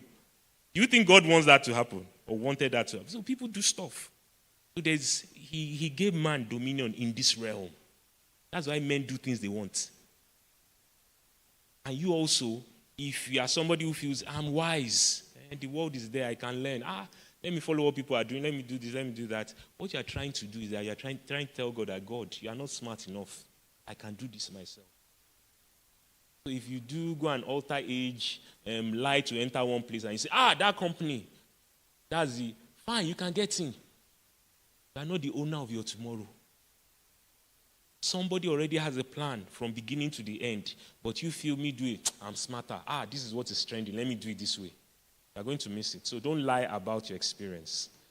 Then get a professional to design your CV or review it or optimize your CV. There are people who are specialists when it comes to CV design and review. So let's quickly look at LinkedIn. So LinkedIn has about 1.2 billion people. So you can imagine that. The whole world is 7 billion, I mean. So for this platform to have about 1.2 billion, that's massive. That's huge. Okay, so the opportunities are limitless. We are on LinkedIn.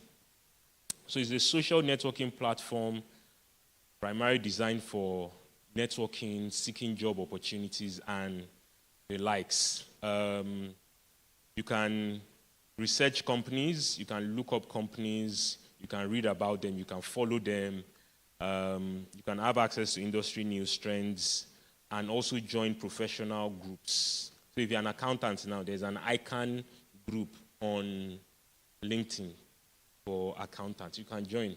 They share things from time to time, job opportunities, and the likes. Key features, I mentioned it earlier. You can have a profile, and that profile is what potential companies or HR managers will see when they are looking for, because it works with algorithms. So if somebody is looking for, if you've been active on the platform, and I'm going to say something about LinkedIn in a short while. If you've been active on the platform, maybe commenting, doing all of that, the algorithm will put you high when it comes to ranking. So when somebody does a search, they can quickly see you, okay? But there's something that some companies and some HR professionals have been talking about when it comes to LinkedIn. We are beginning to see that LinkedIn is now becoming more of a social platform, yeah?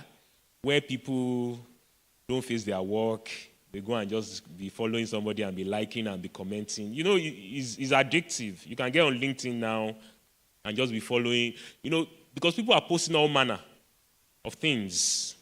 So it's not just things related to a career. You know, people are bringing politics into LinkedIn. You put on your LinkedIn page, and you're seeing somebody talking about the president, about why he did not go to, where did he not go to again? And there was a chopper, he could have just hopped on the chopper to go, all of those things. And you start, so some organizations and some HR professionals are beginning to say, if you are too active on LinkedIn, then you are not good enough. We are not looking for you. It's recent. It's something that they are saying that because it's too social, it's not serious. And if we are looking for a professional, we want somebody serious. But for the sake of this program, I'll say be active on LinkedIn, please. No, seriously. Because the advantages outweigh what I just said, okay? So users can connect with colleagues, former classmates, and the likes. You can join industry-specific groups, see company job posts. What else did I put here? So you can also message yourselves. Don't now substitute that for your normal WhatsApp and turn you understand. So, but it's good for messaging as well, especially when it comes to maybe a prospective company has reached out to you and they want to. But typically what we do is that once we contact you on LinkedIn, we move it to emails or phones, yeah? So users can share articles, updates, and other content to showcase their expertise. Users can endorse each other. So this is another thing. If you're on LinkedIn, if you're a professional and you're on LinkedIn, try to get recommendations and endorsements. Those are very important. Don't just be on LinkedIn for the sake of, my LinkedIn is there. Let people that you have worked with, let them endorse you. Let them recommend you. So if you go to my own page, for instance, you'll see a couple of that. And I do it intentionally. So if I've worked with you, if you've been my client, I've done well, you're happy with my work, please give me a recommendation, because I want the next client to be able to see that, oh, I did well when I of service to you. So there's the LinkedIn Premium, because there's basic and premium. So if you really want this platform to work for you, you have to subscribe to premium. Not that the basic one cannot work, I didn't say that. But if you want to get the full benefits, because it comes with some additional features, and I listed them here. To subscribe to LinkedIn Premium, the one we call Premium Career, there's also the Recruiter Lite for recruiters. It's about $30. No, monthly new. So convert that to your Naira.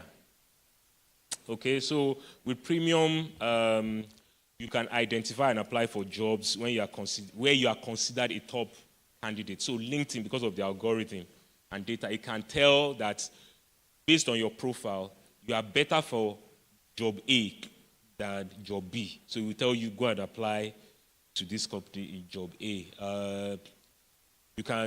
So while applying for jobs, you can mark the job as a top choice job. What that means is that you are telling that employer that I really like your company. I'm marking you as a top employer. I want to join. You can find jobs that have under 10 applicants. So with Premium, when you apply for a job, Premium will tell you that so far, only 10 people have applied for this job. So far, only 2 people have applied. So you know, if you see, for instance, if you see a job opening where they say 200 people have applied, I'm not saying your faith can work for you, but if 200 CVs have gone ahead of you, then sometimes it just doesn't make sense. Sometimes, I'm not saying. But with LinkedIn Premium, you can see that reports. They also give you personalized tips. You can also see people that have viewed you. You know, sometimes on LinkedIn, people can view your profile and don't contact you. So with Premium, you can see those who have viewed. You can contact them and say, I noticed you just viewed my profile. Are you looking for anything specific? You know, so you can reach out to. It shows you people at the back end who are trying to see your profile.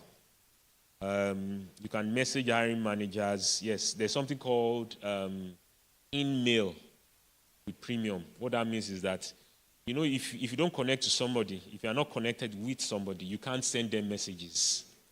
But with in-mails, you can send direct message. So you have 5 of that if you are signed up on Premium. Then AI also helps you when it comes to drafting of maybe connection messages, applications, and all of that. I think this is my last, there's a last page.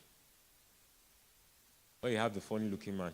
So next page. So there are some violations on LinkedIn that you have to be wary of. Okay? Because LinkedIn can restrict, they can suspend or permanently block your profile. This happened to me last year. And you know, sometimes, you know, in Nigeria now, we don't pay attention. Really, we don't. So you know, when they bring out the terms, that long, where do we go to? Where do we go to? We don't even exit it. We just click continue or accept. So what happened was I was reaching out to people and I didn't know it was a violation. So it's important that you understand the violations on LinkedIn, otherwise things can happen to you. So I was reaching out to people that I was not even connected with. And I was including my email in my introductory connection message. So it's a violation. You might not know it. I was just doing it. I was thinking that, it's better these people see my email once I connect. So, but it's a violation. They can restrict or suspend or permanently block your profile. If you have fake or if you share fake or misleading information, LinkedIn, they are very particular about, they don't want you to come and spoil their platform. So if what you are sharing is fake news, all of those things, and if somebody reports you, they can restrict your profile. Sending too many connection requests, which was what I was doing now, and I was also including my email address. Overusing emails or messages and spamming. So you turn your messaging to some form of spamming where what you are doing is you are just bombing. We call it bombing, yeah, generation. We call it bombing. You are just bombing people with maybe something you want to sell or something you are just doing. So it's also something that they don't accept. Posting repetitive or overly promotional content, which is more like selling. So it's not a platform for selling. If you want to sell, they have a premium plan for you if you want to do marketing and you want to sell. So they don't want you to, even people use it for recruitment. There are some things we do that they've called me once where they said, oh, what are you trying to do? I said, I'm trying to recruit. The lady was shocked. Like, do you think you just connect? You don't understand the way this thing works. You have to pay. But for me, I thought, is your platform not free? Are people not, is it not for me to connect? The lady said, no, you have to look for a plan and pay for it. So they didn't create it for you to just, because what I was doing then, once you do, there's something we call Boolean search. Once you do a Boolean search of who you are looking for, I was just, bombing. I was just sending, and that's spamming. So they had to come, they noticed the trend. What am I trying to do? I said, I'm trying to look for somebody, of course. And they said, no, it doesn't work like that. So it's important that you understand the terms and conditions. Harassment, hate speech, inappropriate messages are offensive. Posting sexually explicit content, they no. Using bots, people use bots. People want to have more connections. So there are software or there are applications that can help you generate followers or likes, yes? And it will look as if you have plenty followers. So some people want to do that just for, for several reasons. So if LinkedIn sends you warning and you continue the same behavior, they can suspend or ban you. So final page, just the final page now, yes. Optimizing your profile. So I just put a snapshot of my profile on the next slide, please. So I said you must choose the right profile picture, add a background photo that speaks to what you do. Don't just do something. I don't want to sound sexist, but women, don't just do something. Don't just say, this is my picture, is fine. Just go and, if your picture is Owambe picture, leave it for Owambe, leave it for WhatsApp and your status and all those things. LinkedIn is a professional platform. Okay, so make sure that what you have, your profile picture is professional, your background, your banner, as they call it these days, also speaks about what you do. I don't know if that is up. Okay, so it's there, okay. So your banner also speaks, at least it captures your line of work. And I said create an eye-catching LinkedIn headline. Okay, that headline basically speaks about your line of work. Don't think that all these things don't matter. All these things, they work with algorithm. So if somebody is doing a search, it's these things that you have put there that will help your profile to be ranked high. Use your relevant skills, add links and media to your work experience. So if there are some websites, for instance, some links that people can refer to, please add them to your LinkedIn profile. So that if somebody clicks on them, like hyperlinks, it takes them to your profile. Add licenses. Thankfully, LinkedIn allows that. Your certifications. And they will even tell you when you add a new certification, they will say, do you want us to publicize this? Do you want us to tell all your followers? You can choose to do that. I also say list your accomplishments and languages. Languages in this era is very strong. Very strong. If you can speak a foreign language right now, or if you can go and learn one. I'm speaking to somebody here. Better catch it. If you can speak a foreign language, it gives you the opportunity to, international opportunities, basically. Join and engage in relevant groups. Then turn on the open to work feature. So there's a feature on LinkedIn that says you are open to work. Yeah? So that feature is there on your page. So once you turn it on, it means that people who are recruiters, who are searching for, they can see that you are open. So it's important. You might just be there, you might not know it. You might be on the platform, you might not know it's there. Seek out recommendations. I mentioned this just now. Engage regularly, but be careful of the likes you give and the comments you make. This one is very important. I'm talking from experience. This one is very important. Before you like something, think twice. Don't just feel that what you are liking is, maybe the person is saying the truth. The person might be saying the truth, but think well. Think well. Because these days, the embassies, they have this. So if you have liked something about somebody saying Donald Trump is a bad person or he's not running the economy, and you liked it, and you want to go and apply to go to America, they will see it. They will now question you. So what were you thinking when you liked that thing? So it's very important. So that's about it. Thank you very much. So I can take questions now. Questions. And this is supposed to be my own. So the first hand I saw raised, young man, yes. Okay. Okay. Thank you very much. You're welcome. Yes, thank you very much. Who is speaking? I have 3 questions. Okay. So if she asks any of your own questions, please. Okay. The first question is LinkedIn. I don't know if you know. Sorry, I don't know if you know that in LinkedIn, there are some fake jobs there. That is the first question. Then the second one is. I already answered you. I know there are fake jobs. Okay, they are fake. You know. Okay. Then the second one is why are some organizations? Why do their HR departments? Why do they do this? They do internal recruitment.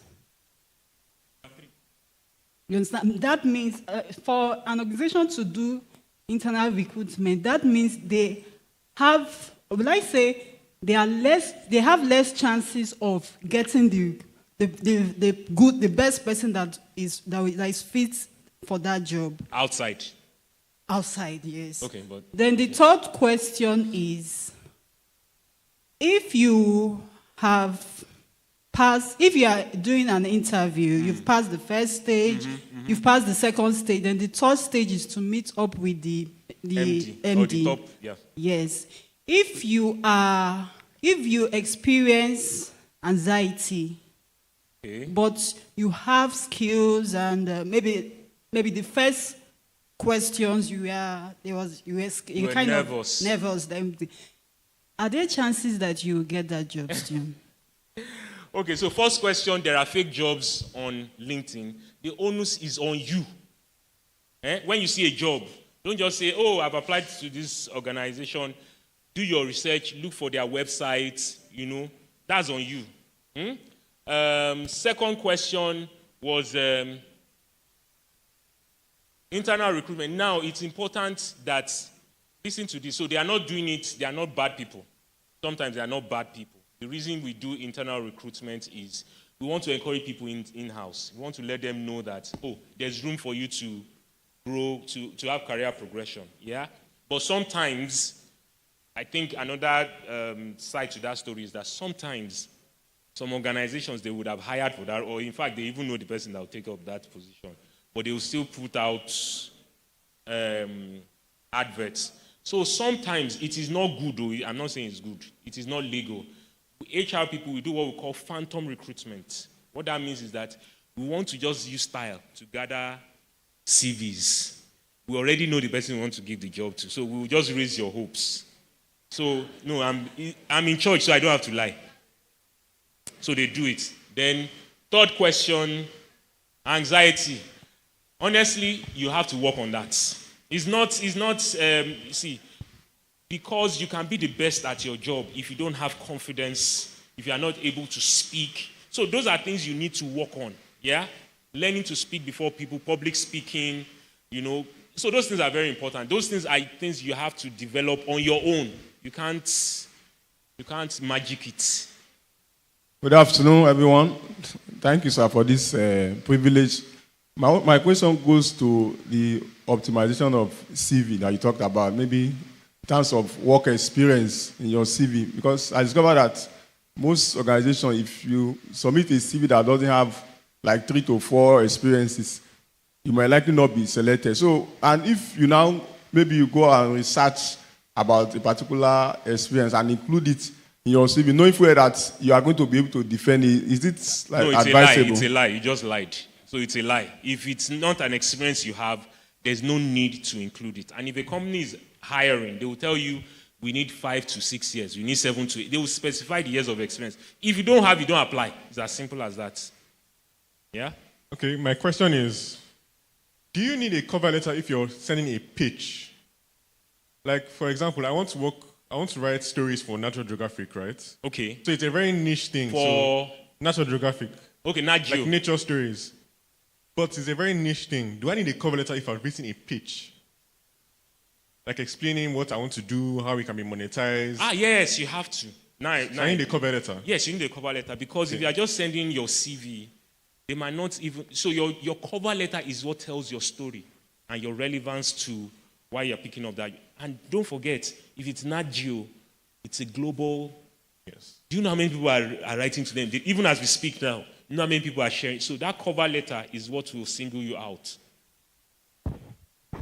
Good afternoon. So I have a friend. We're like 3 friends. So 3 of us, we did a virtual assistant course like last year. So we've been trying to apply and it wasn't even going well. So 2 of us are in Nigeria and 1 is in US. So both of us apply for jobs, and most times we always see, if you're not in North America or Canada, there's not even place for you to say, maybe other countries or other continents, like just either North America or Canada. So what we thought of doing is like maybe, because people have been talking about changing their VPN to a particular location so that they will be able to get jobs. So that if that one doesn't work for us, our friend in America has similar experience with us, but she gets very busy. So can she like apply for a job, then dedicate the job to us since we're like in Nigeria?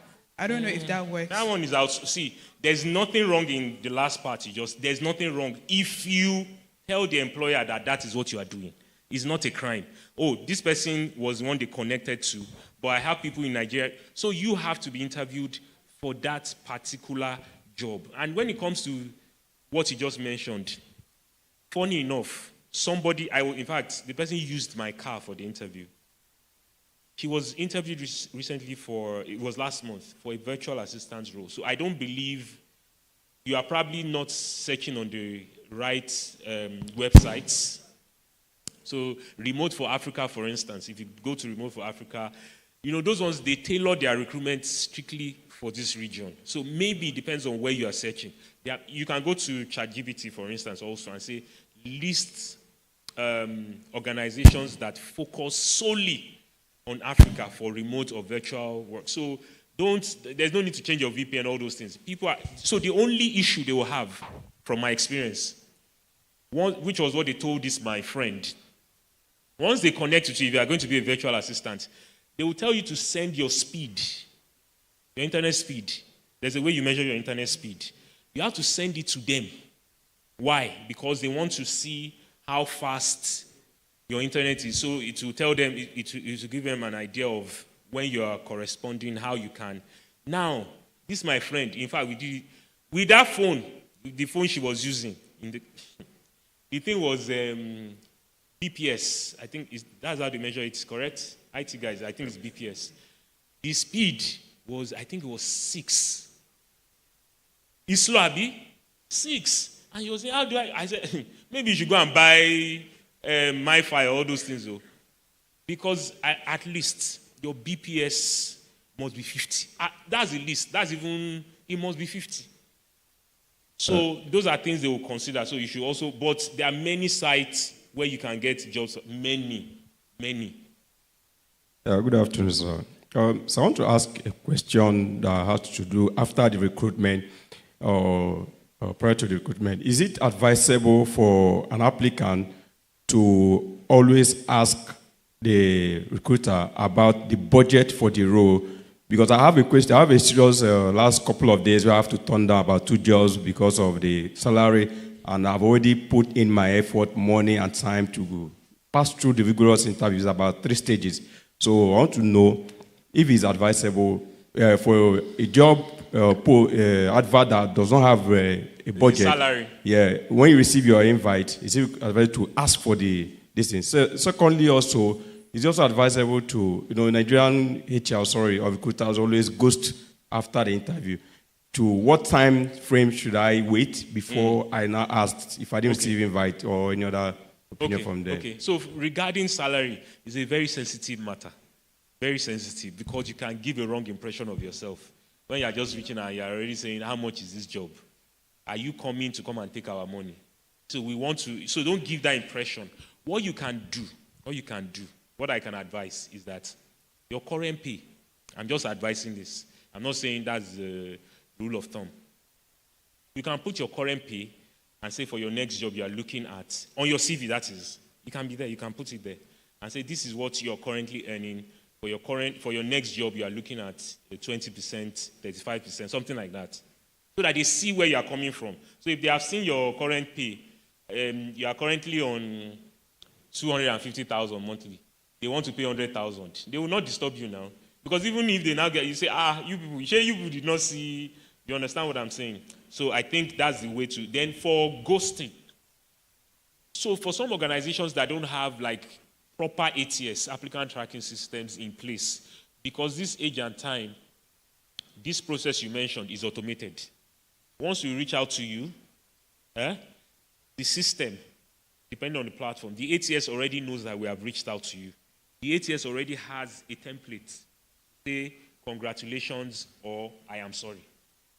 So those organizations probably don't have an automation in place to get back to you.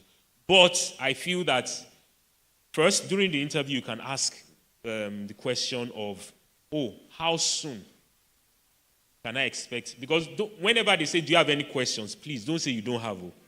You are not giving a good impression of yourself. Any interview you go for, don't say, I'm fine, I don't have. Please have one question. Have a question. It shows that you want to learn, or even if you know it, ask a question. So you can ask, even if you don't have any question, you can ask this question: how soon will you get back to me? So if they say 2 weeks, and after 2 weeks they don't get back to you, you can just send an email. You have not committed a crime. Thank you very much, sir.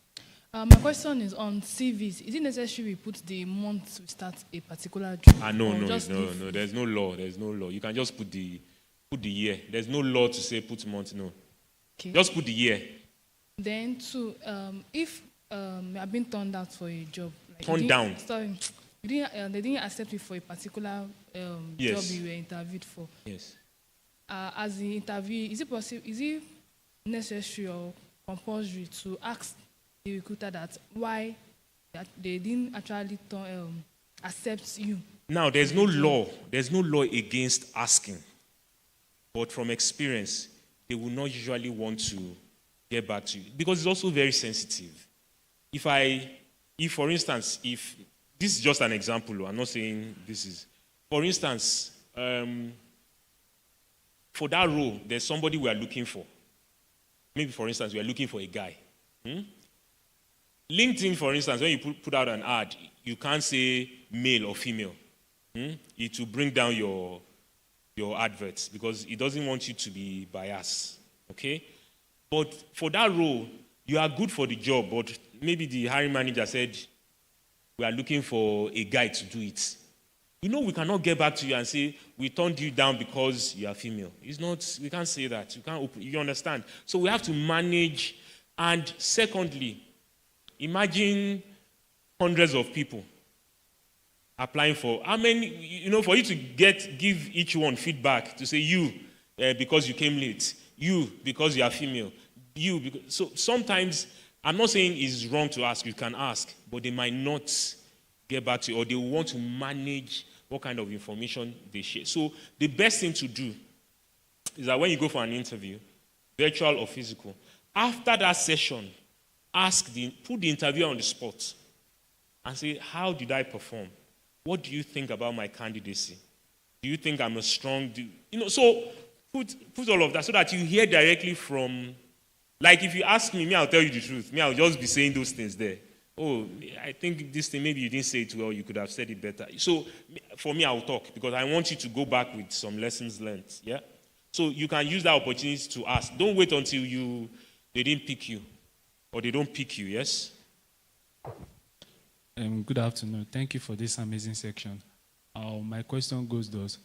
Is there any professional font size that we can use for our CV or resume? There is none, no.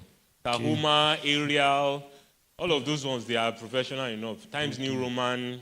I don't think there's no law. But colorings, all those funny adding colors, then the cursive ones. Monotype cursiva, that's one that is, all those ones. Who will read that one? Nobody. So just do the simple ones. They are official fonts. Arial, Tahoma, Calibri, they are official ones. But there's no law. There's no law. Okay, wait. I have just two more, please. Just I can maybe contribution or suggestion. I'm on LinkedIn Premium, and it was actually free for me. Yes, sorry. So it can be free for a month. You only get it free. No, it's 1 year for me. Ah. Yes. I know you'll be surprised. Okay, so tell us this story. 1 year. Actually, it was a friend of mine. We haven't met before. She's at Abuja. So told me about a course, a program, Inco Academy. I don't know, maybe you guys have heard of it. So I applied for it last year. You're marketing somehow. No, I don't know them now. So you can actually check my profile. I'm on. So I applied for it last year. Until now, I'm currently on LinkedIn Premium. Yeah, so it's just for 1 year. And it came out this year again, the Inco Academy. Sorry, this academy is from LinkedIn? Yeah. Possibly just like a partnership. Oh, okay. Yeah, okay. So okay. I think it was green certificate. Oh, okay. Get all this sustainable stuff. So it was just 1 year. So I applied for another one. This one was Intro to Tech. So that means the next year too. Was 1 year? All these courses, are they on LinkedIn Learning? Yeah, everything. All the you know LinkedIn Learning? Yeah, sure. All those ones that were locked were unlocked. Okay. Most people that will view my profile when I was not on LinkedIn profile, I will see them. So all those those five. See, you don't know what you have. You better take advantage of this your 1 year. Within this 1 year, your life must change. Yeah, actually, I applied for MC Kizney. But the only thing that fucked me up, I did the pitch video. I did the. Sorry for using fucked me up. I did the pitch video. But just only thing was just possibly the quiz. I don't know. Maybe if there's any way so I can get the quiz. Expo. No, like all these emotional intelligence. Okay. Maybe we'll talk about that after this. Let me. Sorry, because. Okay, all right. Thank you, sir, for the section. I would like to ask, why is it that some companies no longer add a job description on their job offer? Because some companies are trying to be dubious. When they take you for a job and you take you for a job, they send an offer and then there is no job description. I worked in a company, there was no job description. I resumed based on the job offer. And I resumed the job because I was desperate. So quite all right, after some months, I realized they were just sending different SOPs that were less than my job role and expertise.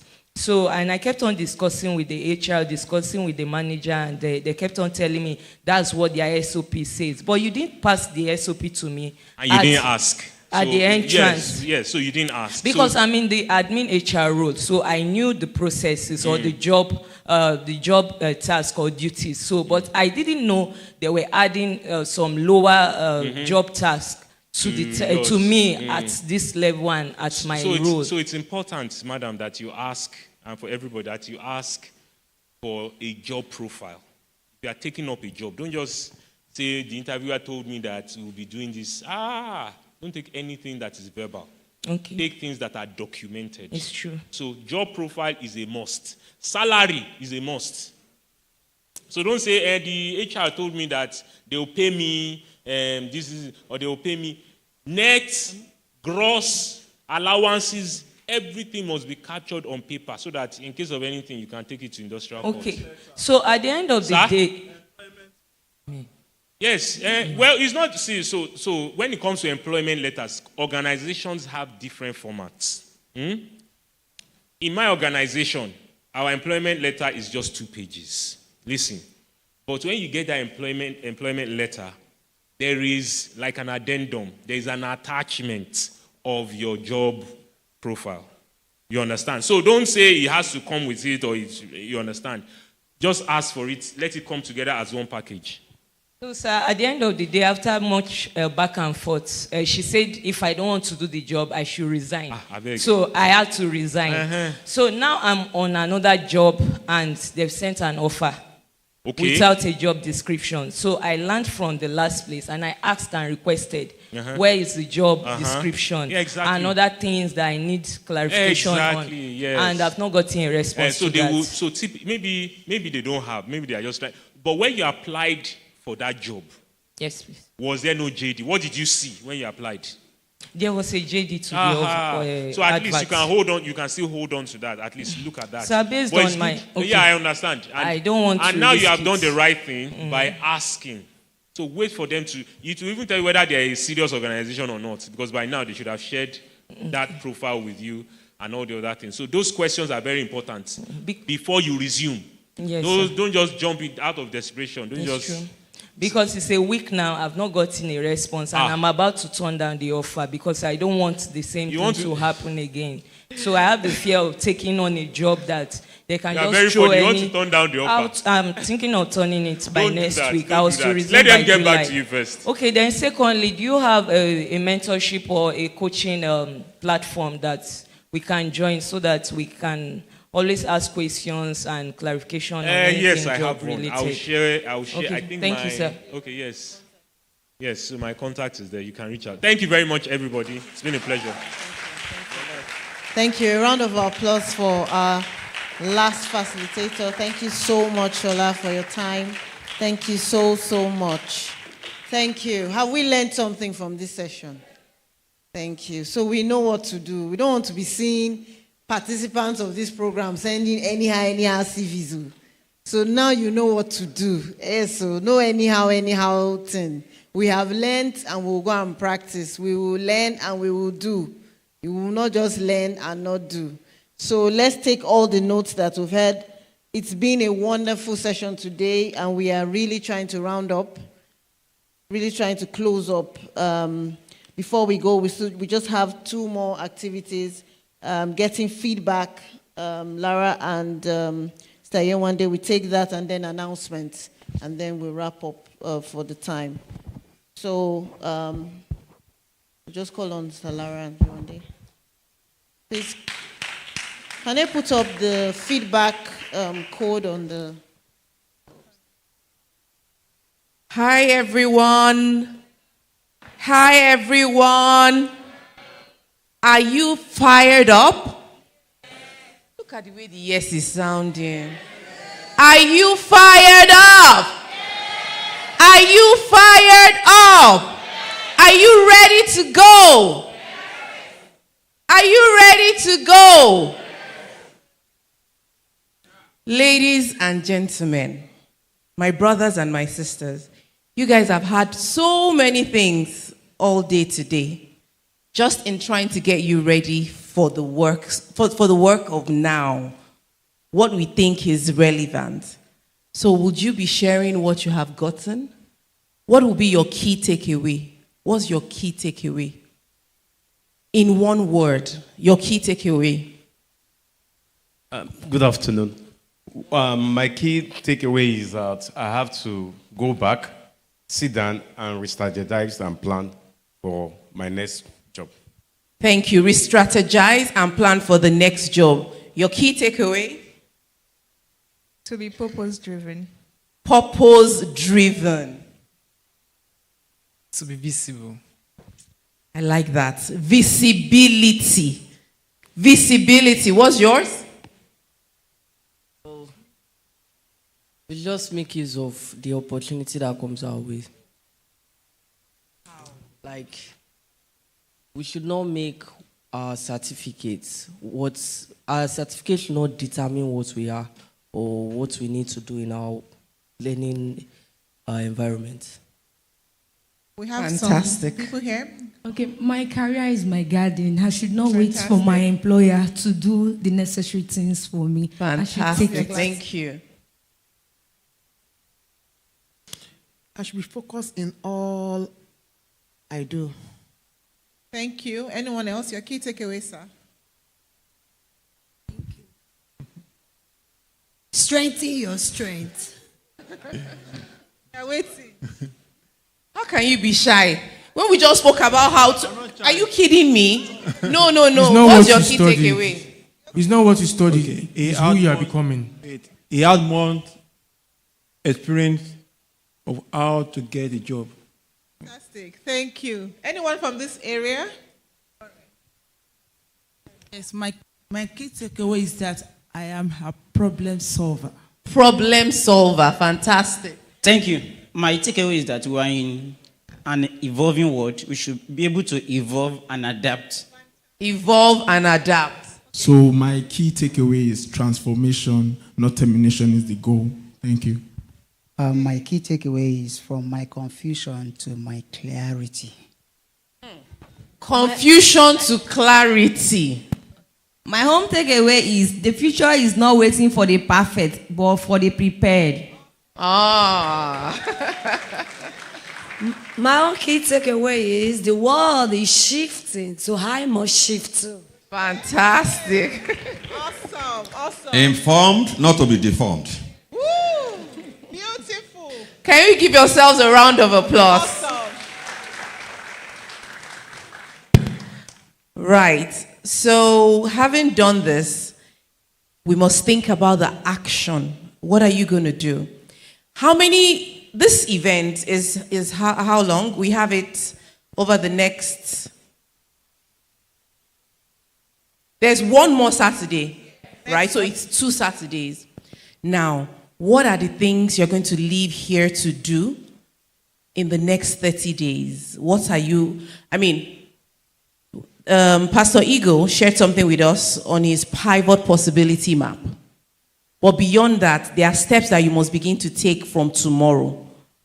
Stellara, do you want to talk about some of those steps that we should take right from tomorrow? But I would say right from today and right from now, because the future that we all want starts when? Now. So we must all start from now. First and foremost is, once you leave here today, please don't drop your notes. Don't drop your notes. Go back and reflect. Review all the things you've written down. The way the brain works is, the brain takes a lot of information at once, but it doesn't retain information. When you study, it retains. So go back and review all the notes you've taken from today and reflect. That's one. The next thing you have to do is identify what specific actions you need to start doing immediately.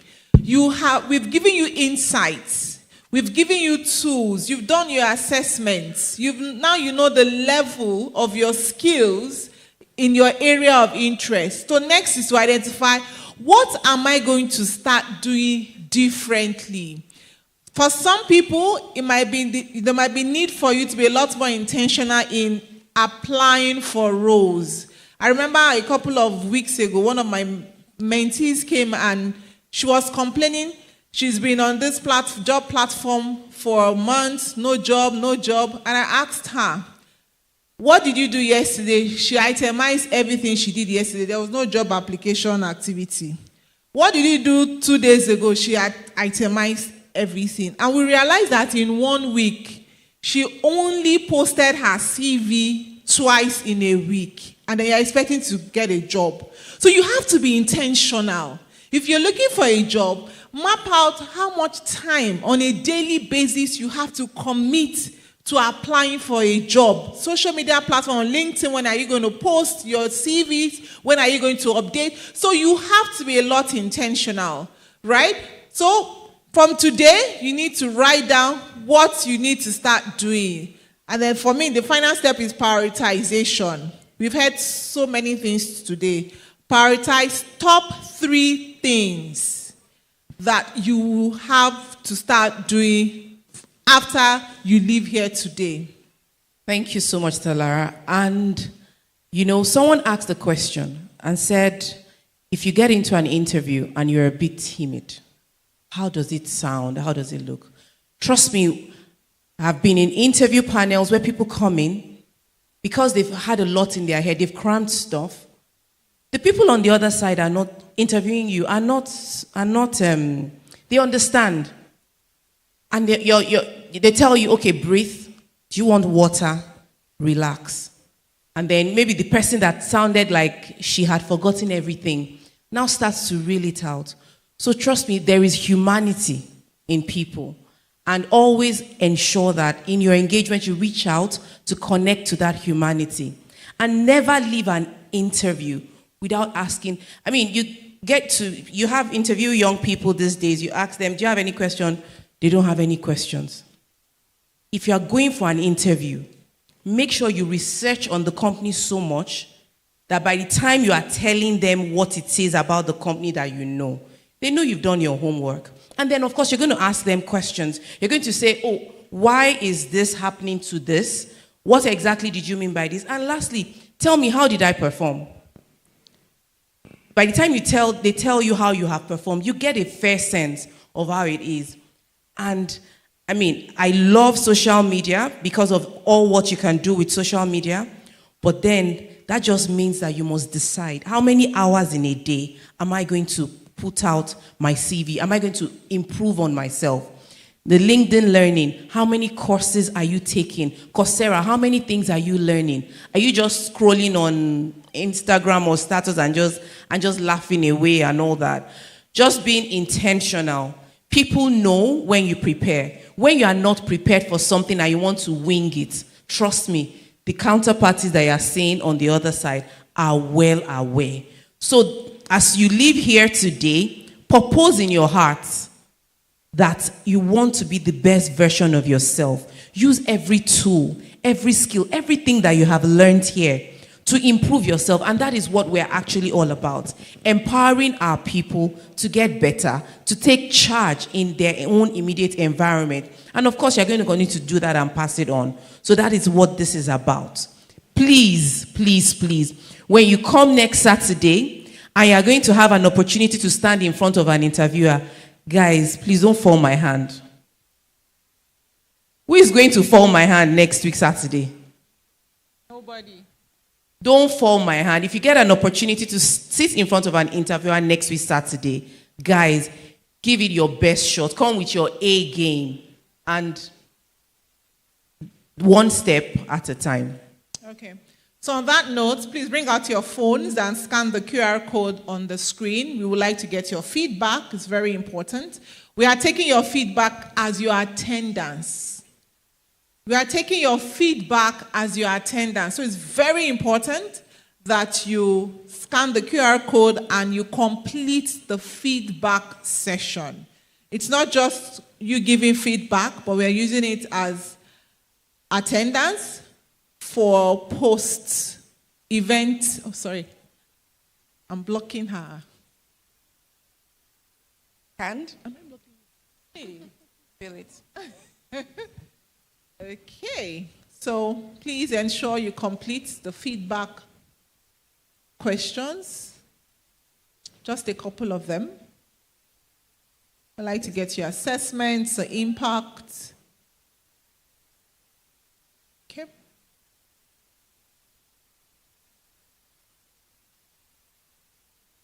Is it not working? No, It's they're on work. it. They're completing it. Okay. It's working.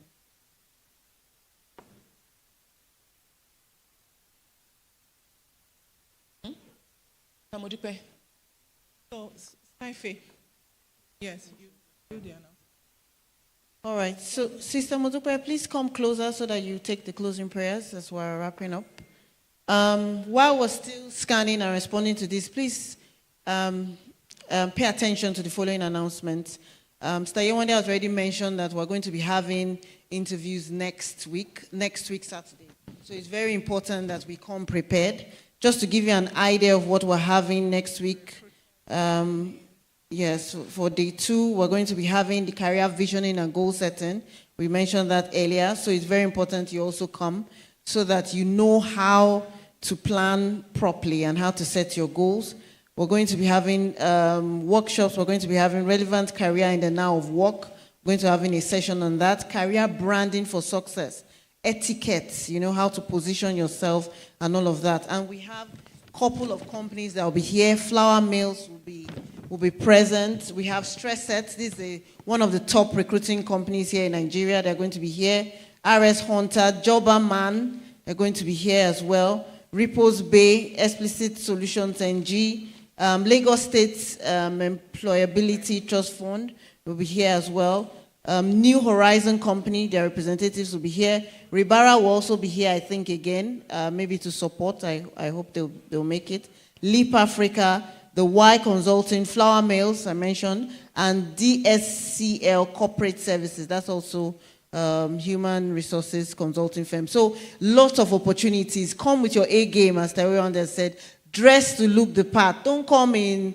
Come with the expectation that you might be interviewed on the spot for a job. So you have to dress and look the part. Please, let's not forget that at all.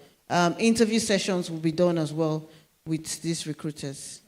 So thank you very much, Sister Modupe. Please come and take the closing prayers. It's really been nice spending time with you all today from morning till now. Please, I hope we've all gotten water and something and snacks, please. If you haven't gotten, please raise up your hand so that we can attend to you. Okay, everybody has gotten. And please don't leave the bottles when you're leaving. Please take the bottles and the snack pack. Very important. Thank you. And we have a media wall outside, please. I want to really encourage us to stop there for interviews. You have, very brief interviews. How was the experience? What do you have to share? Your testimonials is very important. The feedback that you share is what we'll share for others, so that people that were not here, we hear from you and come for the next edition. So please, just give a minute to the media team to just give your testimonial. We really appreciate that. Thank you, and God bless. Thank you, Ma. Thank you, everyone. It's also a call to all other persons, your family and friends, that you feel they should partake from this event. They can join in next week. We still have opened spaces for them to join in next week and next Saturday, and I hope to see you all. Can we pray in Jesus' name? Can we rise up? Our Father, we thank you for this day. Thank you for the graces that we have received here. Thank you for giving them the ability to be able to impact us with knowledge, with grace, and to push us forward in our different career paths. Lord, we ask that which you have learned today will bring forth fruit in our hearts in the name of Jesus. It will yield fruit in the name of Jesus. The Bible says the diligent man will not stand before mere men, but will stand before kings. We pray, even as we have been diligent enough even to come to learn more today, we will not stand before mere men in the name of Jesus. We will stand before kings in the name of Jesus. This seed that has been sown today will take us higher in the name of Jesus. It will take us higher in the name of Jesus. And we will do well in life in the name of Jesus. We pray, even as we meet next Saturday, even to continue on this path and to get better at what we do. We ask that, Lord, you will grant us grace to all be here in the name of Jesus. Every obstacles on our paths, every hindrances, we ask that, Lord, you remove it in the name of Jesus. We'll sit next Saturday in God's grace and in good health in the name of Jesus. Thank you, Father, because you are God. In Jesus' mighty name we have prayed. Thank you all. God bless you.